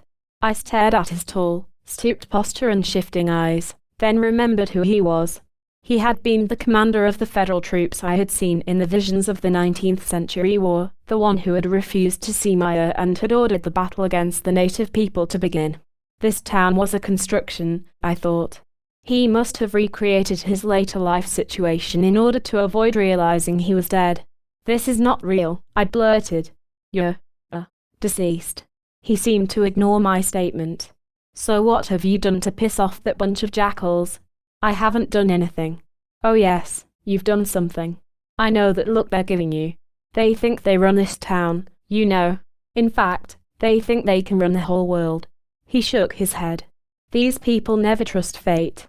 They think they're responsible for seeing that the future turns out exactly as they plan. Everything. Economic development, governments, the flow of money, even the relative value of world currencies. All of which is not a bad idea, really. God knows the world is full of peons and idiots, who will ruin everything if left to their own devices. The people have to be herded and controlled as much as possible, and if one can make a little money along the way, why not? But these nuts tried to run me. Of course, I'm too smart for them. I've always been too smart for them. So what did you do?" "Listen," I said. "Try to understand. None of this is real." "Hey," he replied, "I would suggest that you take me into your confidence. If they're against you, I'm the only friend you have." I looked away, but I could tell he was still eyeing me suspiciously. "They're treacherous people," he went on. "They'll never forgive you. Take my situation, for example. All they wanted was to use my military experience to quash the Indians and open up their lands. But I was onto them. I knew they couldn't be trusted, that I would have to look out for myself." He gave me a wry look. "It's harder for them to use you and throw you away if you're a war hero, right? After the war I sold myself to the public. That way, these characters had to play ball with me. But let me tell you, never underestimate these people. They are capable of anything." He backed away from me a moment, as if pondering my appearance. "In fact," he added, "they may have sent you as a spy." At a loss as to what to do, I started to walk away. "You bastard," he yelled. I was right. I saw him reach into a pocket and pull a short knife. Petrified, I forced my body to move, running down the street and into an alleyway, his footsteps heavy behind me. On the right was a door, partially open. I ran through it and slid the bolt into the locked position. My next breath drew in the heavy odor of opium. Around me were dozens of people, their faces staring absently up at me. Were they real, I wondered, or part of the constructed illusion? Most quickly turned back to their muted conversation and hookah pipes, so I started to walk through the dirty mattresses and sofas to another door. "I know you," a woman slurred. She was leaning against the wall by the door, her head hanging forward as if too heavy for her neck. "I went to your school." I looked at her in confusion for a moment, then remembered the young girl in my high school who had suffered from repeated episodes of depression and drug use. Resisting all intervention, she had finally overdosed and died. "Sharon, is that you?" She managed a smile, and I glanced back at the door, concerned that the knife-bearing commander might have found a way inside. "It's okay," she said. "You can stay here with us. You'll be safe in this room. Nothing can hurt you." I walked a step closer and as gently as possible said, "I don't want to stay. All this is an illusion." As I said that, 3 or 4 people turned and looked at me angrily. "Please, Sharon," I whispered. "Just come with me." 2 of the closest stood up and walked over beside Sharon. "Get out of here," one told me. "Leave her alone." "Don't listen to him," the other said to Sharon. "He's crazy. We need each other." I stooped slightly so I could look directly into Sharon's eyes. "Sharon, none of this is real. You're dead. We have to find a way out of here." "Shut up," another person screamed. 4 or 5 more people walked toward me, hate in their eyes. "Leave us alone." I began to back toward the door. The crowd moved toward me. Through the bodies I could see Sharon turning back to her hookah hose. I turned and ran through the door, only to realize that I wasn't outside. I was in an office of some kind, surrounded by computers, filing cabinets, a conference table, modern, 20th century furniture and equipment. "Hey, you're not supposed to be in here," someone said. I turned around to see a middle-aged man looking at me over his reading glasses. "Where's my secretary? I don't have time for this." "What do you want?" "Someone's chasing me." I was trying to hide. "Good God, man. Then don't come in here." I said, "I don't have time for this. You haven't the slightest idea what I have to do today. Look at these case files. Who do you think will process them if I don't?" I thought I saw a look of terror on his face. I shook my head and looked for another door. "Don't you know you're dead?" I asked. "This is all imagined." He paused, the look of terror shifting to anger, then asked, "How did you get in here? Are you a criminal?" I found a door that led outside and ran out. The streets were now completely empty except for one carriage. It pulled up to the hotel across from me, and a beautiful woman, dressed in evening attire, got out and glanced over toward me, then smiled. There was something warm and caring about her demeanor. I dashed across the street toward her, and she paused to watch me approach, her smile coy and inviting. "You're alone," she said. "Why don't you join me?" "Where are you going?" I asked tentatively. "To a party." "Who's going to be there?" "I have no idea." She opened the door to the hotel and motioned for me to come with her. I followed aimlessly, trying to think of what to do. We walked into the elevator and she pushed the button for the 4th floor. As we rode up, the sensation of warmth and caring increased with each floor. Out of the corner of my eye I saw her staring at my hands. When I looked, she smiled again and pretended to have been caught. The elevator opened and she led me down the hall to a particular door and knocked twice. After a moment the door was unlocked and a man opened it. His face lit up at the sight of the woman. "Come in," he said. "Come in." She invited me to enter ahead of her, and as I walked in, a young woman reached over and took my arm. She was dressed in a strapless gown and was barefooted. "Oh, you're lost," she said. "Poor thing. You'll be safe in here with us." Past the door I could see a man without a shirt. "Look at those thighs," he commented, staring at me. "He has perfect hands," another said. In a state of shock I realized the room was crowded with people in various stages of nudity and lovemaking. "No, wait," I said. "I can't stay." The woman on my arm said, "You would go back out there. It takes forever to find a group like this. Feel the energy in here. Not like the fear of being alone, huh?" She moved her hand across my chest. Suddenly there was the sound of a scuffle on the other side of the room. "No, leave me alone," someone shouted. "I don't want to be here." A young man no older than 18 pushed several people away and ran out the door. I used the distraction to run out behind him. Not waiting for the elevator, he bounded down the adjacent stairs and I followed. When I reached the street, he was already on the other side. I was about to shout for him to stop when I saw him freeze in terror. Ahead on the sidewalk was the commander, still holding the knife, but this time facing the group of men who had watched me earlier. They were all talking at the same time, posturing angrily. Abruptly one of the group pulled a gun, and the commander rushed toward him with a knife. Shots rang out, and the commander's hat and knife flew backward as the bullet pierced his forehead. He dropped to the ground with a thud, and as he did, the other men stopped in mid-motion and began to fade away until they disappeared completely. Just as quickly the man on the ground also disappeared. Across from me, the young man sat warily down on the curb and put his head in his hands. I rushed up to him, my knees shaking. "It's okay," I said. "They're gone." "No, they're not," he said in frustration. "Look over there." I turned and saw the 4 men who had disappeared standing across the street in front of the hotel. Unbelievably, they were in the exact position they had been in when I had first seen them. One puffed his cigar and the other checked his watch. My heart skipped a beat as I also spotted the commander, standing across from them again, staring menacingly. "This keeps happening over and over," the young man said. "I can't stand this anymore. Someone's got to help me." Before I could say anything, 2 forms materialized to his right, but remained obscured, out of focus. The young man stared at the forms for a long time, then, with a look of excitement on his face, said, "Roy, is that you?" As I watched, the 2 forms moved toward him until he was completely hidden by their weaving shapes. After several minutes he had completely disappeared, along with the 2 souls. I stared at the empty curb where he had been sitting, feeling remnants of a higher vibration. In my mind's eye I saw my soul group again and felt their deep caring and love. Concentrating on the feeling, I was able to shake off the blanketing anxiety and to amplify my energy in increments until finally I began to open up inside. Immediately the environment shifted to lighter shades of grey and the town disappeared. As my energy increased, I was able to image Will's face, and instantly he was beside me. "Are you okay?"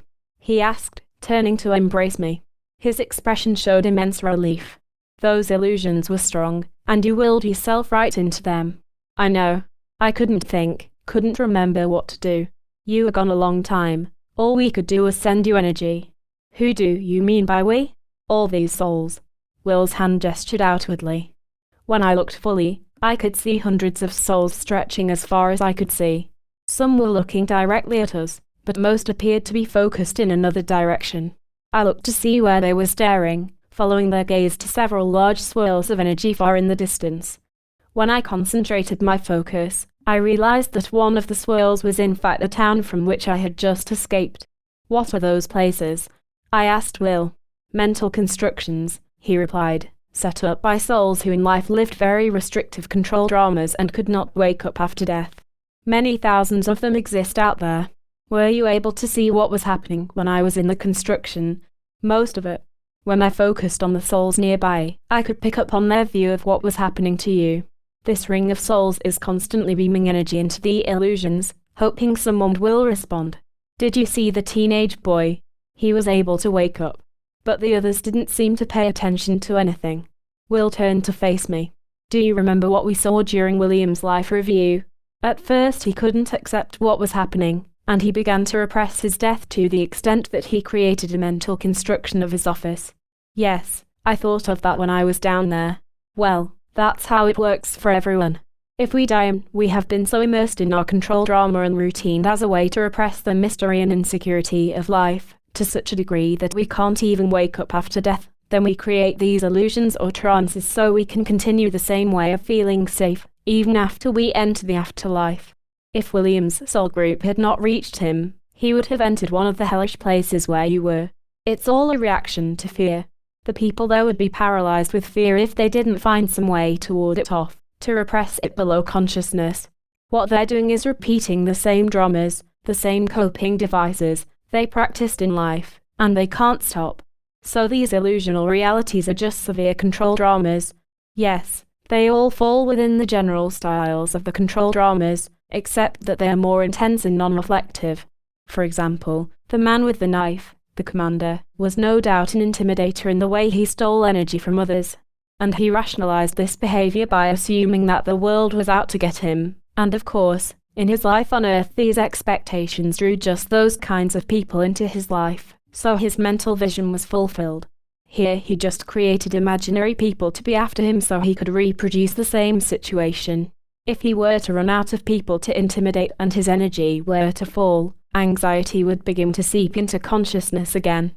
So he has to keep up the intimidator role constantly.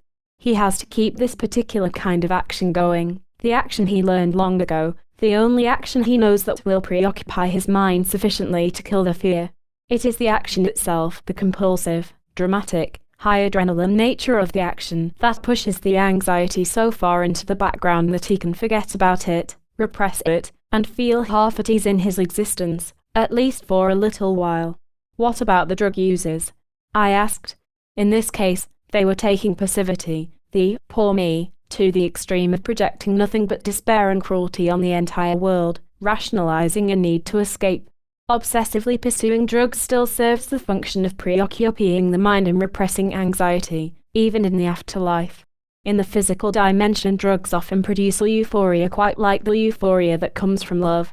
The problem with this false euphoria, however, is that the body resists the chemicals and counteracts them, which means that, as the drug is repeatedly used, it takes an increasingly larger dose to reach the same effect, which eventually destroys the body. I thought of the commander again. Something really strange happened down there. The man who was chasing me was killed, and then he seemed to come back to life and start the drama all over again. That's how it works in this self-imposed hell. All these illusions always play out and blow up in the end. If you had been with someone who had repressed the mystery of life by eating great amounts of fat, a heart attack might have ended it. The drug users eventually destroy their own bodies, the commander dies over and over, and so on. And it works the same way in the physical dimension. A compulsive control drama always fails, sooner or later. Usually it happens during the trials and challenges of life. Routines break down and the anxiety rushes in.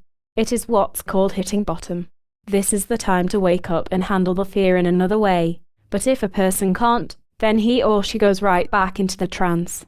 And if one doesn't wake up in the physical dimension, one might have difficulty waking up in the other as well. These compulsive trances account for all horrible behavior in the physical dimension. This is the psychology of all truly evil acts, the motivation behind the inconceivable behavior of child molesters, sadists, and serial monsters of all kinds. They're simply repeating the only behavior they know that will numb the mind and keep away the anxiety that comes from the lostness they feel. So you're saying, I interjected, that there is no organized, conspiratorial evil in the world, no satanic plot to which we fall prey. None. There is only human fear and the bizarre ways that humans try to ward it off. What about the many references in sacred texts and scriptures to Satan? This idea is a metaphor, a symbolic way of warning people to look to the divine for security, not to their sometimes tragic ego urges and habits. Blaming an outside force for everything bad was perhaps important at a certain stage in human development. But now it obscures the truth, because blaming our behavior on forces outside ourselves is a way of avoiding responsibility. And we tend to use the idea of Satan to project that some people are inherently evil so we can dehumanize the ones we disagree with and write them off. It is time now to understand the true nature of human evil in a more sophisticated way and then to deal with it. If there is no satanic plot, I said, then possession doesn't exist. That's not so, Will said emphatically. Psychological possession does exist. But it is not the result of a conspiracy of evil. It is just energy dynamics. Fearful people want to control others. That's why certain groups try to pull you in and convince you to follow them, and ask you to submit to their authority, or fight you if you try to leave. When I was first drawn into the illusory town, I thought I had been possessed by some demonic force. No, you were drawn in because you made the same mistake you made earlier. You didn't just open up and listen to those souls. You gave yourself over to them, as if they automatically had all the answers, without checking to see if they were connected and motivated by love. And unlike the souls who are divinely connected, they didn't back away from you. They just pulled you into their world, the same way some crazy group or cult might do in the physical dimension if you don't discriminate. Will paused as if in thought, then continued. All this is more of the 10th insight. That's why we're seeing it. as communication between the two dimensions increases, we'll begin to have more encounters with souls in the afterlife. This part of the insight is that we must discern between those souls who are awake and connected with the spirit of love and those who are fearful and stuck in an obsessive trance of some kind. But we must do so without invalidating and dehumanizing those caught in such fear dramas by thinking they are demons or devils. They are souls in a growth process, just like us. In fact, in the earth dimension, those who are now caught up in dramas from which they can't escape are often the very souls who were the most optimistic in their birth visions. I shook my head, not following his meaning. That is why, he continued, they chose to be born into such drastic, fearful situations that necessitate such intense, crazy coping devices. You're talking about coming into abusive and dysfunctional families, that sort of situation. Yes. Intense control dramas of all kinds, whether they are violent or just perverse and strange addictions, come from environments where life is so abusive and dysfunctional and constrictive, and the level of fear is so great, that they spawn the same rage and anger or perversion over and over, generation after generation. The individuals who are born into these situations choose to do so on purpose, with clarity. The idea seemed preposterous to me. Why would anyone want to be born into a place like that? Because they were sure they had enough strength to break out, to end the cycle, to heal the family system in which they would be born. They were confident that they could awaken and work through the resentment and anger at finding themselves in these deprived circumstances, and see it all as a preparation for a mission, usually one of helping others out of similar situations. Even if they are violent, we have to see them as having the potential to break free of the drama. Then the liberal perspective on crime and violence, the idea that everyone can change and be rehabilitated, is the desirable one. The conservative approach is without merit. Will smiled. Not exactly. The liberals are right to see that people who have grown up in abusive and oppressive situations are a product of their environments, and the conservatives are out of touch to the extent they believe stopping a life of crime or public dole is just a matter of making a conscious choice. But the liberal approach is superficial as well, to the degree they believe people can change if offered different circumstances, better financial support, or education, for instance. Usually intervention programs focus only on helping others to better their decision-making and economic choices. In the case of violent offenders, rehabilitation attempts have always offered, at best, superficial counseling and, in the worst cases, excuses in leniency, which is precisely the wrong thing to do. Every time someone with a disturbed control drama is slapped on the hand, turned loose with no consequences, it enables the behavior to continue and reinforces the idea that this behavior is not serious, which just sets up the circumstances that guarantee it will occur again. Then what can be done? I asked. Will seemed to be vibrating with excitement. We can learn to intervene spiritually, and that means helping to bring the whole process into consciousness, as these souls here are doing for those caught in the illusions. Will was staring at the souls in the ring, then looked at me and shook his head. I can get all the information I've just relayed to you from these souls, but I still can't see the world vision clearly. We haven't learned how to build enough energy yet. I focused on the souls in the ring but could get no information other than what Will had conveyed. Clearly the soul groups held a greater knowledge and were projecting this knowledge toward the fear constructions, but like Will, I still couldn't quite understand anything more. At least we have another piece of the 10th insight, Will said. We know that no matter how undesirable the behavior of others is, we have to grasp that they are just souls attempting to wake up, like us. I was suddenly jolted backward by a blast of dissonant noise, images of whirling colours seizing my mind. Will lunged forward and caught me at the last moment, pulling me into his energy and again holding me back firmly. For a moment I seemed to shake violently and then the discord passed. They've started the experiment again, Will said. I shook off the dizziness and looked at him. That means Curtis will probably try to use force to stop them. He's convinced that's the only way. As soon as I spoke those words, I saw a clear picture of a man in my mind, the man David Lone Eagle thought had something to do with the experiment. He was somewhere overlooking the valley. Glancing at Will, I realized that he had seen the same image. He nodded in agreement and we instantly began to move. When we stopped, Will and I were facing each other. Around us was more grey. Another loud, disharmonious sound shattered the silence, and Will's face began to lose focus. He continued to hold on to me, and after several moments the sound ended. These sound bursts are coming more frequently now, Will said. We may not have much time left. I nodded, fighting the dizziness. Let's look around, Will said. As soon as we focused on our surroundings, we saw what appeared to be a mass of energy several hundred yards away. Immediately, it closed to within 40 or 50 feet. Be careful, Will cautioned. Don't identify completely with them. Just listen and find out who they are. I focused warily, and immediately saw souls in motion and an image of the town from which I had escaped. I recoiled in fear, which actually made them come closer to us. Stay centered in love, Will instructed. They can't pull us in unless we act as though we want them to save us. Try to send them love and energy. It'll either help them or make them run away. Realizing the souls were more afraid than I was, I found my center and beamed them love energy. Immediately, they moved rapidly away from us to their original position. Why can't they accept the love and wake up? I asked Will. Because when they feel the energy and it raises their consciousness a degree, their preoccupation lifts somewhat and doesn't fend off the anxiety of their aloneness. Coming into awareness and breaking free of a control drama always feels anxious at first, because the compulsion has to lift before the inward solution to the lostness can be found. That's why a dark night of the soul sometimes precedes increased awareness and spiritual euphoria. A movement to the right caught our attention. When I focused, I realized that other souls were in the area. They came closer and the others moved away. I strained to pick up on what the group was doing. Why do you think this group is here? I asked Will. He shrugged. They have something to do with this guy Feynman.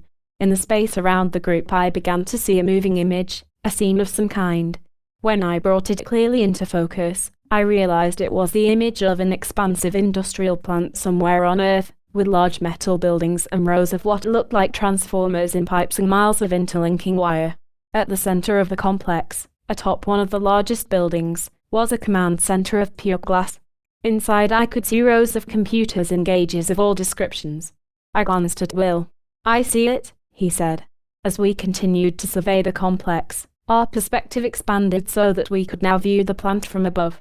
From here we could see miles of wire leaving the plant in all directions, feeding huge towers containing some sort of laser beams shooting energy out to other local stations. Do you know what all this is? I asked Will. He nodded. It's a centralized energy generating plant. Movement at one end of the complex attracted our attention. Emergency vans and fire trucks were arriving at one of the larger buildings. An ominous glow radiated from the third-floor windows. At one point the glow brightened and then the ground under the entire building seemed to crack. In an explosion of dust and debris, the building shuddered and then slowly collapsed. To the right another building burst into flames. The scene moved to the command center, where inside, technicians moved frantically. From the right a door opened and a man entered with an armful of charts and blueprints. He laid them out on a table and worked with what appeared to be determined confidence. Walking with a limp to one side of the room, he began to adjust switches and dials. Gradually, the ground stopped shaking and the fires were brought under control.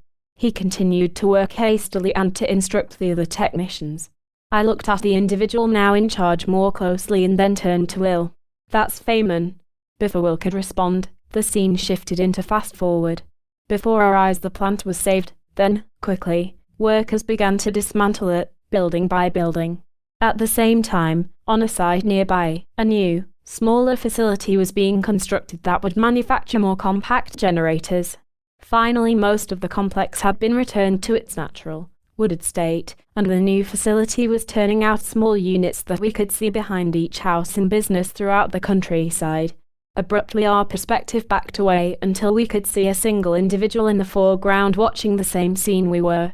When we could see his profile, I realized that it was Feynman, before his current birth, contemplating what he could achieve in life. Will and I looked at each other. This is part of his birth vision, isn't it? I asked. Will nodded. This must be his soul group. Let's see how much more we can find out about him. We both focused on the group, and another image formed in front of us. It was the 19th century war camp, the headquarters tent again. We could see Feynman together with the commander, the man I had seen again in the illusional town. Feynman was the other aide who had been there with Williams. He was the one who limped. As we watched their interaction, we began to pick up on the story of their association. A bright tactician, Feynman was in charge of strategy and technological developments. In advance of the attack, the commander had ordered smallpox-laden blankets covertly traded to the Native Americans, a tactic Feynman adamantly opposed, not so much because of its effect on the indigenous people as because he felt that it was politically indefensible. Afterward, even as the success of the battle was being hailed in Washington, the press found out about the use of smallpox, and an investigation was launched. The commander and his cronies in Washington set Feynman up as the scapegoat, and his career was ruined. Later, the commander set forth on a glorious political career and national stature, before he was also treacherously double-crossed by the same Washington insiders. Feynman, for his part, never recovered. His own political ambitions had been totally destroyed. Over the years he became increasingly more embittered and resentful, trying desperately to marshal public opinion to challenge his commander's account of the battle. For a while several journalists pursued the story, but soon public interest faded completely and Feynman remained in a state of disgrace. Later, toward the end of his life, he languished in the realization that his political goals would never be reached, and, blaming his old commander for his humiliation, he attempted to assassinate the ex-politician at a state dinner and was shot dead by bodyguards. Because Feynman had cut himself off from his inner security and love, he could not fully awaken after death. For years he believed he had escaped his ill-fated attempt to kill his old commander, and had lived in illusional constructions, holding on to his hate and doomed to the repeated horror of planning and attempting another assassination, only to be shot, over and over. As I watched, I realized that Feynman could have been trapped in the illusions for a much longer period of time had it not been for the determined efforts of another man who had been at the military encampment with Feynman. I could see an image of his face, and I recognized his expression. "That's Joel again, the journalist I met," I said to Will without losing my focus on the image. Will nodded in response. After death, Joel had become a member of the Outer Soul Ring and became totally dedicated to waking up Feynman. His intention during the lifetime with Feynman had been to expose any cruelty or treachery on the part of the military toward the Native Americans, but even though he had known about the smallpox contamination, he had been persuaded to keep quiet by a combination of bribes and threats.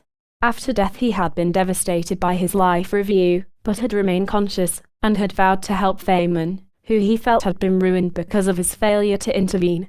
After a long period of time, Feynman finally responded and underwent a long and painful life review himself. He had originally intended in the 19th century life to become a civil engineer, involved in the peaceful development of technology.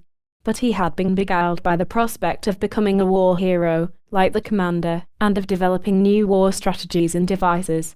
In the years between lives, he had been involved in helping others on Earth with the proper use of technology, when he slowly began to receive a vision of another life approaching. Slowly at first and then with great conviction, he realized that soon mass energy devices would be discovered that had the potential of liberating humankind, but these devices would be extremely dangerous. As he felt himself being born, he knew that he would come to work with this technology, and he was well aware that in order to succeed, he would have to again face his tendency to crave power and recognition in status. Yet he saw that he would have help. There would be 6 other people. He visualized the valley, working together somewhere in the dark, the falls in the background, utilizing a process to bring in the world vision. As he began to fade from view, I could make out aspects of the process he was seeing. First, the group of 7 would begin to remember past experiences with each other and to work through the residual feelings. Then the group would consciously amplify its energy, using the 8th insight techniques, and each would express his or her particular birth vision, and finally the vibration would accelerate, unifying the soul groups of the 7 individuals. Out of the knowledge gained would come the full memory of our intended future, the world vision, the view of where we're going and what we have to do to reach our destiny. Suddenly the whole scene disappeared, along with Feynman's group. Will and I were left there alone. Will's eyes were animated. "Do you see what was happening?" he asked. This means that Feynman's original intention was actually to perfect and decentralize the technology he's working on. If he realizes this fact, he will stop the experiment. "We've got to find him," I said. "No," Will replied, pausing to think. "That won't help, not yet. We've got to find the rest of this group of 7. It must take the pooled energy of a group to bring in the memory of the world vision, a group that can work through the process of remembering and energize themselves. I don't understand this part about clearing residual feelings. Will moved closer. Remember the other mental images you've been having? The memories of other places, other times? Yes. The group that is forming to deal with this experiment has been together before. There will be residual feelings that must be worked through. Everyone will have to deal with them. Will looked away for a moment, then said, "This is more of the 10th insight. Not just one group is coming in. There are many others. We'll all have to learn to clear these resentments." As he spoke, I thought about the many group situations I'd experienced, where some members of the group liked each other immediately, while others seemed to fall into instant discord, for no apparent reason. I wondered, was human culture now ready to perceive the distinct source of these unconscious reactions? Then, without warning, another shrill sound reverberated through my body. Will grabbed me and pulled me closer, our faces almost touching. "If you fall again, I don't know if you can get back while the experiment is operating at this level," he shouted. "You'll have to find the others." A second blast ripped us apart, and I felt myself release into the familiar swirling colors, knowing that I was heading back, as before, into the earth dimension. Yet this time, instead of tumbling quickly into the physical, I seemed to linger momentarily. Something was pulling at my solar plexus, moving me laterally. As I strained to focus, the surging environment calmed, and I began to sense the presence of another person, without actually seeing the individual's form. I could almost remember the character of the feeling. Who makes me feel this way? At last I began to discern a blurry figure 30 or 40 feet away, which moved closer, gradually, until I recognized who it was. Charlene. As she closed to within 10 feet, I sensed a shift in my body, as though I was suddenly relaxing more completely. Simultaneously, I noticed a pinkish red energy field that encircled Charlene. Seconds later, to my amazement, I noticed an identical field around myself. When we were about 5 feet from each other, the relaxation in my body grew into an increased sensualness and finally into a wave of orgasmic love. I suddenly couldn't think. What was happening? Just as our fields were about to touch, the shrill dissonance returned and I was jolted backward again, twisting out of control. Forgiving. As my head cleared, I gradually became aware of something cold and wet against my right cheek. Slowly I opened my eyes, the rest of my body frozen in place. For a moment the half-grown wolf looked at me and sniffed hard, his tail bristling. Then he dashed into the woods as I jerked back and sat up. In a tired stupor I retrieved my pack in the fading light and walked into the thick trees and raised my tent, afterward virtually collapsing into the sleeping bag. I struggled to stay awake, intrigued by my strange meeting with Charlene. Why had she been in the other dimension? What had drawn us together? The next morning I awoke early and made oatmeal, wolfing it down, and then made my way carefully back to the small creek I had passed on my way up the ridge to wash my face and fill my canteen. I still felt tired, but I was also anxious to find Curtis. Suddenly I was jolted to my feet by the sound of an explosion toward the east. That had to be Curtis, I thought, as I ran to the tent. A wave of fear passed through me as I quickly packed and headed toward the sound of the blast. After about a half-mile, the woods ended abruptly at what appeared to be an abandoned pasture. Several strands of rusty barbed wire hung loosely between the trees in my path. I surveyed the open field and the line of trees in dense bush 100 yards beyond. At that moment the bushes parted and Curtis burst through and headed in a dead run straight toward me. I waved, and he immediately recognized who I was and slowed to a fast walk. When he reached me, he carefully climbed through the barbed wire and collapsed against a tree, breathing rapidly. "What happened?" I asked. "What did you blow up?" He shook his head. "I couldn't do much. They're running the experiment underground. I didn't have enough explosives, and I didn't want to hurt the people inside. All I could do was blow up an outside dish antenna, which hopefully will delay them." "How did you get close enough to do that?" "I set the charges last night after dark. They must not expect anyone to be up here, because they have very few guards outside." He paused for a moment as we heard the sound of trucks in the distance. "We'll have to get out of this valley," he continued, "and find some help. We don't have any choice now. They'll be coming." "Wait a minute," I said. "I think we have a chance to stop them, But we've got to find Maya and Charlene. His eyes widened. Are you talking about Charlene Billings? That's right. I know her. She used to do some contract research for the corporation. I hadn't seen her for years, but I saw her last night going into the underground bunker. She was walking with several men, all of them heavily armed. Were they holding her against her will? I couldn't tell, Curtis said distractedly, his ears tuned to the trucks, which now seemed to be heading in our direction. We've got to get out of here. I know a place where we can hide until dark, but we'll have to hurry. He looked back toward the east. I set a false trail, but it won't sidetrack them for long. I've got to tell you what happened, I said. I found Will again. Right, tell me on the way, he said, walking quickly. We've got to move.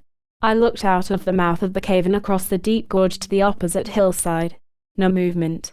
I listened carefully but could hear nothing. We had walked in a northeasterly direction for about a mile, and as quickly as I could, I had told Curtis what I had experienced in the other dimension, stressing my belief that Williams had been correct. We could stop this experiment if we could find the rest of the group and remember the larger vision. I could tell that Curtis was resisting. He had listened for a while, but then began rambling about his past association with Charlene. I was frustrated that he knew nothing that might explain what she had to do with this experiment. He also told me how he had come to know David. They had become friends, he explained, after a chance meeting had revealed many common experiences in the military. I told him it was significant that he and I both had an association with David and that we knew Charlene. I don't know what it means, he had said distractedly, and I had dropped it, but I knew it was further proof that we had all come to this valley for a reason. Afterward we had walked in silence as Curtis searched for the cave. When we had found it, he backtracked and erased our tracks with dead pine branches and then had lingered outside until he was convinced we hadn't been seen. This soup is ready, Curtis said from behind me. I had used my camp stove and water to cook the last of my freeze-dried food. Walking over, I made us both a bowl and then sat down again at the mouth of the cave, looking out. So how do you think this group can build enough energy to have an effect on these people? He asked. I'm not sure exactly, I replied. We'll have to figure it out.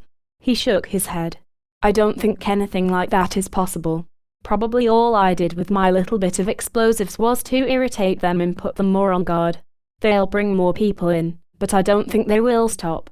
They would have had a replacement antenna close by. Maybe I should have taken out the door.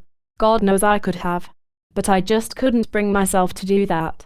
Charlene was inside and who knows how many others. I would have had to shorten the timer, so they would have gotten me. But maybe it would have been worth it. No, I don't think so, I said. We're going to find the other way. How? It'll come to us. We heard the faint sound of the vehicles again, and simultaneously I noticed movement on the downslope below us. Someone's out there, I said. We crouched down and looked closely. The figure moved again, partially obscured by the underbrush. That's Maya, I said, disbelieving. Curtis and I stared at each other for a long moment, then I moved to get up. I'll go get her, I said. He grabbed my arm. Stay low, and if the vehicles close in, leave her and come back here. Don't risk being seen. I nodded and ran carefully down the hill. When I was close enough, I stopped and listened. The trucks were still moving closer. I called out to her in a low voice. She froze for an instant, then recognized me and climbed up a rocky slope to where I stood. I can't believe I found you, she said, hugging my neck. I led the way back to the cave and helped her through the opening in the rock. She appeared exhausted and her arms were covered with scratches, some of them still bleeding. What happened? She asked. I heard an explosion, and then those trucks were everywhere. Did anyone see you come this way? Curtis asked with irritation. He was up and looking outside. I don't think so, she said. I was able to hide.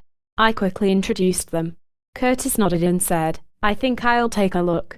He slipped out through the opening and disappeared. I opened my pack and took out a first aid kit. Were you able to find your friend with the sheriff's department?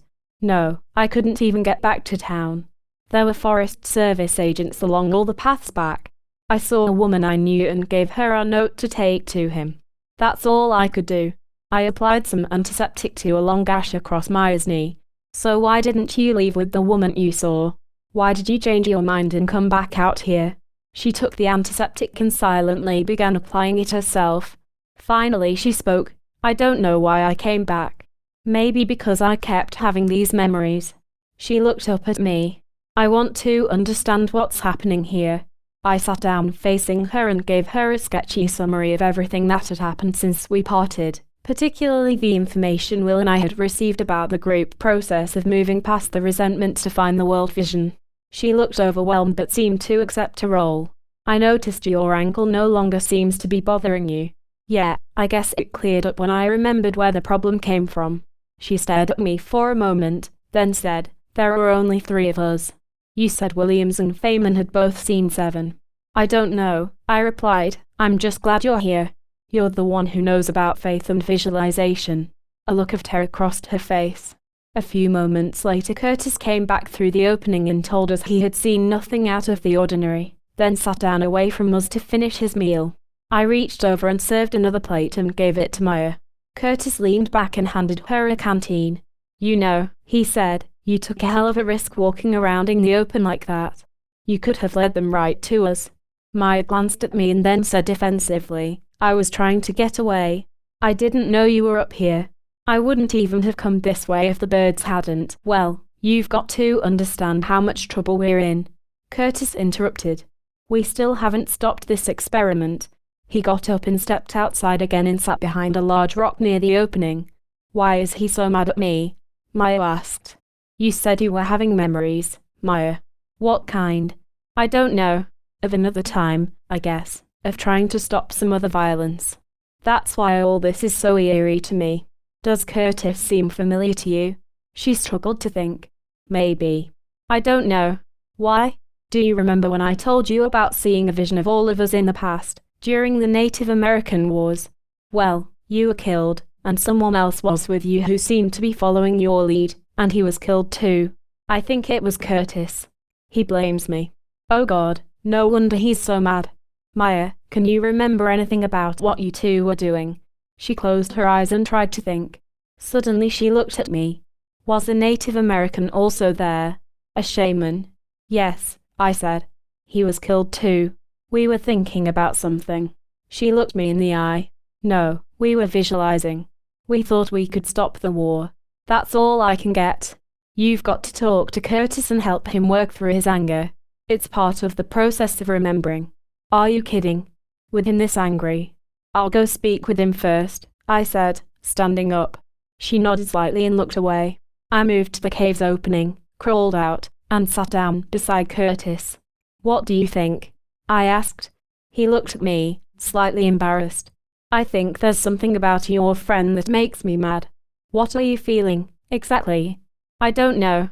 I felt angry as soon as I saw her out there. I got the sense she might pull some plunder and expose us, or get us captured. Maybe killed. Yeah, maybe killed. The force in his voice surprised both of us, and he took a breath and shrugged.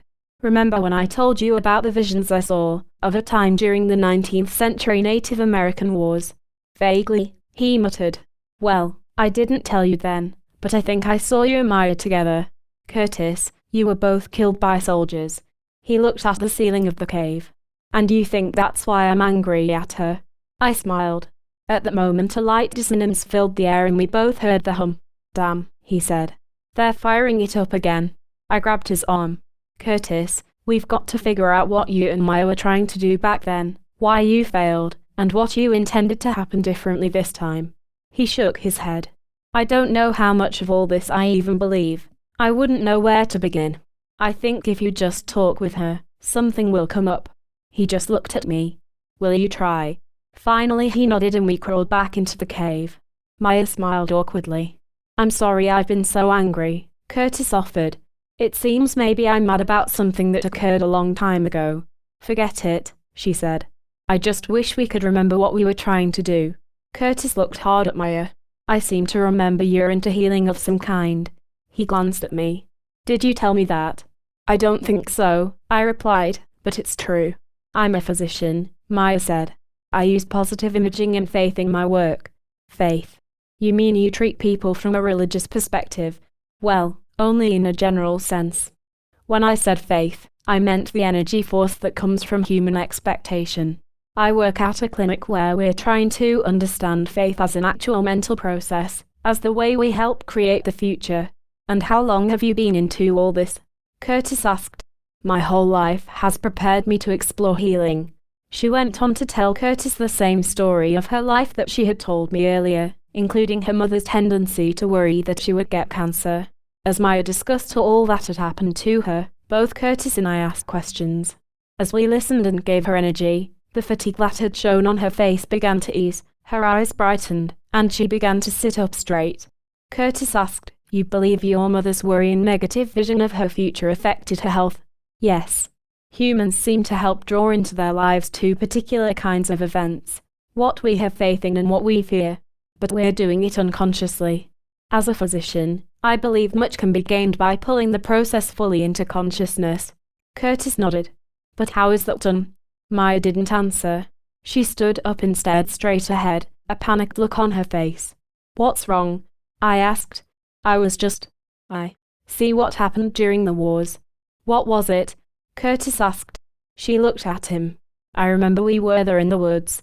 I can see it all. The soldiers. Smoke from the gunpowder. Curtis seemed to be pulled into deep thought, obviously picking up on the memory. I was there, he mumbled. Why was I there? He looked at Maya. You brought me to that place. I knew nothing. I was just a congressional observer. You told me we could stop the fighting. She turned away, obviously struggling to understand. I thought we could. There's a way.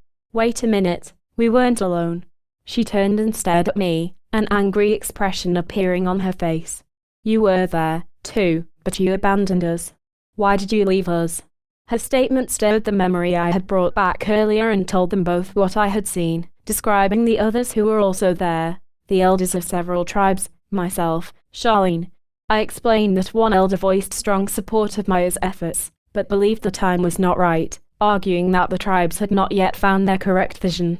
I told them another chief had exploded with rage at the atrocities perpetrated by the white soldiers. I couldn't stay, I told them, describing my memory of the experience with the Franciscans. I couldn't shake the need to run. I had to save myself. I'm sorry. Maya seemed lost in thought, so I touched her arm and said, the elders knew it couldn't work, and Charlene confirmed that we hadn't yet remembered the ancestors' wisdom. Then why did one of the chiefs stay with us? She asked. Because he didn't want the two of you to die alone. I didn't want to die at all. Curtis snapped, looking at Maya. You misled me. I'm sorry, she said. I can't remember what went wrong.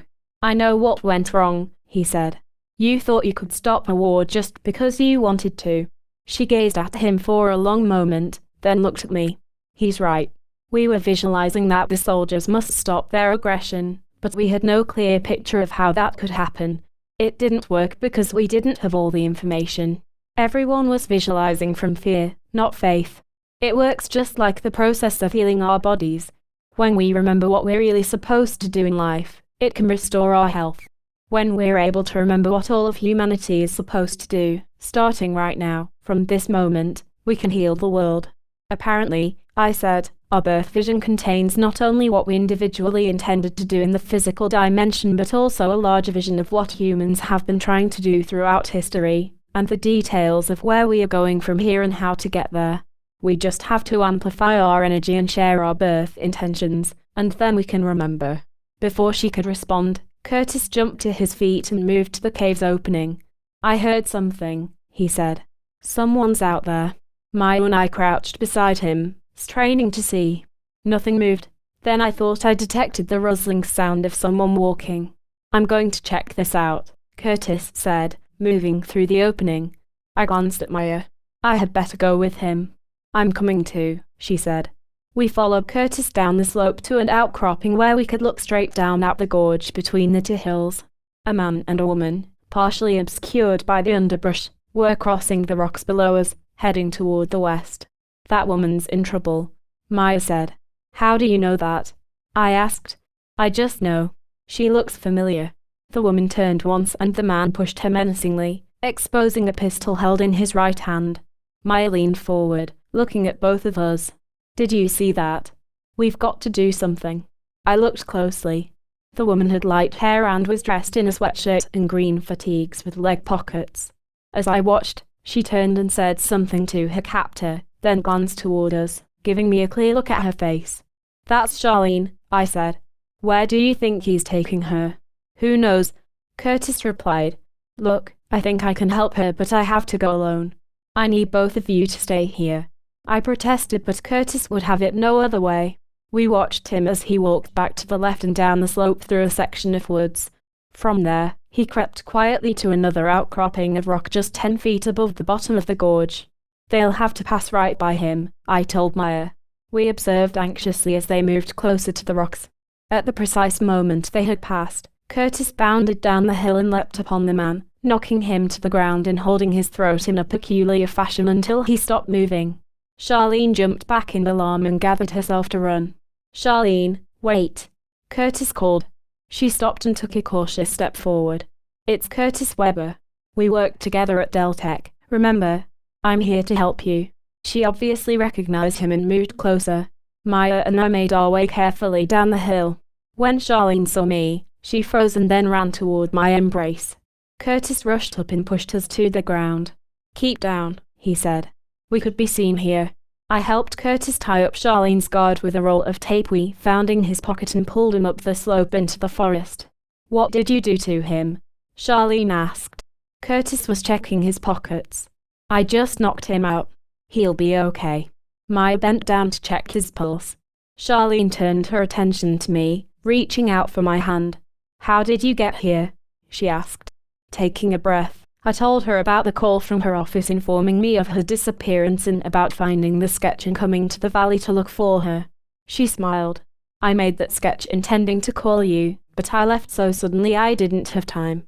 Her voice trailed off as she looked deeply into my eyes. "I think I saw you yesterday, in the other dimension." I pulled her to the side, away from the others. "I saw you too, but I couldn't communicate." As we stared at each other, I felt my body grow lighter, a wave of orgasmic love sweeping across me, centered not in my pelvic region, but somehow around the outside of my skin. Simultaneously, I seemed to be falling into Charlene's eyes. Her smile grew and I realized she must be feeling much the same way. A movement from Curtis broke the spell, and I realized both he and Maya were staring at us. I looked back at Charlene. "I want to tell you what's been happening," I said, then described seeing Will again, learning about the polarization of fear, and the group coming back, and the world vision. "Charlene, how did you get into the afterlife dimension?" Her face fell. "All this is my fault. I didn't know the danger until yesterday. I'm the one who told Feynman about the insights. Shortly after receiving your letter, I found out about another group that knew of the 9 insights, and I studied with them intensely. I had many of the same experiences you talked about. Later I came with a friend to this valley because we had heard that the sacred locations here were connected somehow with the 10th insight. My friend didn't experience much, but I did, so I stayed to explore. That's when I met Feynman, who employed me to teach him what I knew. From that moment forward he was with me every minute. He insisted I not call my office, for security reasons, so I wrote letters rescheduling all my appointments, only, as it turned out, I guess he was intercepting my letters. That's why everyone thought I was missing. With Feynman I explored most of the vortexes, especially the ones at Goddess Knoll and the Falls. He couldn't sense the energy personally, but I found out later that he was tracking us electronically and getting some sort of energy profile on me as we tuned into the locations. After that he could hone in on the area and find the exact location of the vortex electronically. I glanced at Curtis and he nodded knowingly. Tears filled Charlene's eyes. He had me completely fooled.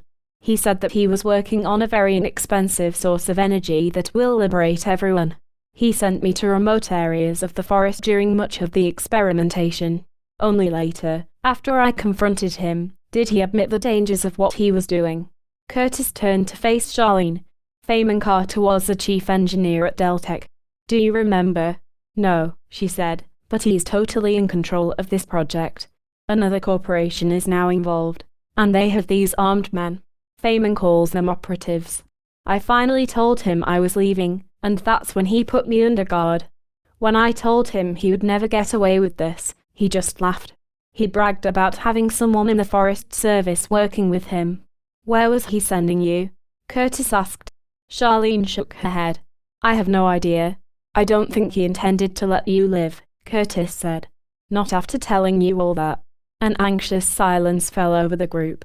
What I can't understand, Charlene said, is why he's here in this forest in the first place. What does he want with these energy locations? Curtis and I met eyes again. Then he said, he's experimenting with a way of centralizing this energy source he's found by focusing on the dimensional pathways in this valley. That's why it's so dangerous. I became aware that Charlene was staring at Maya and smiling. Maya returned the gaze, with a warm expression. When I was at the falls, Charlene said, I moved through into the other dimension, and all these memories rushed in. She looked at me. After that, I was able to go back several times, even when I was under God, yesterday. She looked at me again. That's where I saw you.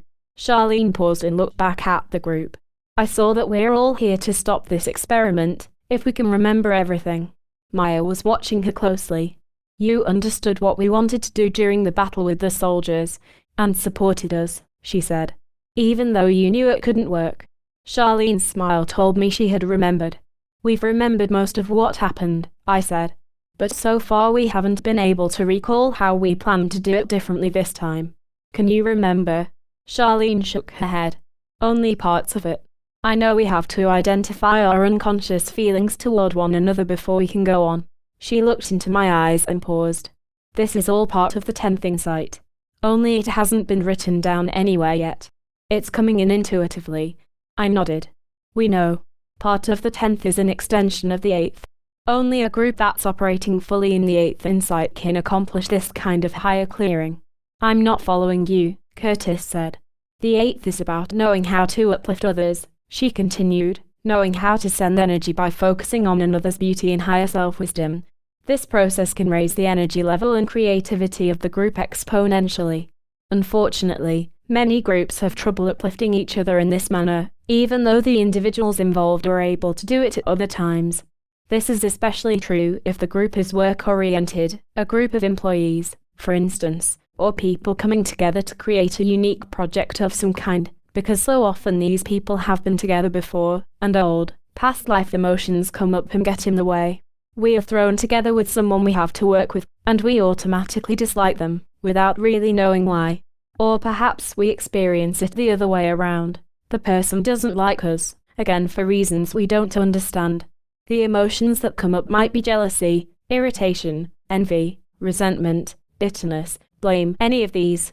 What I intuited very clearly was that no group could reach its highest potential unless the participants seek to understand and work through these emotions. Maya leaned forward. That's exactly what we've been doing, working through the emotions that have come up, the resentments from when we were together before. Were you shown your birth vision?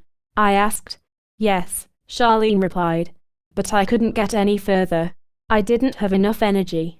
All I saw was that groups were forming and that I was supposed to be here in this valley, in a group of 7. Presently the sound of another vehicle far to the north attracted our attention. We can't stay here, Curtis said. We're too exposed. Let's go back to the cave. Charlene finished the last of the food and handed me the plate. Having no extra water, I placed it in my pack dirty and sat down again. Curtis slipped through the mouth of the cave and sat down across from me beside Maya, who smiled faintly at him. Charlene sat to my left. The operative had been left outside the cave, still bound and gagged. Is everything okay outside? Charlene asked Curtis. Curtis looked nervous. I think so, but I heard some more sounds to the north. I think we need to stay in here until dark. For a moment, we all just looked at each other, each of us obviously trying to raise our energy. I looked at the others and told them about the process of reaching the world vision I had seen with Fame and Soul Group. When I had concluded, I looked at Charlene and asked, what else did you receive about this clearing process? All I got, Charlene replied, was that the process couldn't begin until we come totally back to love. That's easy to say, Curtis said. The problem is doing it. We all looked at each other again, then simultaneously realized the energy was moving to Maya. The key is to acknowledge the emotion, to become fully conscious of the feeling, and then to share it honestly, no matter how awkward our attempts. This brings the emotion fully into present awareness and ultimately allows it to be relegated to the past, where it belongs. That's why going through the sometimes long process of saying it, discussing it, putting it on the table, clears us, so that we're able to return to a state of love, which is the highest emotion. Wait a minute, I said. What about Charlene? There may be residual emotions toward her. I looked at Maya. I know you felt something. Yes, Maya replied, but only positive feelings, a sense of gratitude. She stayed and tried to help. Maya paused, studying Charlene's face. You tried to tell us something about the ancestors. But we didn't listen. I leaned toward Charlene. Were you killed too? Maya answered for her. No, she wasn't killed. She had gone to try to appeal to the soldiers one more time. That's right, Charlene said. But they were gone. Maya asked, who else feels something toward Charlene? I don't feel anything, Curtis said. What about you, Charlene? I asked. What do you feel toward us? Her gaze swept across each member of the group. There don't seem to be any residual feelings toward Curtis, she said. And everything is positive toward Maya. Her eyes settled on mine. Toward you I think I feel a bit of resentment. Why? I asked. Because you were so practical and detached. You were this independent man who wasn't about to get involved if the timing wasn't perfect. Charlene, I said, I'd already sacrificed myself for these insights as a monk. I felt it would have been useless. My protest seemed to irritate her and she looked away. Maya reached over and touched me. Your comment was defensive. When you respond that way, the other person doesn't feel heard. The emotion she harbors then lingers in her mind because she continues to think of ways to make you understand, to convince you. Or it goes unconscious and then there's a feeling that dulls the energy between you two. Either way the emotion remains a problem, getting in the way. I suggest you acknowledge how she could be feeling that. I looked at Charlene. Oh, I do. I wish that I had helped. Maybe I could have done something, if I had had the courage. Charlene nodded and smiled. How about you? Maya asked, looking at me. What do you feel toward Charlene? I guess I feel some guilt, I said. Not so much guilt about the war, but about now, this situation. I had been withdrawn for several months. I think if I had talked to you immediately after returning from Peru, maybe we could have stopped the experiment earlier and none of this would be happening. No one replied. Are there any other feelings? Maya asked. We only looked at each other. At this point, under Maya's direction, each of us focused on connecting inside, with building as much energy as we could. As I focused on the beauty around me, a wave of love swept through my body. The muted color of the cave walls and floor began to brighten and glow. Each person's face began to appear more energized. A chill ran up my spine. Now, Maya said, we're ready to figure out what we intended to do this time. She again appeared to be in deep thought. I knew this was going to happen, she said finally. This was part of my birth vision. I was to lead the amplification process. We didn't know how to do this when we tried to stop the war on the Native Americans. As she spoke, I noticed movement behind her against the cave wall. At first I thought it was a reflection of light, but then I detected a deep shade of green exactly like the one I witnessed earlier, when observing Maya's soul group.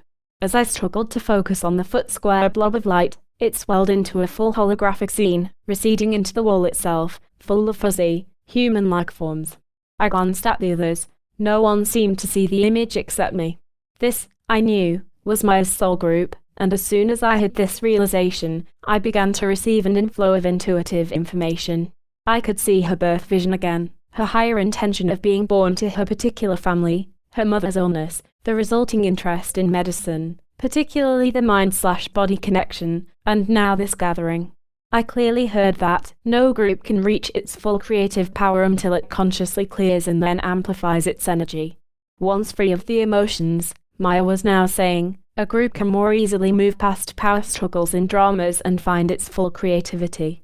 But we have to do it consciously by finding a higher self-expression in every face. Curtis' blank look provoked more explanation. As the eighth insight reveals, Maya continued, if we look closely at another person's face, we can cut through any facades, or ego defenses, that may be present, and find the individual's authentic expression, his or her real self. Ordinarily most people don't know what to focus on when talking to another. Should it be the eyes? It's hard to focus on both.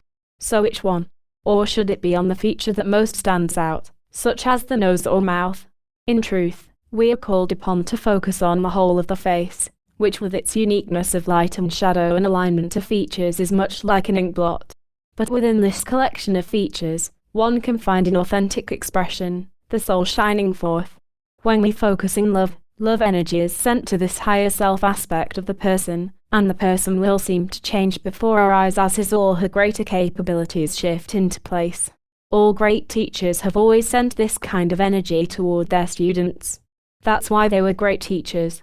But the effect is even greater with groups who interact this way with every member, because as each person sends the other's energy, all of the members rise to a new level of wisdom which has more energy at its disposal, and this greater energy is then sent back to everyone else in what becomes an amplification effect. I watched Maya, attempting to find her higher expression. No longer did she appear tired, or reluctant in any way. Instead, her features revealed a certainty and genius she had not expressed before. I glanced toward the others and saw that they were similarly focused on Maya. When I looked at her again, I noticed that she seemed to be taking on the green hue of her soul group. She was not only picking up on their knowledge, she seemed to be moving into a kind of harmony with them. Maya had stopped speaking and was taking a deep breath. I could feel the energy shifting away from her. I've always known that groups could acquire a higher level of functioning, Curtis said, especially in work settings. But I haven't been able to experience this until now.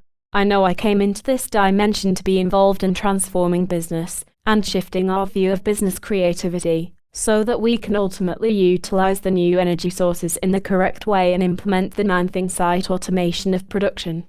He paused in thought, then said, business is too often labeled as the greedy villain, out of control, with no conscience. And I guess it's been exactly that in the past. But I felt as though business, too, was moving into a spiritual awareness, and that we needed a new kind of business ethic. At that moment I saw another movement of light, directly behind Curtis.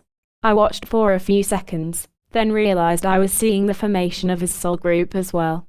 As with Maya's group, when I focused on the emerging image, I was again able to pick up on their collective knowledge. Curtis was born in the peak of the Industrial Revolution occurring just after World War II.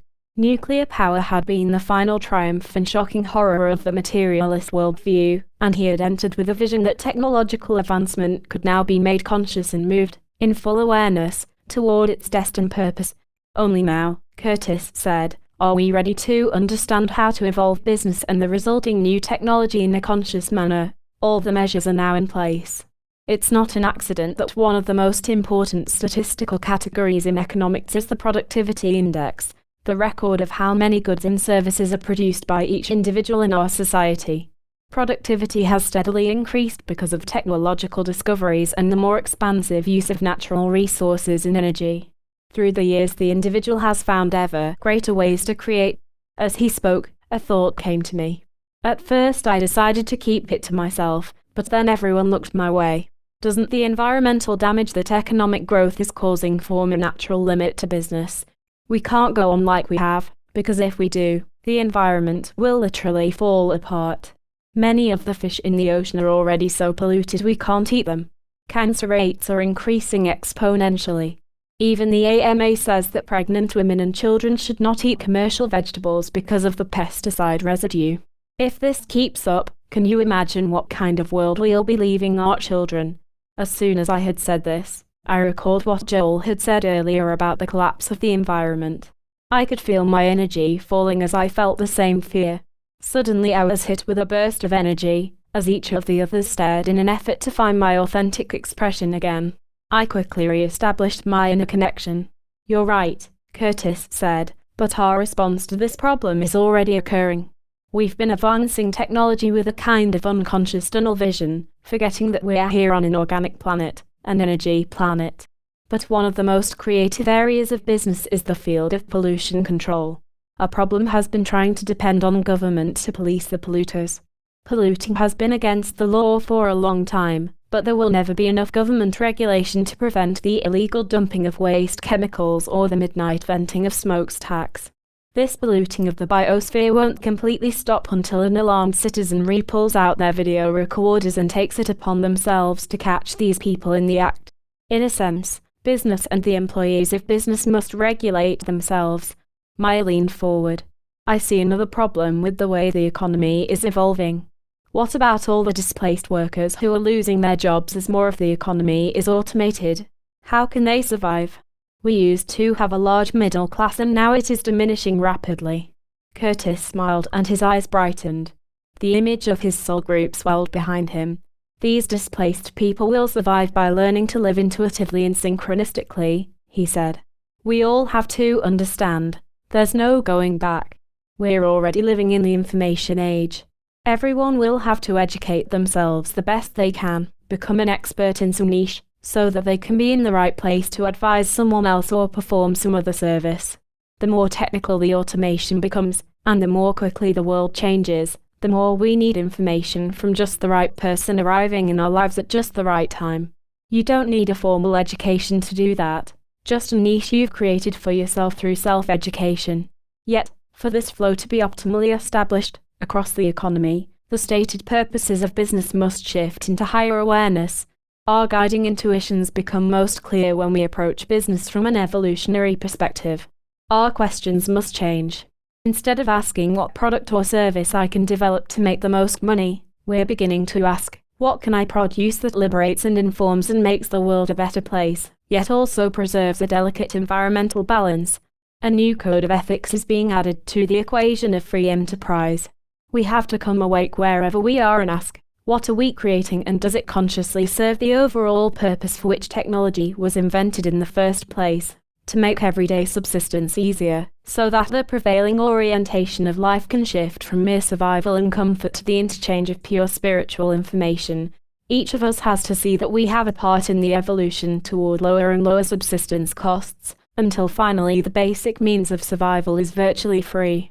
We can move toward a truly enlightened capitalism if, instead of charging as much as the market will bear, we follow a new business ethic based on lowering our prices a specified percentage as a conscious statement of where we want the economy to go. This would be the business equivalent of engaging in the ninth insight force of tithing. Charlene turned to face him, her face luminous. I understand what you're saying. You mean, if all businesses reduce prices 10%, then everyone's cost of living, including the raw materials and supplies to the businesses themselves, will also go down.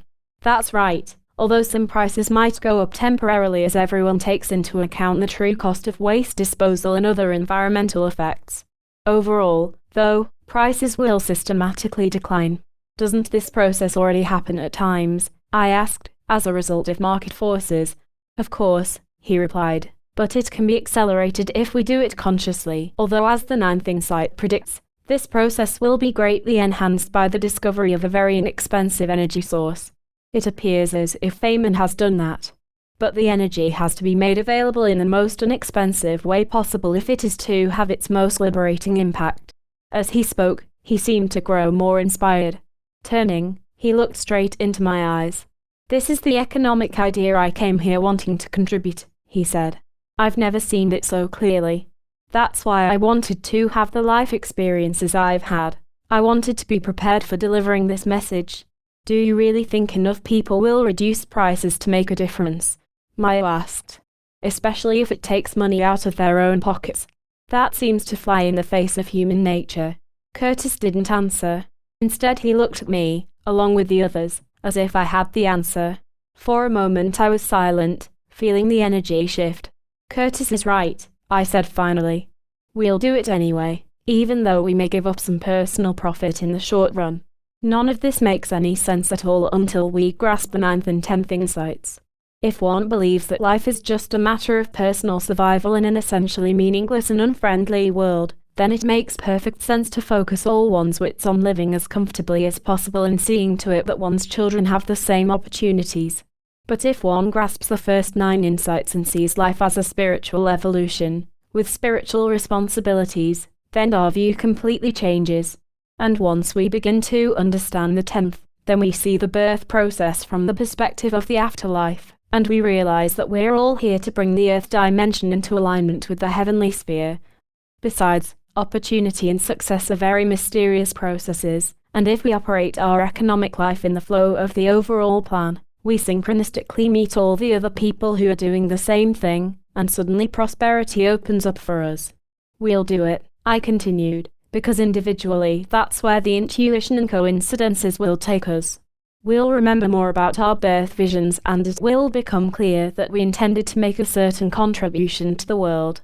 And most important, we'll know that if we don't follow this intuition, not only will the magic coincidences and the sense of inspiration and aliveness stop, but eventually we may have to look at our actions in an afterlife review. We'll have to face our failure. I stopped abruptly, noticing that Charlene and Maya were both staring wide-eyed at the space behind me. Reflexively I turned around. There was the hazy outline of my own soul group, dozens of individuals fading into the distance, again as though the walls of the cave weren't there. What are all of you looking at? Curtis asked. It's his soul group, Charlene said. I saw these groups when I was at the falls. I've seen a group behind both Maya and Curtis, I said. Maya twisted around and looked at the space behind her. The group that flickered once, then came fully into focus. I don't see anything, Curtis said. Where are they? Maya continued to stare, obviously seeing all of the groups. They're helping us, aren't they? They can give us the vision we're looking for. As soon as she made that comment, all of the groups moved away from us dramatically and became less clear. What happened? Maya asked. It's your expectation, I said. If you look to them for your energy, as a replacement for your own inner connection to divine energy, they'll leave.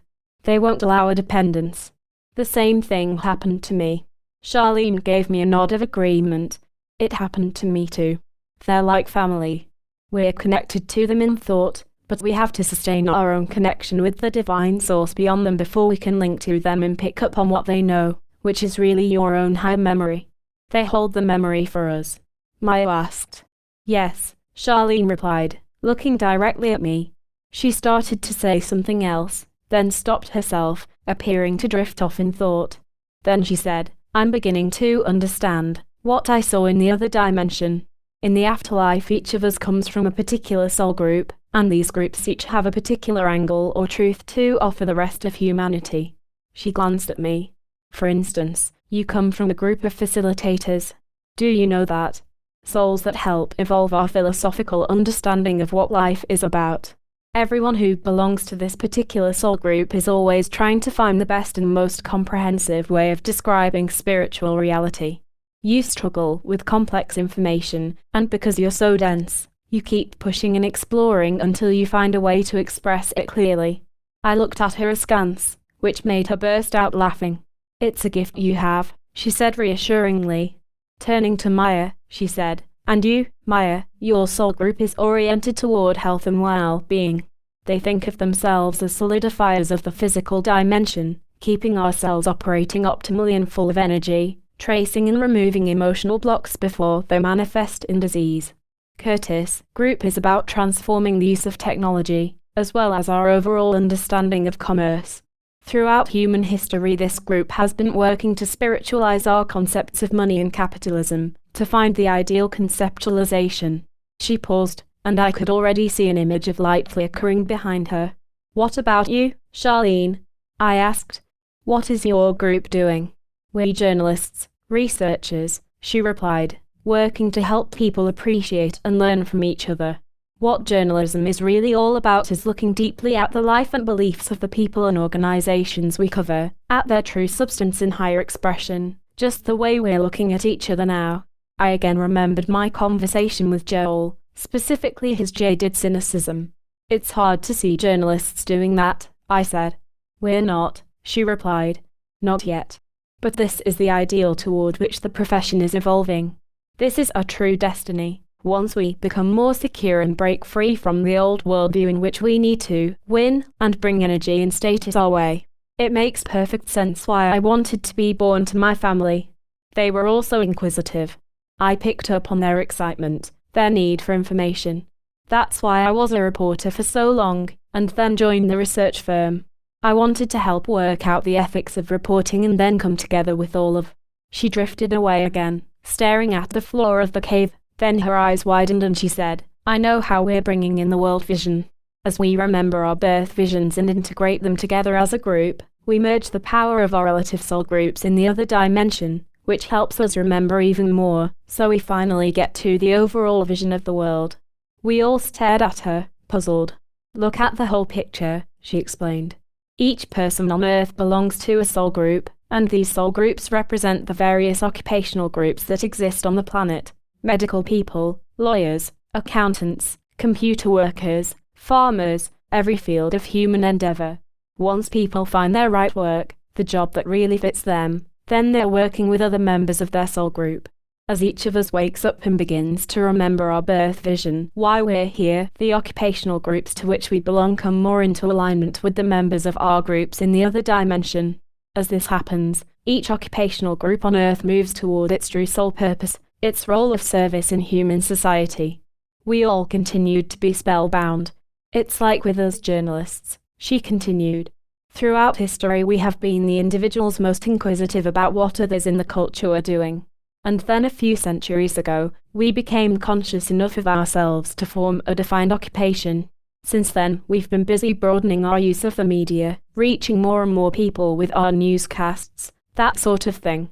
But like everyone else, we suffered from insecurity. We felt that to get attention and energy from the rest of humanity we had to create increasingly more sensational stories, thinking that only negativity and violence sell. But that's not our true role. Our spiritual role is to deepen and spiritualize our perception of other people. We see and then communicate what the various soul groups, and individuals within these groups, are doing, and what they stand for, making it easier for everyone to learn the truth others provide.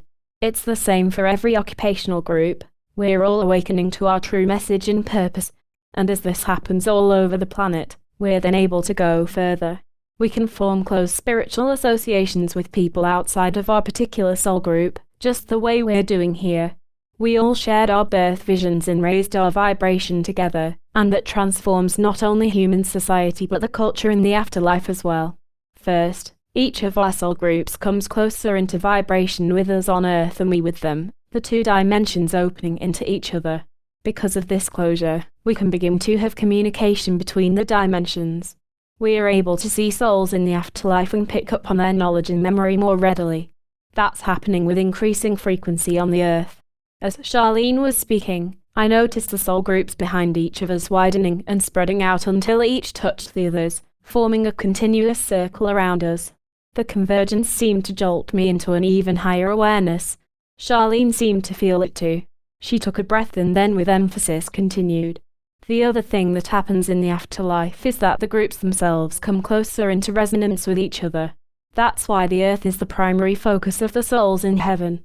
They can't unite on their own. Over there, many soul groups remain fragmented and out of resonance with each other because they live in an imaginary world of ideas that manifests instantly and disappears just as quickly, so reality is always arbitrary. There is no natural world, no atomic structure, as we have here, that serves as a stable platform, a background stage, that is common to all of us. We affect what happens on this stage, but ideas manifest much more slowly and we must reach some agreement on what we want to happen in the future. It's this agreement, this consensus, this unity of vision on the Earth, that also pulls the soul groups together in the afterlife dimension. That's why the Earth dimension is deemed so important. The physical dimension is where the true unification of souls is taking place. And it's this unification that's behind the long historical journey that humans have been taking. The soul groups in the afterlife understand the world vision, the vision of how the physical world can evolve and the dimensions can close, but this can only be accomplished by individuals who are born into the physical, one at a time, hoping to move the consensus Earth reality in that direction. The physical arena is the theatre upon which evolution has been playing out for both dimensions, and now we're bringing it all into culmination as we remember consciously what's going on.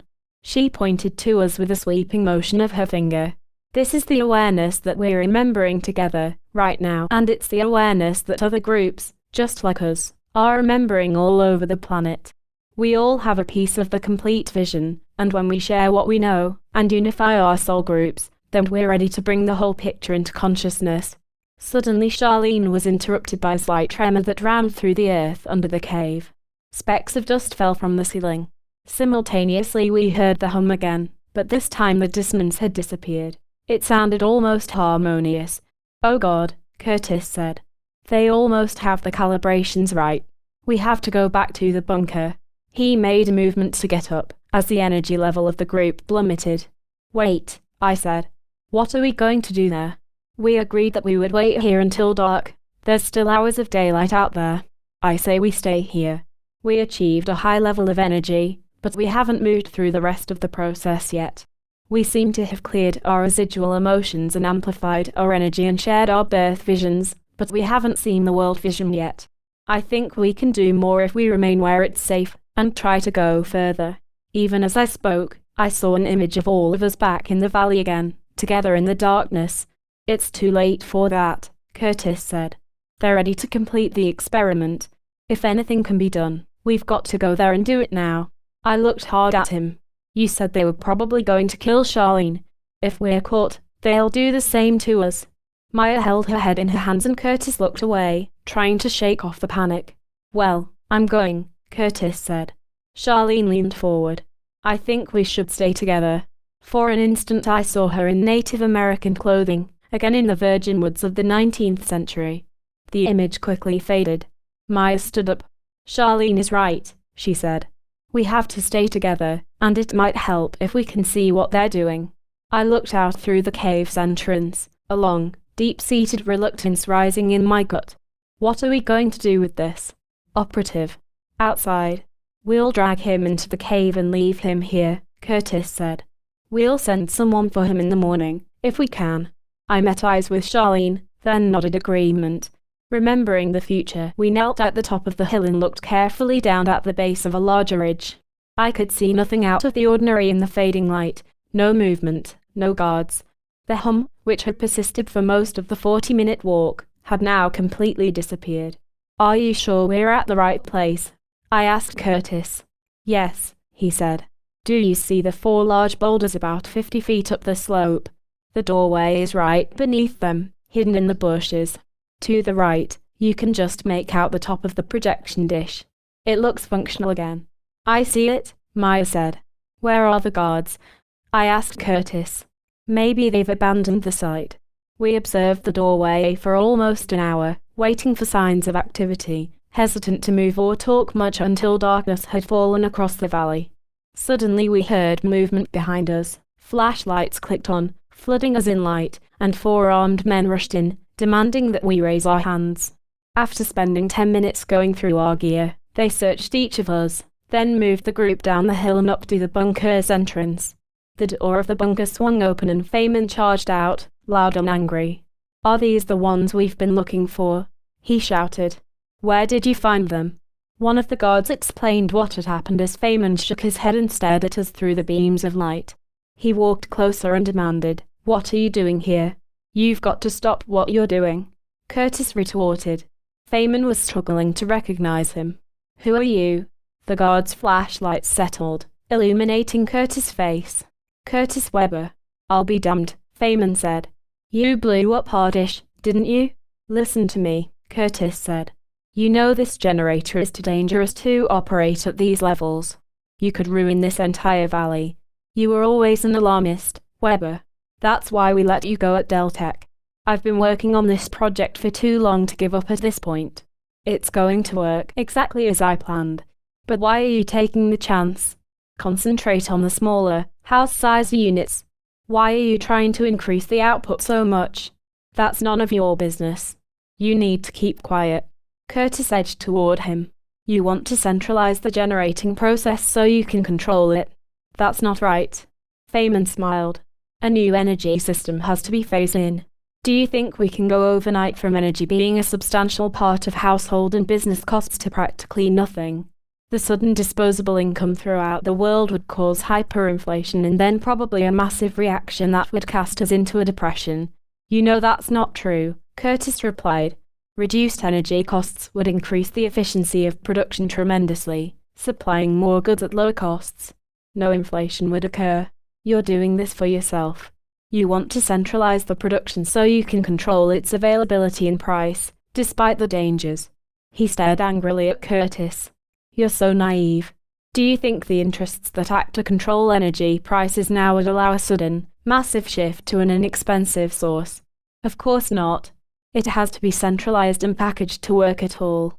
And I'm going to be known for having done this. It's what I was born to do.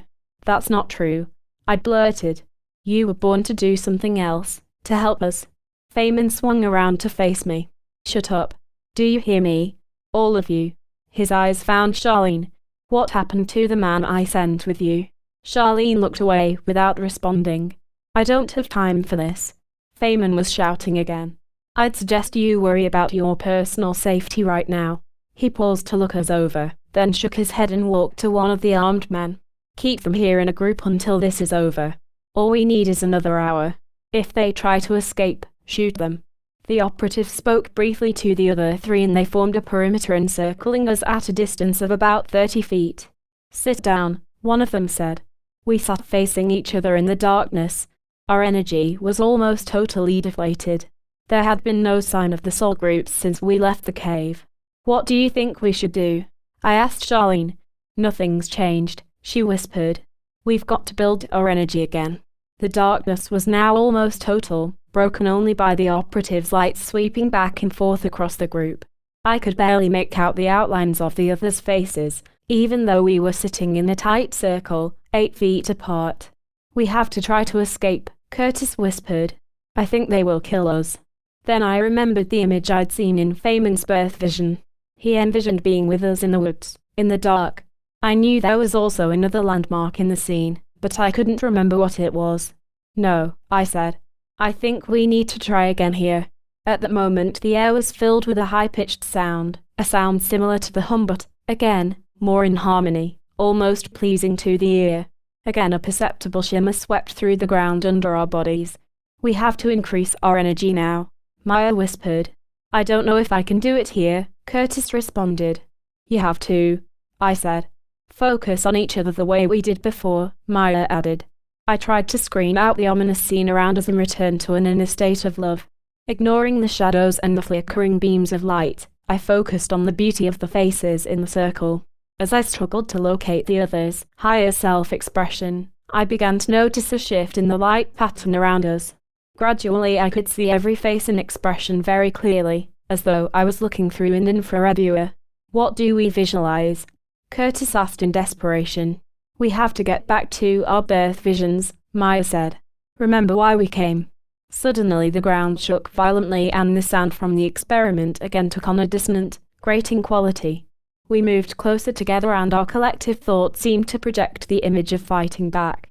We knew that somehow we could marshal our forces and push back the negative and destructive attempts of the experiment. I even picked up a picture of Feynman being pushed backward, his equipment blowing up and burning, his men fleeing in terror. Another surge in the noise disrupted my focus. The experiment was continuing. 50 feet away, a huge pine tree snapped in half and thundered to the ground. With a ripping sound and a cloud of dust, a fissure, 5 feet wide, opened up between us and the guard on the right. He reeled back in horror, the beam of his flashlight swinging wild in the night. This isn't working, Maya screamed. Another tree crashed to the ground on our left as the earth slid 4 or 5 feet, knocking us flat. Maya looked horrified and jumped to her feet. I've got to get away from here, she yelled, then began to run north into the darkness. The guard on that side, lying where he had been thrown by the earth's movement, rolled to his knees and caught her form in the beam of his flashlight, then raised his gun. No. Wait, I screamed. As she ran, Maya looked back, spotting the guard who was now aiming directly at her, preparing to fire. The scene seemed to shift into slow motion, and as the gun discharged, every line in her face revealed an awareness that she was about to die. But instead of the bullets ripping into her side and back, a wisp of white light darted in front of her and the bullets bore no effect. She hesitated momentarily, then disappeared into the darkness. At the same time, sensing the opportunity, Charlene leapt up from her position to my right and ran to the northeast, into the dust, her movement unnoticed by the guards. I started to run but the guard who had fired at Maya turned his weapon toward me. Quickly Curtis reached out and grabbed my legs, dragging me to the ground. Behind us, the bunker door swung open and Feynman ran to the dish antenna and furiously adjusted the keyboard. Gradually, the noise began to diminish and the earth movement slowed to mere tremors. For God's sakes, Curtis yelled toward him. You've got to stop this. Feynman's face was covered with dust.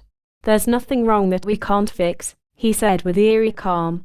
The guards were on their feet, dusting themselves off and walking toward us. Feynman noticed that Maya and Charlene were missing, but before he could say anything, the noise returned with ear-shattering volume and the earth under us seemed to leap upward several feet, rolling everyone to the ground once more. The splintering limbs from the falling tree sent the guards scurrying toward the bunker. "Now," Curtis said. "Let's go." I was frozen. He jerked me to my feet. "We've got to move," he yelled in my ear. Finally my legs worked and we ran northeast in the same direction that Maya had fled. Several more tremors reverberated under our feet and then the movements and sounds ceased. After making our way through the dark woods for several miles, our path lighted only by the rays of the moon filtering through the foliage, we stopped and huddled in a grove of small pines. "Do you think they'll follow us?" I asked Curtis. "Yes," he said. "They can't allow any of us to get back to town. I would guess that they still have people stationed along the paths back." While he was talking, a clear picture of the falls entered my mind. It was still pristine, undisturbed. The falling water, I realized, was the landmark in Feynman's vision that I had been trying to remember. "We have to go northwest to the falls," I said. Curtis nodded toward the north, and as silently as possible we headed in that direction, crossing the stream and carefully making our way toward the canyon. Periodically Curtis would stop and cover our tracks. During a rest, we could hear the low rumbling of vehicles from the southeast. After another mile we began to see the moonlit canyon walls rising up into the distance. As we approached the rocky mouth, Curtis led the way across the creek. Suddenly he jumped backward in fright as someone walked around a tree from the left. The person screamed and recoiled, almost losing balance, teetering at the edge of the creek bank. "Maya!" I yelled, realizing who it was. Curtis recovered and lunged forward and pulled her back as rocks and gravel slid into the water. She hugged him intensely and then reached out to me. I don't know why I ran like that. I just panicked. I could only think to head toward the falls you told me about. I just prayed that some of you would get away too. Leaning back against a larger tree, she took a deep breath, then asked, "What happened when the guard fired back there? How did those bullets miss me?" I saw this strange streak of light. Curtis and I looked at each other. "I don't know," I said. "It seemed to calm me," Maya continued. "In a way I've never experienced before." We looked at each other. No one spoke. Then, in silence, I heard the distinct sound of someone walking up ahead. "Wait," I said to the others. "Someone's up there." We crouched down and waited. 10 minutes went by. Then, from the trees ahead, Charlene walked up and dropped to her knees. "Thank God I found you," she said. "How did you get away?" "We were able to run when a tree fell," I said. Charlene looked deep into my eyes. "I thought you might head toward the falls, so I walked in this direction, although I don't know if I could have found them in the dark." Maya motioned for us, and we all moved out to a clearing where the creek went through the mouth of the canyon. Here the full light of the moon illuminated the grass and the rocks to each side. "Maybe we're going to have another chance," she said, urging us with her hands to sit down and face each other. "What are we going to do?" Curtis said. "We can't stay here long. They'll be coming."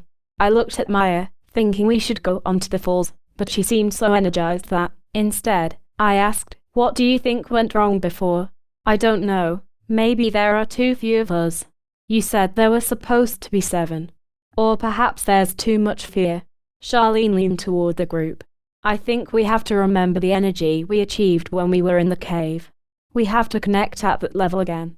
For several long minutes we all worked on our inner connection. Finally Maya said, "We have to give each other energy, find the higher self-expression." I took several deep breaths and watched the faces of the others again.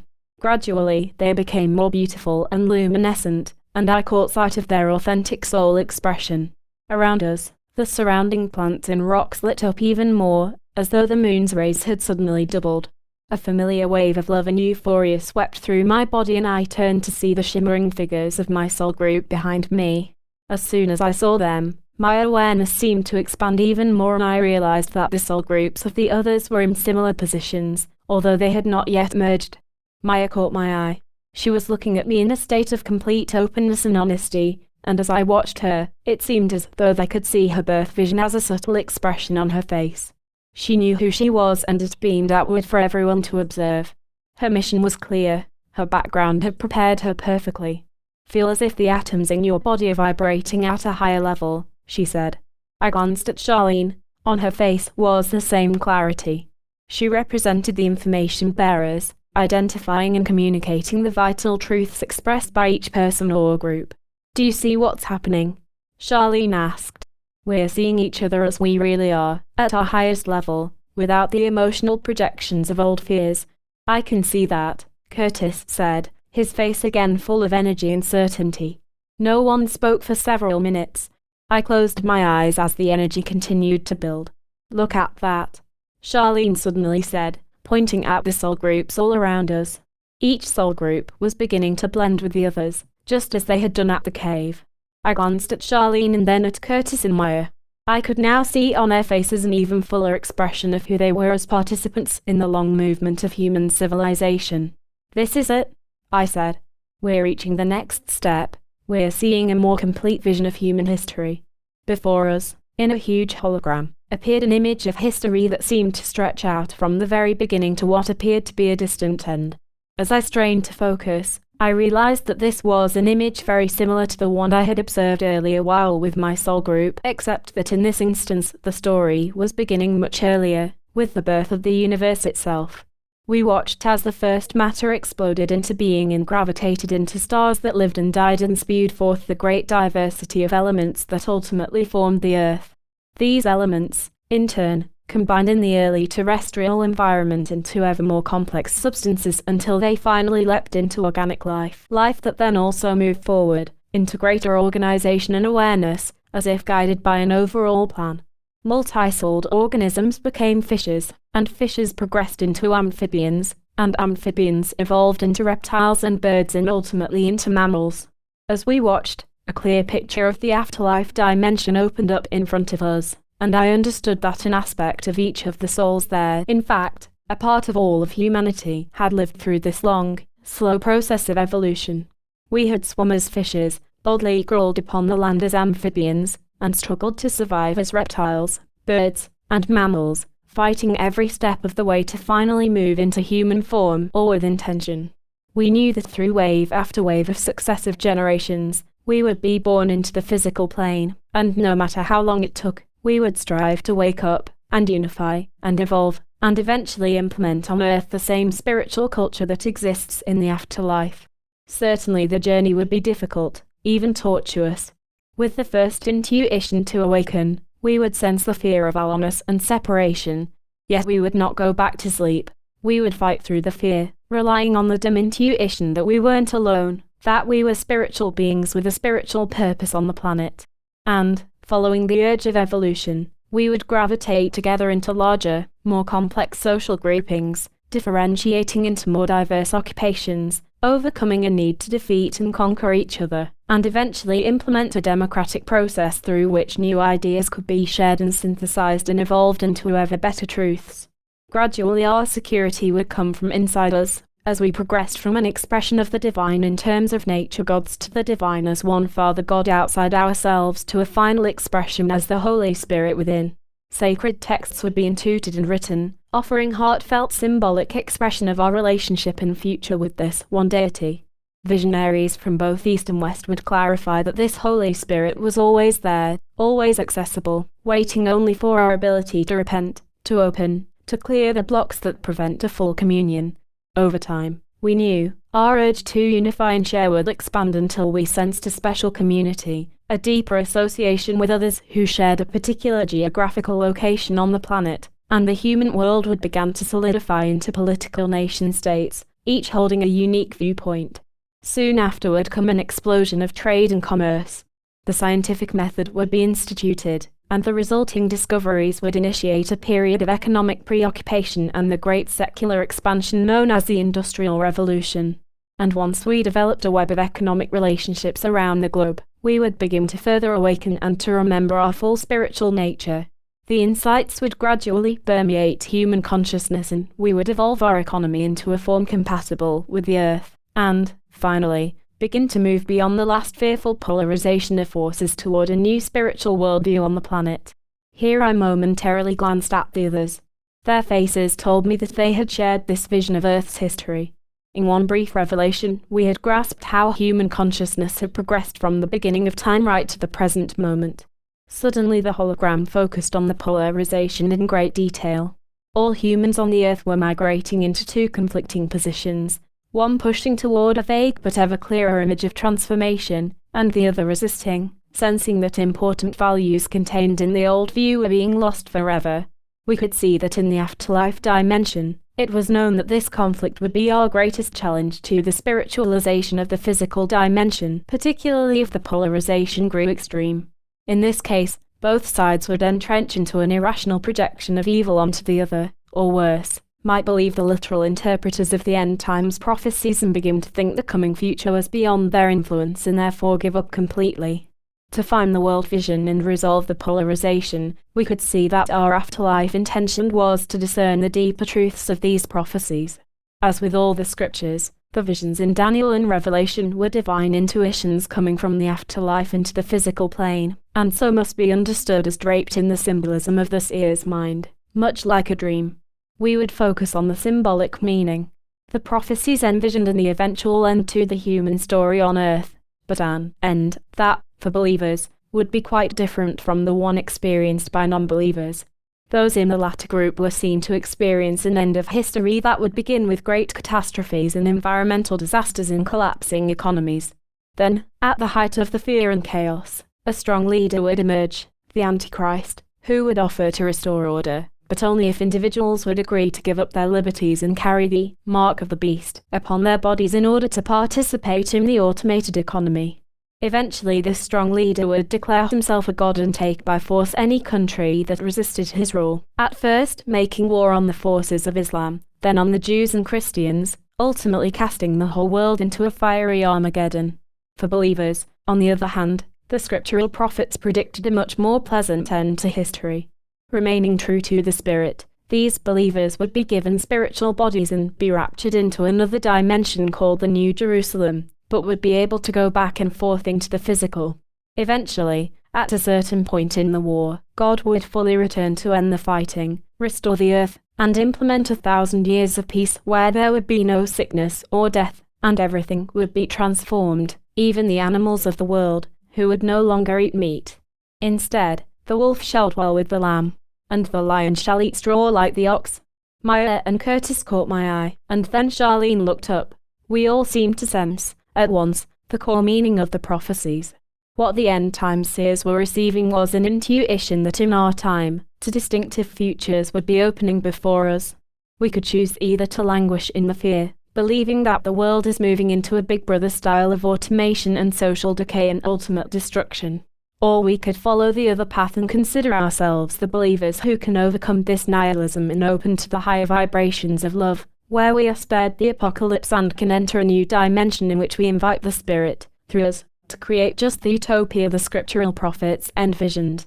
Now we could see why those in the afterlife felt that our interpretation of these prophecies was key to resolving the polarization.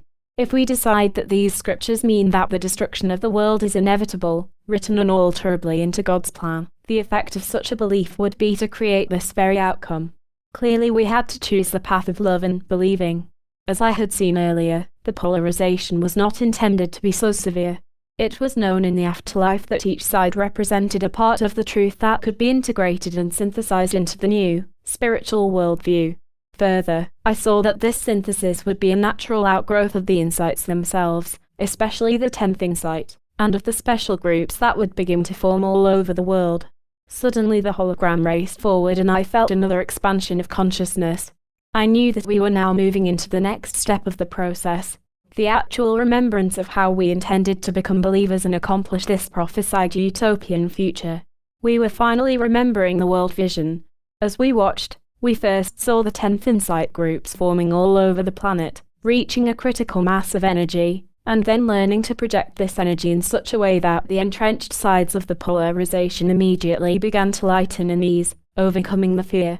Especially affected would be the technological controllers, who would remember themselves and give up their last efforts to manipulate the economy and seize power.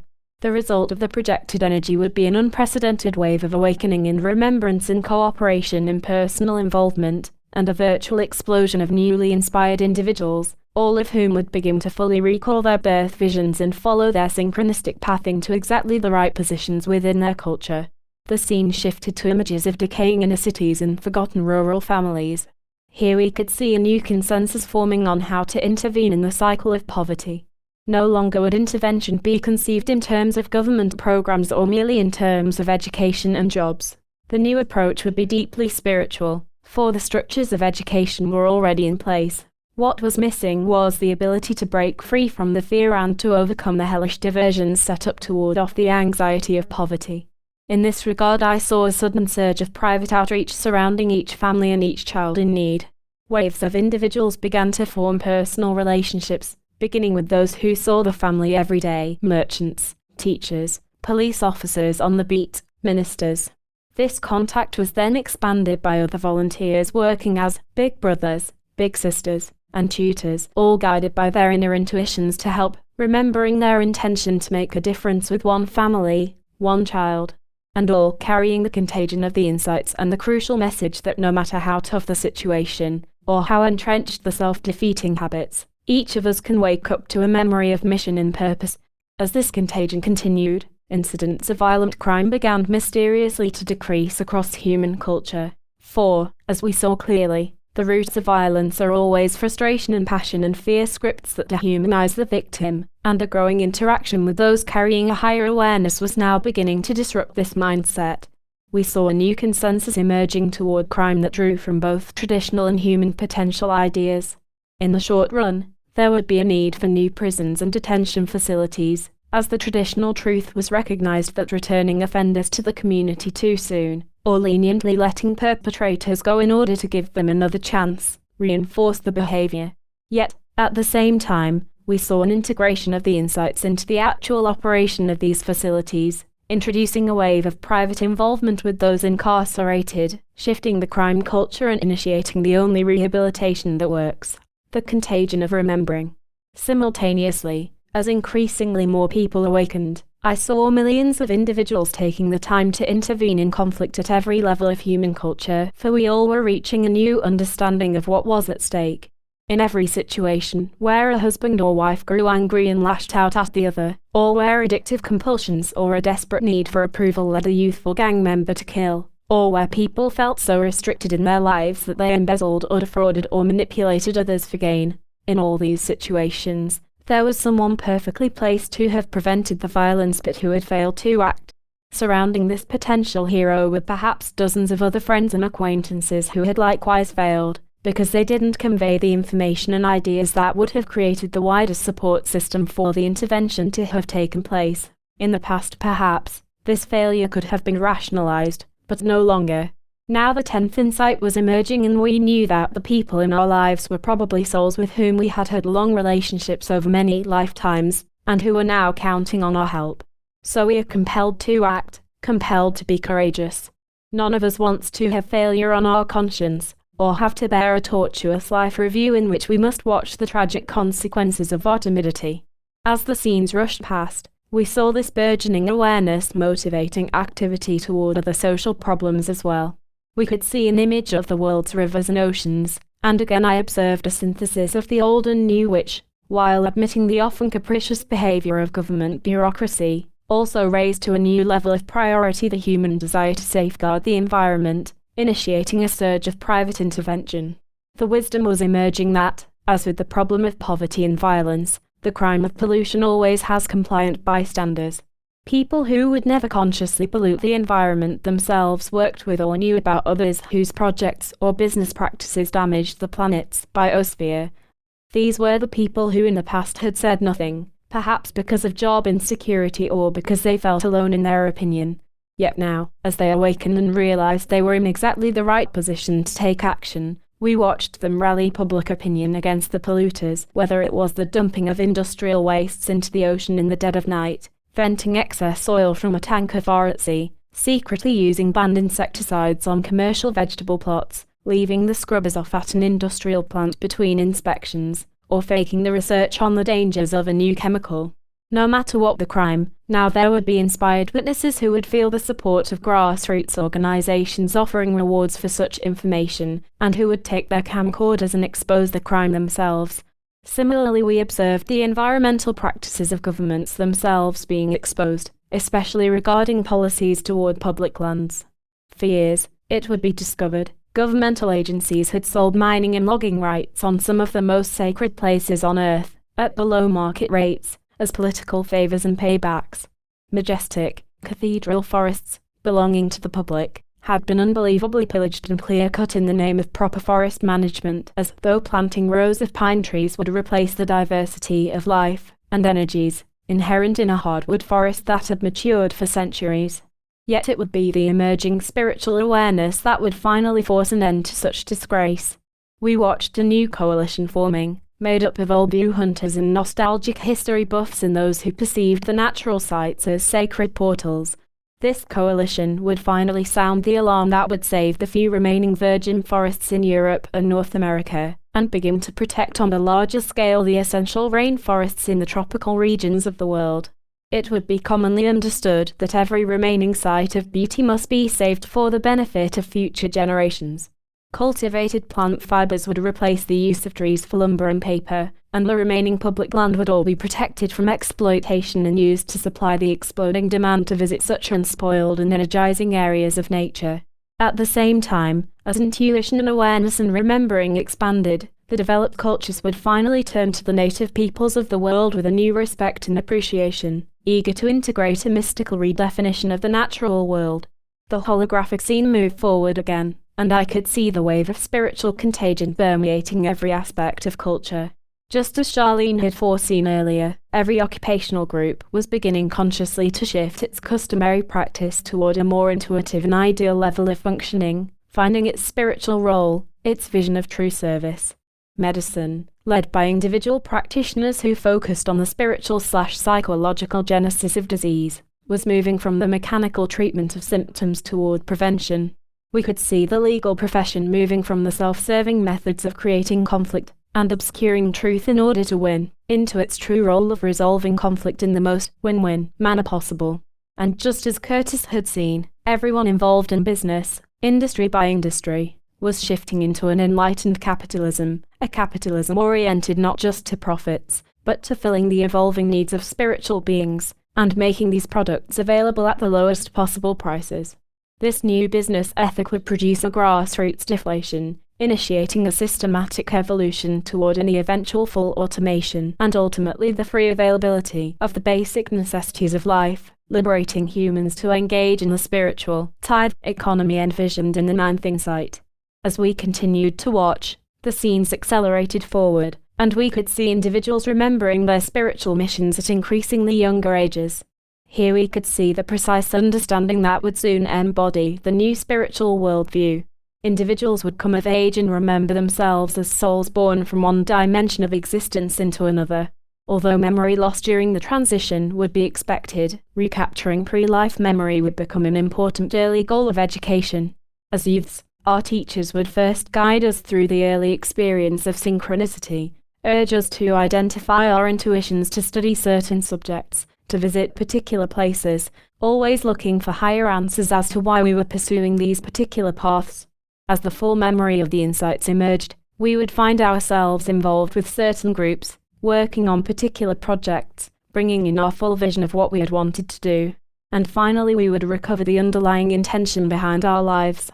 We would know that we came here to raise the vibratory level of this planet, to discover and protect the beauty and energy of its natural sites, and to ensure that all humans had access to these special locations, so that we could continue to increase our energy, ultimately instituting the afterlife culture here in the physical. Such a worldview would especially shift the way we looked at other people. No longer would we see human beings merely in the racial dress or national origin of one particular lifetime.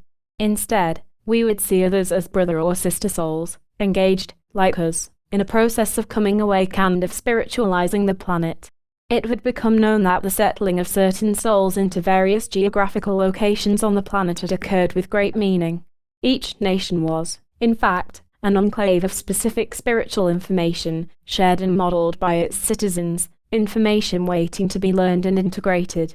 As I watched the future unfold, I could see that a world political unity, envisioned by so many, was finally being achieved not by forcing all nations into subservience to one political body, but rather through a grassroots acknowledgement of our spiritual similarities while treasuring our local autonomy and cultural differences. As with individuals interacting in a group, each member of the family of nations was being recognized for this culture truth represented to the world at large. Before us, we saw Earth's political struggles, so often violent, shifting into a war of words.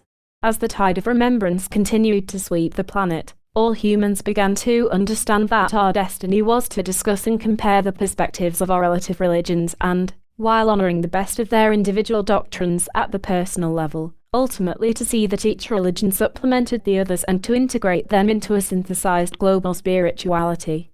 We could see clearly that these dialogues would result in the rebuilding of a grand temple in Jerusalem, jointly occupied by all the major religions: Jewish, Christian, Islamic, Eastern, even the de facto religion of secular idealism, represented by those economic enclaves in China and Europe who thought primarily in terms of a pantheistic economic utopia. Here, ultimate spiritual perspective would be debated and discussed. And in this war of words and energy, at first the Islamic and the Jewish perspectives would hold center stage, then the Christian perspective would be compared and integrated, along with the inner vision of the Eastern religions. We saw the awareness of humanity entering another level, with the collective human culture progressing from primarily the sharing of economic information to the synchronistic exchange of spiritual truths. As this occurred, certain individuals and groups would begin to reach levels approaching that of the afterlife dimension and would disappear to the larger majority, remaining on Earth. These select groups would walk intentionally into the other dimension, yet would learn to go back and forth just as the ninth insight predicts and the scriptural prophets saw. Yet, after this rapture began, those left on Earth would understand what was occurring and accept their role in remaining in the physical, knowing that they would soon follow. Now it was time for the secular idealists to proclaim their truths on their temple steps. At first their energetic thrust into Jerusalem would come from Europe with its primarily secular vision, with one strong leader proclaiming the spiritual importance of secular matters. This perspective would be met strongly by the determined, otherworldly spiritualism of the Muslims and the Christians. But then this conflict of energy would be mediated and later synthesized into one by the inner spiritual emphasis of the Eastern perspective. By then, the last attempts of the controllers, who had once conspired to create a tyrannical society of chips and robots in forced compliance, would have been won over by the contagion of awakening. And this last synthesis would open everyone to the final infusion of the Holy Spirit. We saw clearly that through this Middle Eastern dialogue of energy integration, history had fulfilled the scriptural prophecies in a symbolic converbal manner, avoiding the physical apocalypse expected by the literalists. Suddenly our focus shifted to the afterlife dimension, and here we could see with great clarity that our intention all along was not merely to create a new earth, but a new heaven as well. We watched as the effect of the world vision remembrance transformed not only the physical dimension but also the afterlife. During the raptures on Earth, the soul groups would also have been rapturing toward the physical, completing the transfer of energy into the expanded physical dimension. Here the full reality of what was happening in the historical process became apparent. From the beginning of time, as our memory opened, energy and knowledge had systematically moved from the afterlife dimension into the physical. At first, the soul groups in the afterlife had borne full responsibility for maintaining the intention and envisioning the future, helping us to recall what we wanted to do, giving us energy. Then, as consciousness on Earth progressed and the population increased, the balance of energy and responsibility had slowly shifted toward the physical dimension, until, at this point in history, when enough energy had shifted and the world vision was being remembered, the full power and responsibility for believing and creating the intended future would be shifting from the afterlife to the souls on Earth, to the newly forming groups, to us. At this point, we have to carry the intent. And that's why it now fell to us to resolve the polarization and to help shift the particular individuals, right here in this valley, who were still caught in the fear and who felt justified in manipulating the economy for their own purposes, justified in seizing control of the future. At exactly the same time, all four of us glanced at each other in the darkness, the hologram still surrounding us, The soul group still merged in the background, glowing brightly. Then I noticed a huge hawk fly onto a limb 10 feet above the group and gaze down at us. Beneath it, less than 5 feet away, a rabbit hopped to within 3 feet of my right elbow and stopped, followed seconds later by a bobcat, who sat directly beside it. What was happening? Abruptly a silent vibration tingled my solar plexus. The experiment had been reactivated. "Look over there," Curtis yelled. 50 yards away, barely distinguishable in the moonlight, was a narrow fissure, shaking the bushes and small trees, extending slowly in our direction. I looked at the others. "It's up to us now," Maya shouted. "We have enough of the vision now. We can stop them." Before we could act, the earth under us shook violently and the fissure accelerated toward us.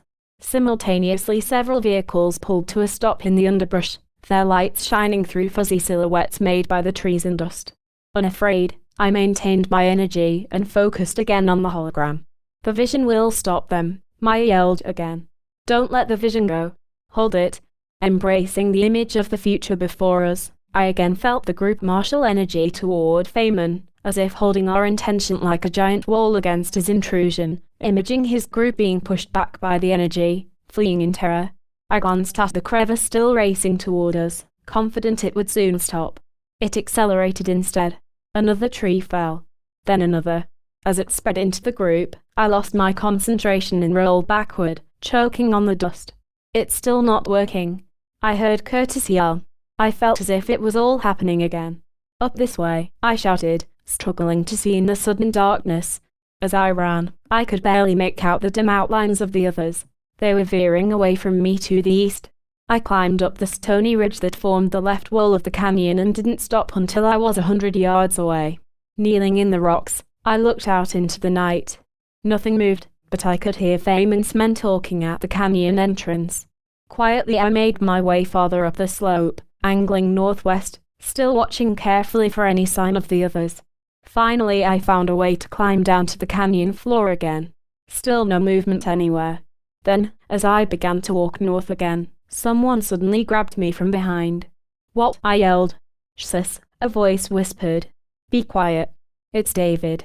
Holding the vision, I turned and looked at him in the moonlight, observing the long hair, the scarred face. "Where are the others?" he whispered. "We were separated," I replied. "Did you see what happened?" He moved his face closer. "Yes, I was watching from the hill." "Where do you think they'll go?" I thought for a moment. "They'll head toward the falls." He motioned for me to follow and we started in that direction. After several minutes had passed, he glanced back as he walked and said, "When you were sitting together at the entrance back there, your energy pulled, and then swelled far out into the valley. What were you doing?" In an attempt to explain, I summarized the whole story, finding Will and entering the other dimension, seeing Williams and running into Joel and Maya, and especially meeting Curtis and trying to bring in the world vision to defeat Feynman. "Curtis was back there with you at the mouth of the canyon?" David asked. "Yes, and Maya and Charlene, although I think there are supposed to be 7 of us." He gave me another quick glance, almost chuckling. All of the tense, pent-up anger he had displayed in town seemed to have completely disappeared. "So you found the ancestors too, didn't you?" I hurried up to walk beside him. "You reached the other dimension?" "Yes, I saw my soul group and witnessed my birth vision, and just as you, I remembered what happened before, that we've all come back to bring in the world vision. And then, I don't know how, when I was watching all of you back there in the moonlight, it was as if I was with you, was part of your group. I saw the world vision around me." He had stopped in the shadow of a large tree that blocked the moon, his face rigid and cast back. I turned to face him. "David, when the group of us were together back there, and we brought in the world vision, why didn't it stop Feynman?" He moved forward into the light and immediately I recognized him as the angry chief who had rebuked Maya. Then his rock-hard expression shifted and he burst out laughing. "The key aspect of this vision," he said, "is not the mere experience of it, although that's hard enough. It's how we project this vision of the future, how we hold it for the rest of humanity. That's what the 10th insight is really all about. You didn't hold the vision for Feynman and the others in a way that would help them wake up." He looked at me a moment longer, then said, "Come on, we have to hurry." After we had travelled perhaps half a mile, a bird of some kind cried out toward our right, and David stopped abruptly. "What was that?" I asked. He cocked his head as the cry again filled the night. "That's a screech owl, signalling the others that we are here." I gave him a blank expression, remembering how strange the animals had been acting ever since I arrived in the valley. "Does anyone in that group know the animal signs?" he asked. "I don't know. Maybe Curtis." "No, he's too scientific."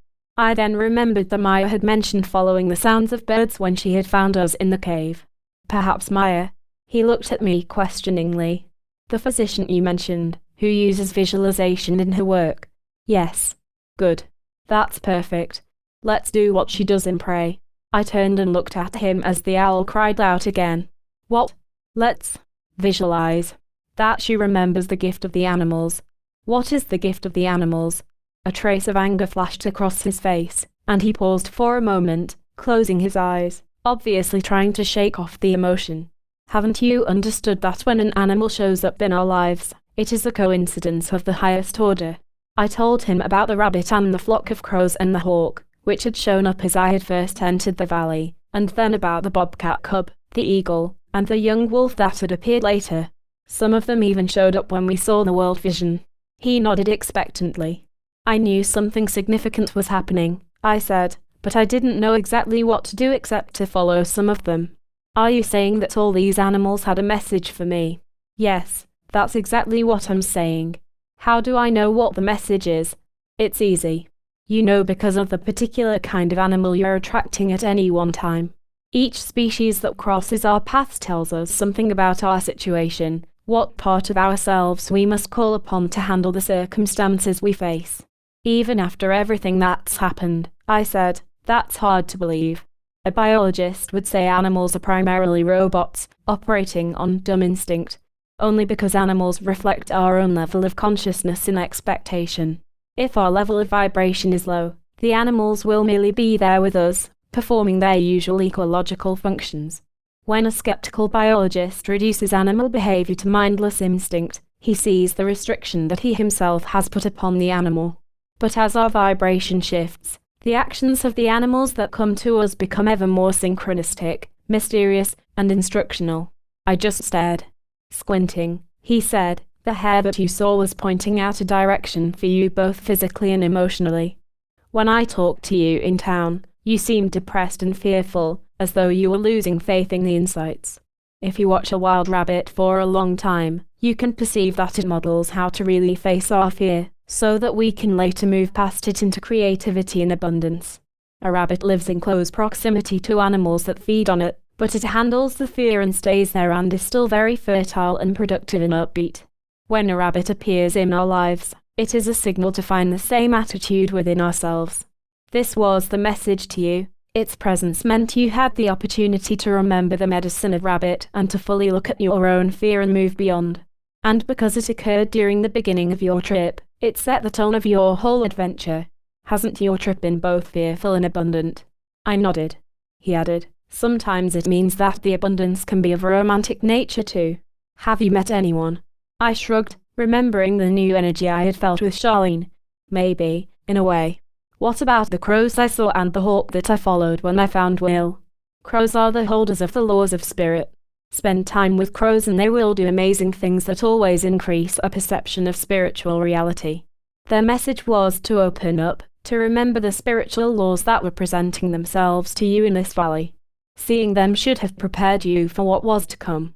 And the hawks are alert and observant, ever vigilant for the next bit of information, the next message. Their presence means that it is important at that time to increase our alertness. Often they signal that a messenger is close. He cocked his head. "You mean, it was foretelling the presence of Will?" "Yes." David went on to explain why the other animals I had seen had been drawn my way. "Cats," he told me, "implore us to remember our ability to intuit and to self-heal." The bobcat cub's message, arriving as it did, just before meeting Maya, was to signal that an opportunity to heal was near. Similarly, an eagle soars to great heights, and represents an opportunity to actually venture into the higher realms of the spirit world. When I saw the eagle on the ridge, David said, I should have prepared for seeing my soul group and for understanding more of my own destiny.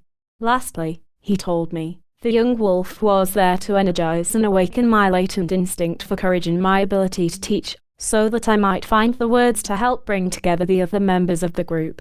So the animals represent, I said, parts of ourselves we need to get in touch with. Yes, aspects of ourselves that we developed when we were those animals during the course of evolution, but have lost. I thought of the vision of evolution I had witnessed at the canyon entrance with the group. You're speaking of the way life progressed forward, species by species. We were there, David continued. Our consciousness moved through each animal as it represented the endpoint of life's development and then leapt to the next. We experienced the way each species views the world, which is an important aspect of the complete spiritual consciousness. When a particular animal comes around, that means we're ready to integrate its consciousness into our waking awareness again. And I'll tell you something. There are some species that we aren't even close to catching up with. That's why it's so important to preserve every life form on this earth. We want them to endure not just because they are a part of the balanced ecosphere, but because they represent aspects of ourselves that we're still trying to remember. He paused for a moment, looking out into the night. This is also true of the rich diversity of human thought, represented by the various cultures around the planet. None of us knows exactly where the current truth of human evolution resides. Each culture around the world has a slightly different worldview, a particular mode of awareness, and it takes the best of all cultures, integrated together, to make a more ideal whole. An expression of sadness crossed his face. It's too bad that 400 years had to pass before the real integration of the European and native cultures could begin. Think of what has happened. The Western mind lost touch with the mystery and reduced the magic of the deep woods to lumber and the mystery of wildlife to pretty animals. Urbanization has isolated the great majority of people, so we now think a journey into nature is a stroll on the golf course. Do you realize how few of us have experienced the mysteries of the wilderness? Our national parks represent all that is left of the great cathedral forests and rich plains and high deserts that once characterized this continent. There are too many of us now for the wild areas that still exist. In many parks there are waiting lists over a year long. And still, the politicians seem bent on selling off more and more of the public lands. Most of us are forced to draw from decks of animal cards to see what animal signs are coming into our lives, instead of being able to take quests into the truly wild areas of the world to experience the real thing. Suddenly the screech owl's cry erupted so close that the sound made me jump involuntarily. David was squinting impatiently. Can we pray now? Listen, I said, I don't know what you mean. Do you want to pray or visualize? He tried to calm his voice. Yes, I'm sorry. Impatience seems to be a residual emotion I have with you. He took a breath. The 10th insight, learning to have faith in our intuitions, remembering our birth intention, holding the world vision, all of it is about understanding the essence of real prayer. Why does every religious tradition assume a form of prayer? If God is the one, all-knowing, all-powerful God, then why would we have to beseech his help or impel him to do something? Why wouldn't he just set up commandments and covenants and judge us accordingly, taking direct action when he wanted to, not us? Why would we have to ask for his special intervention? The answer is that when we pray in the correct fashion, we are not asking God to do something. God is inspiring us to act in his place to enact his will on the earth. We are the emissaries of the divine on this planet. True prayer is the method, the visualization, that God expects us to use in discerning his will and implementing it in the physical dimension.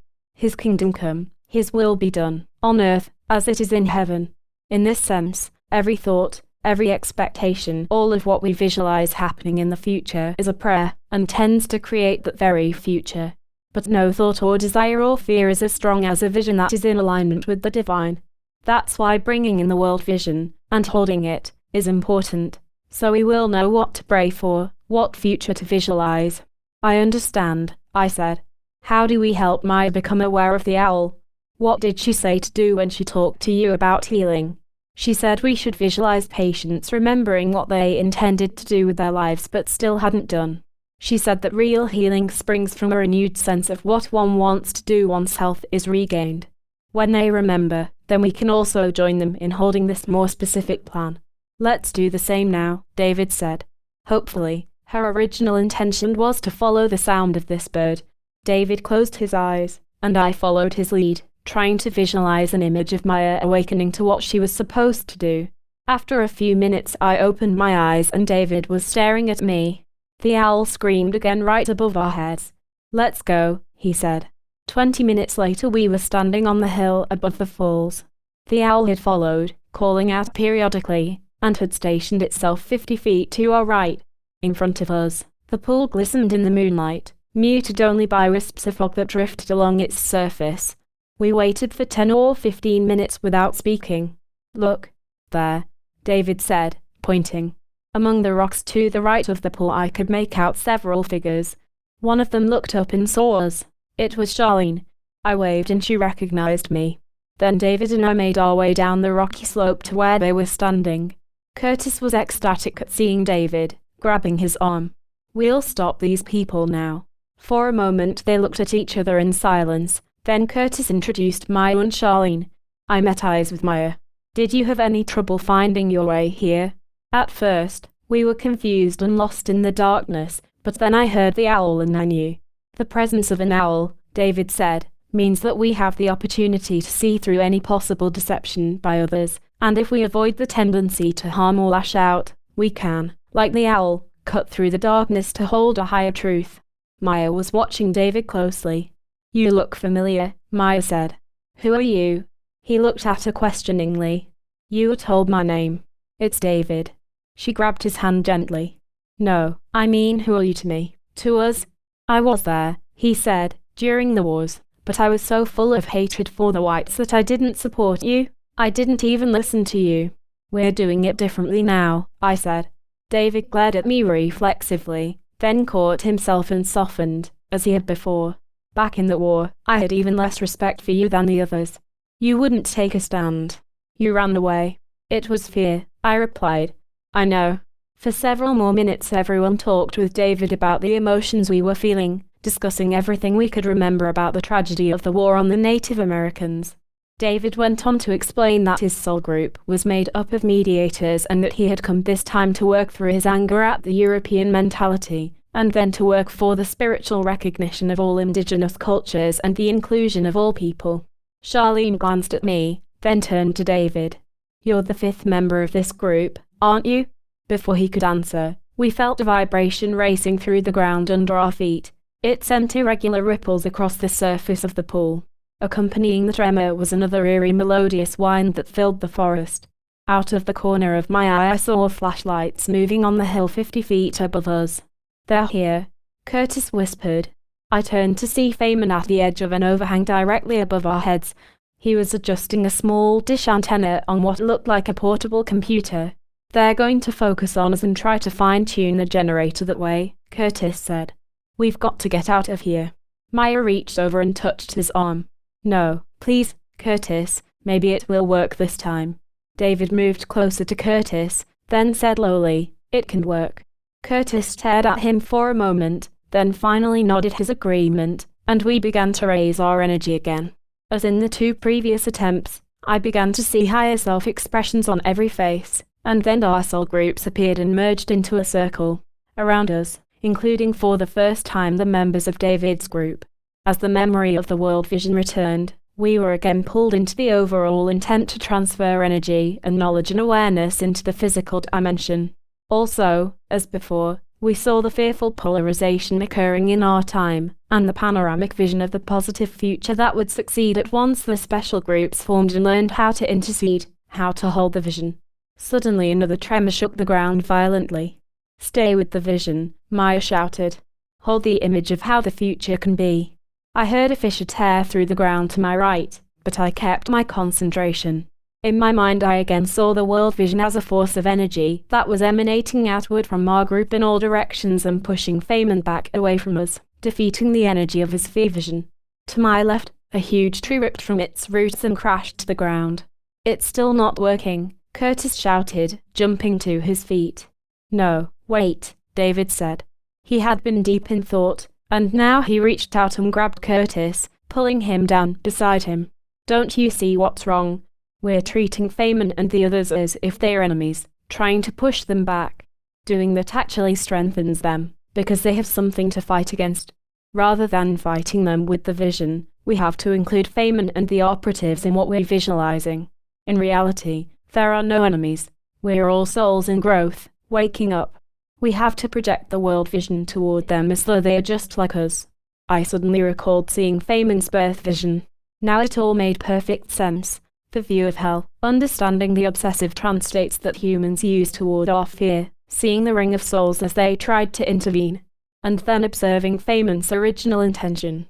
He is one of us, I shouted. I know what he intended to do. In actuality, he came to break through his need for power. He wanted to prevent the destruction that could be caused by the generators and the other new technology.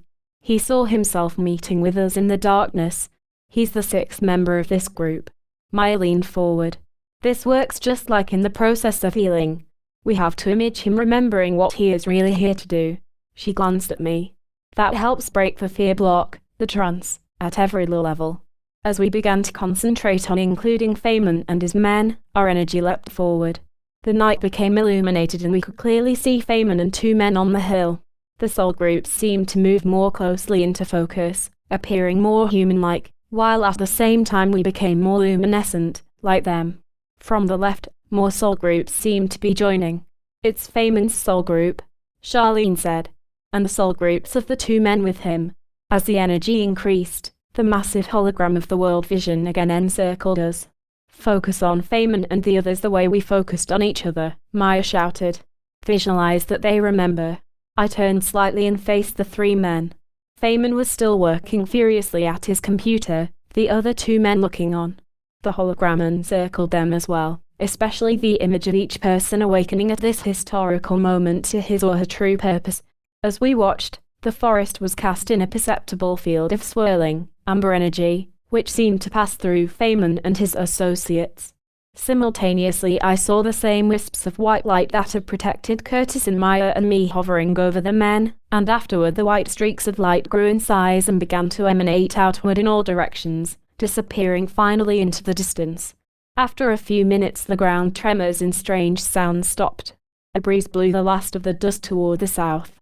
One of the men stopped watching Feynman and eased away from us into the trees. For several seconds Feynman continued to work on his keyboard, then gave up in frustration. He looked down at us and picked up the computer, cradling it gently with his left arm. With the other hand, he pulled out a handgun and began to walk our way. The other man, armed with an automatic weapon, followed. Don't let go of the image, Maya cautioned. When they were 20 feet away, Feynman set the computer down and punched at the keyboard again, keeping the pistol ready. Several large rocks, loosened earlier, broke free and crashed into the pool. You didn't come here to do this, Charlene said softly. The rest of us focused on his face. The operative, keeping his weapon aimed at us, walked closer to Feynman and said, "We can't do anything else here. Let's go." Feynman waved him off, then began to type angrily again. "Nothing is working," Feynman yelled at us. "What are you doing?" He looked at the operative. "Shoot them," he screamed. "Shoot them." For an instant the man looked at us coldly. Then, shaking his head, he backed away and disappeared into the rocks. "You were born to prevent this destruction from happening," I said. He dropped the gun to his side and stared at me. For an instant his face lightened, appearing exactly as I had seen it during his birth vision. I could tell he was remembering something. Seconds later a look of fright swept across his face, turning quickly into anger. He grimaced and held his stomach, then turned and retched onto the rocks beside him. Wiping his mouth, he raised the gun again. "I don't know what you're trying to do to me, but it won't work." He took several steps forward, then seemed to lose energy. The gun fell to the ground. "It doesn't matter, you know. There are other forests. You people can't be at all of them. I'm going to make this generator work. Do you understand? You're not taking this away from me." He stumbled backward a few feet, then turned and ran into the darkness. When we reached the hill above the bunker, a great wave of relief swept through the group. After Feynman had left, we had cautiously made our way back to the site of the experiment, not knowing what we would find. Now, as we looked, the bunker area was aglow with dozens of truck lights. Most of the vehicles bore the insignia of the Forest Service, although the FBI was represented, along with the local sheriff's department. I crawled forward several more feet on the crest of the hill and looked closely to see if anyone was being interrogated or held in any of the cars. They all looked empty. The door of the bunker was open and officers seemed to be going in and out as if investigating a crime scene. "They've all left," Curtis said, leaning forward on his knees and gazing past the trunk of a large tree. "We stopped them." Maya turned and sat down. "Well, at least we stopped them here. They won't try the experiment again in this valley." "But Feynman was right," David said, looking at the rest of us. "They can go to some other place, and no one will know." He stood up. "I've got to go in there. I'll tell them the whole story." "Are you crazy?" Curtis said, walking up to him. "What if the government is part of this?" "The government is just people," David replied. "Not all of them are involved." Curtis stepped up closer. "There has to be another way. I'm not letting you go in there." "There will be someone in one of those agencies who will listen to us," David said. "I'm sure of it." Curtis was silent. Charlene was leaning on the rock several feet away, and said, "He's right. Someone could be in just the right position to help." Curtis shook his head, grappling with his thoughts. "That might be true, but you'll need someone with you who can accurately describe the technology." "That means you'll have to go too," David said. Curtis managed to return a smile. "Okay, I'll go with you, but only because we have an ace in the hole." "What?" David asked. "A guy that we left tied up back in the cave." David put a hand on his shoulder. "Come on, you can tell me about it on the way. Let's see what happens."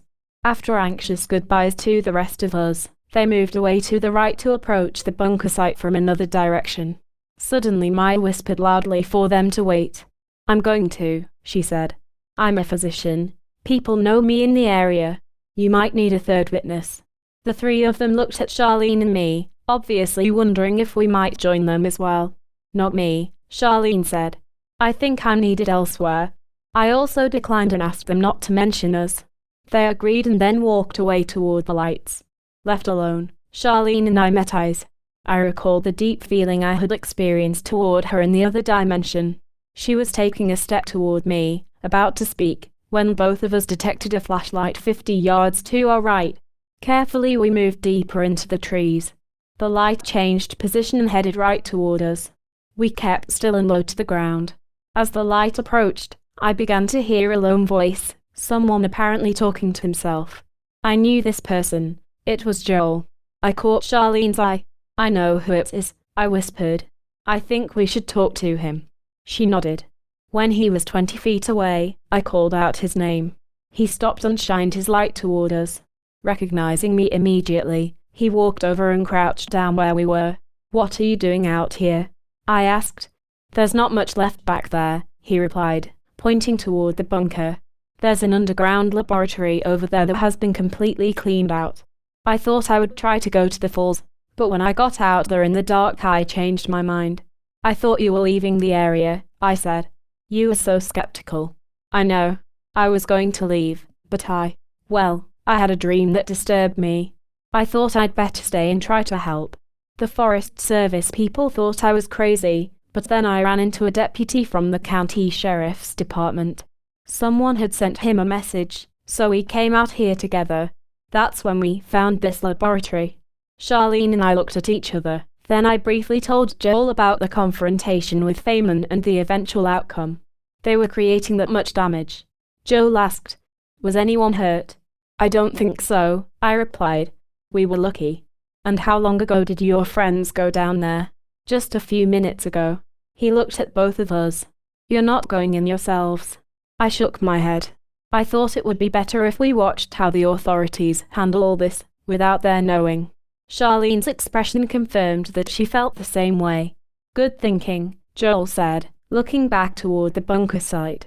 "I think I had better get back down there, though, just so they'll know the press is aware of those 3 witnesses." "How can I get in touch with you?" "We'll call you," Charlene said. He handed me a card, nodded to Charlene, and headed toward the bunker.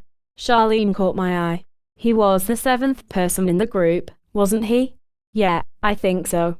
We were silent with our thoughts for a moment, then Charlene said, "Come on, let's try to get back to town." We had walked for almost an hour when suddenly we heard the sound of songbirds, dozens of them, somewhere to our right. Dawn was just breaking and a cool mist rose from the forest floor. Now what? Charlene asked. Look over there, I said. Through a break in the trees to the north was a huge, old poplar, perhaps 8 feet in diameter. In the half-light of daybreak, the area around the tree appeared brighter somehow, as if the sun, still below the horizon, had been in position to burst through to radiate downward on that one spot. I experienced the sense of warmth that had grown so familiar. What is it? Charlene asked. It's Will, I said. Let's go over there. When we were within 10 feet, Will peeked around the tree, smiling broadly. He had changed. What was it? As I continued to study his body, I realized that his luminosity was the same, but he was now more clearly in focus. He hugged us both. Were you able to see what happened? I asked. Yes, he said. I was there with the soul groups. I saw everything. You're in sharper focus. What did you do? It wasn't what I did, he replied. It was what you and the group did, especially Charlene. What do you mean? Charlene asked. When the 5 of you increased your energy, and consciously remembered most of the world vision, you lifted this whole valley into a higher vibratory pattern. It rose closer to the vibratory level of the afterlife, which means that I now appear clearer to you, as you appear clearer to me. Even the soul groups will become more readily visible in this valley now. I looked hard at Will. Everything we've seen in this valley, everything that has happened. It's all the 10th insight, isn't it? He nodded. These same experiences are occurring to people all over the planet. After we grasp the first 9 insights, each of us is left at the same place, trying to live this reality day to day, in the face of what seems to be a growing pessimism and divisiveness all around us. But at the same time, we are continuing to gain a greater perspective and clarity about our spiritual situation, about who we really are. We know we are awakening to a much larger plan for planet Earth. The 10th is about maintaining our optimism and staying awake. We're learning to better identify and believe in our own intuitions, knowing that these mental images are fleeting recollections of our original intention, of how we wanted our lives to evolve. We wanted to follow a certain path in life, so that we could finally remember the truth that our life experiences are preparing us to tell, and bring this knowledge into the world. We are now seeing our lives from the higher perspective of the afterlife. We know that our individual adventures are occurring within the context of the long history of human awakening. With this memory, our lives are grounded, put into context. We can see the long process through which we have been spiritualizing the physical dimension, and what we have left to do. Will paused momentarily and moved closer to us. Now we will see if enough groups like this one come together and remember, if enough people around the world grasp the 10th. As we have seen, it is now our responsibility to keep the intention, to ensure the future. The polarization of fear is still rising, and if we are to resolve it and move on, each of us must participate personally. We must watch our thoughts and expectations very carefully, and catch ourselves every time we treat another human being as an enemy. We can defend ourselves, and restrain certain people, but if we dehumanize them, we add to the fear. We all are souls in growth. We all have an original intention that is positive, and we can all remember. Our responsibility is to hold that idea for everyone we meet. That's the true interpersonal ethic. That's how we uplift. That's the contagion of the new awareness that is encircling the planet. We either fear that human culture is falling apart, or we can hold the vision that we are awakening. Either way, our expectation is a prayer that goes out as a force that tends to bring about the end we envision. Each of us must consciously choose between these 2 futures. Will seemed to drift into thought, and in the background, against the far edge toward the south, I caught sight again of the streaks of white light. With all that was happening, I said, I never asked you about these movements of white light. Do you know what they are? Will smiled, and reached out and gently touched both of our shoulders. They're the angels, he said. They respond to our faith and vision and make miracles. They seem to be a mystery even to those in the afterlife. At that moment I was seized by a mental image of a community, somewhere in a valley much like this one. Charlene was there, and others, including many children. I think we are supposed to understand the angels next, Will continued, gazing out toward the north as if seeing an image of his own. Yes, I'm sure of it. Are you two coming? I gazed at Charlene, whose look confirmed that she had seen the same vision as I. I don't think so, she said. Not right now, I added. Without speaking, Will pulled us into a brief embrace, then turned and walked away. At first, I was reluctant to let him go, but I remained silent. A part of me realized this journey was far from over. Soon, I knew, we would see him again. Millions have experienced the insights of James Redfield's works and embraced the emerging worldview that they offer. International bestsellers that have sold over 4 million copies in more than 35 countries, the Celestine Prophecy and the 10th Insight have helped people all over the world open up to a new sense of personal destiny and purpose. The 10th Insight, this exciting sequel to the Celestine Prophecy, transports you through portals into other dimensions. To memories of other centuries, to the moment before our conception, to the passage of death and the life review we must all face, and to the love-filled afterlife. As you grasp the 10th Insight, your understanding will expand to include a sense of the special mission that we all share, and you will begin to answer, as never before, the unspoken questions in every human heart. Why are we here? What are we to do? Where are we going? James Redfield has the genius of inspiring people.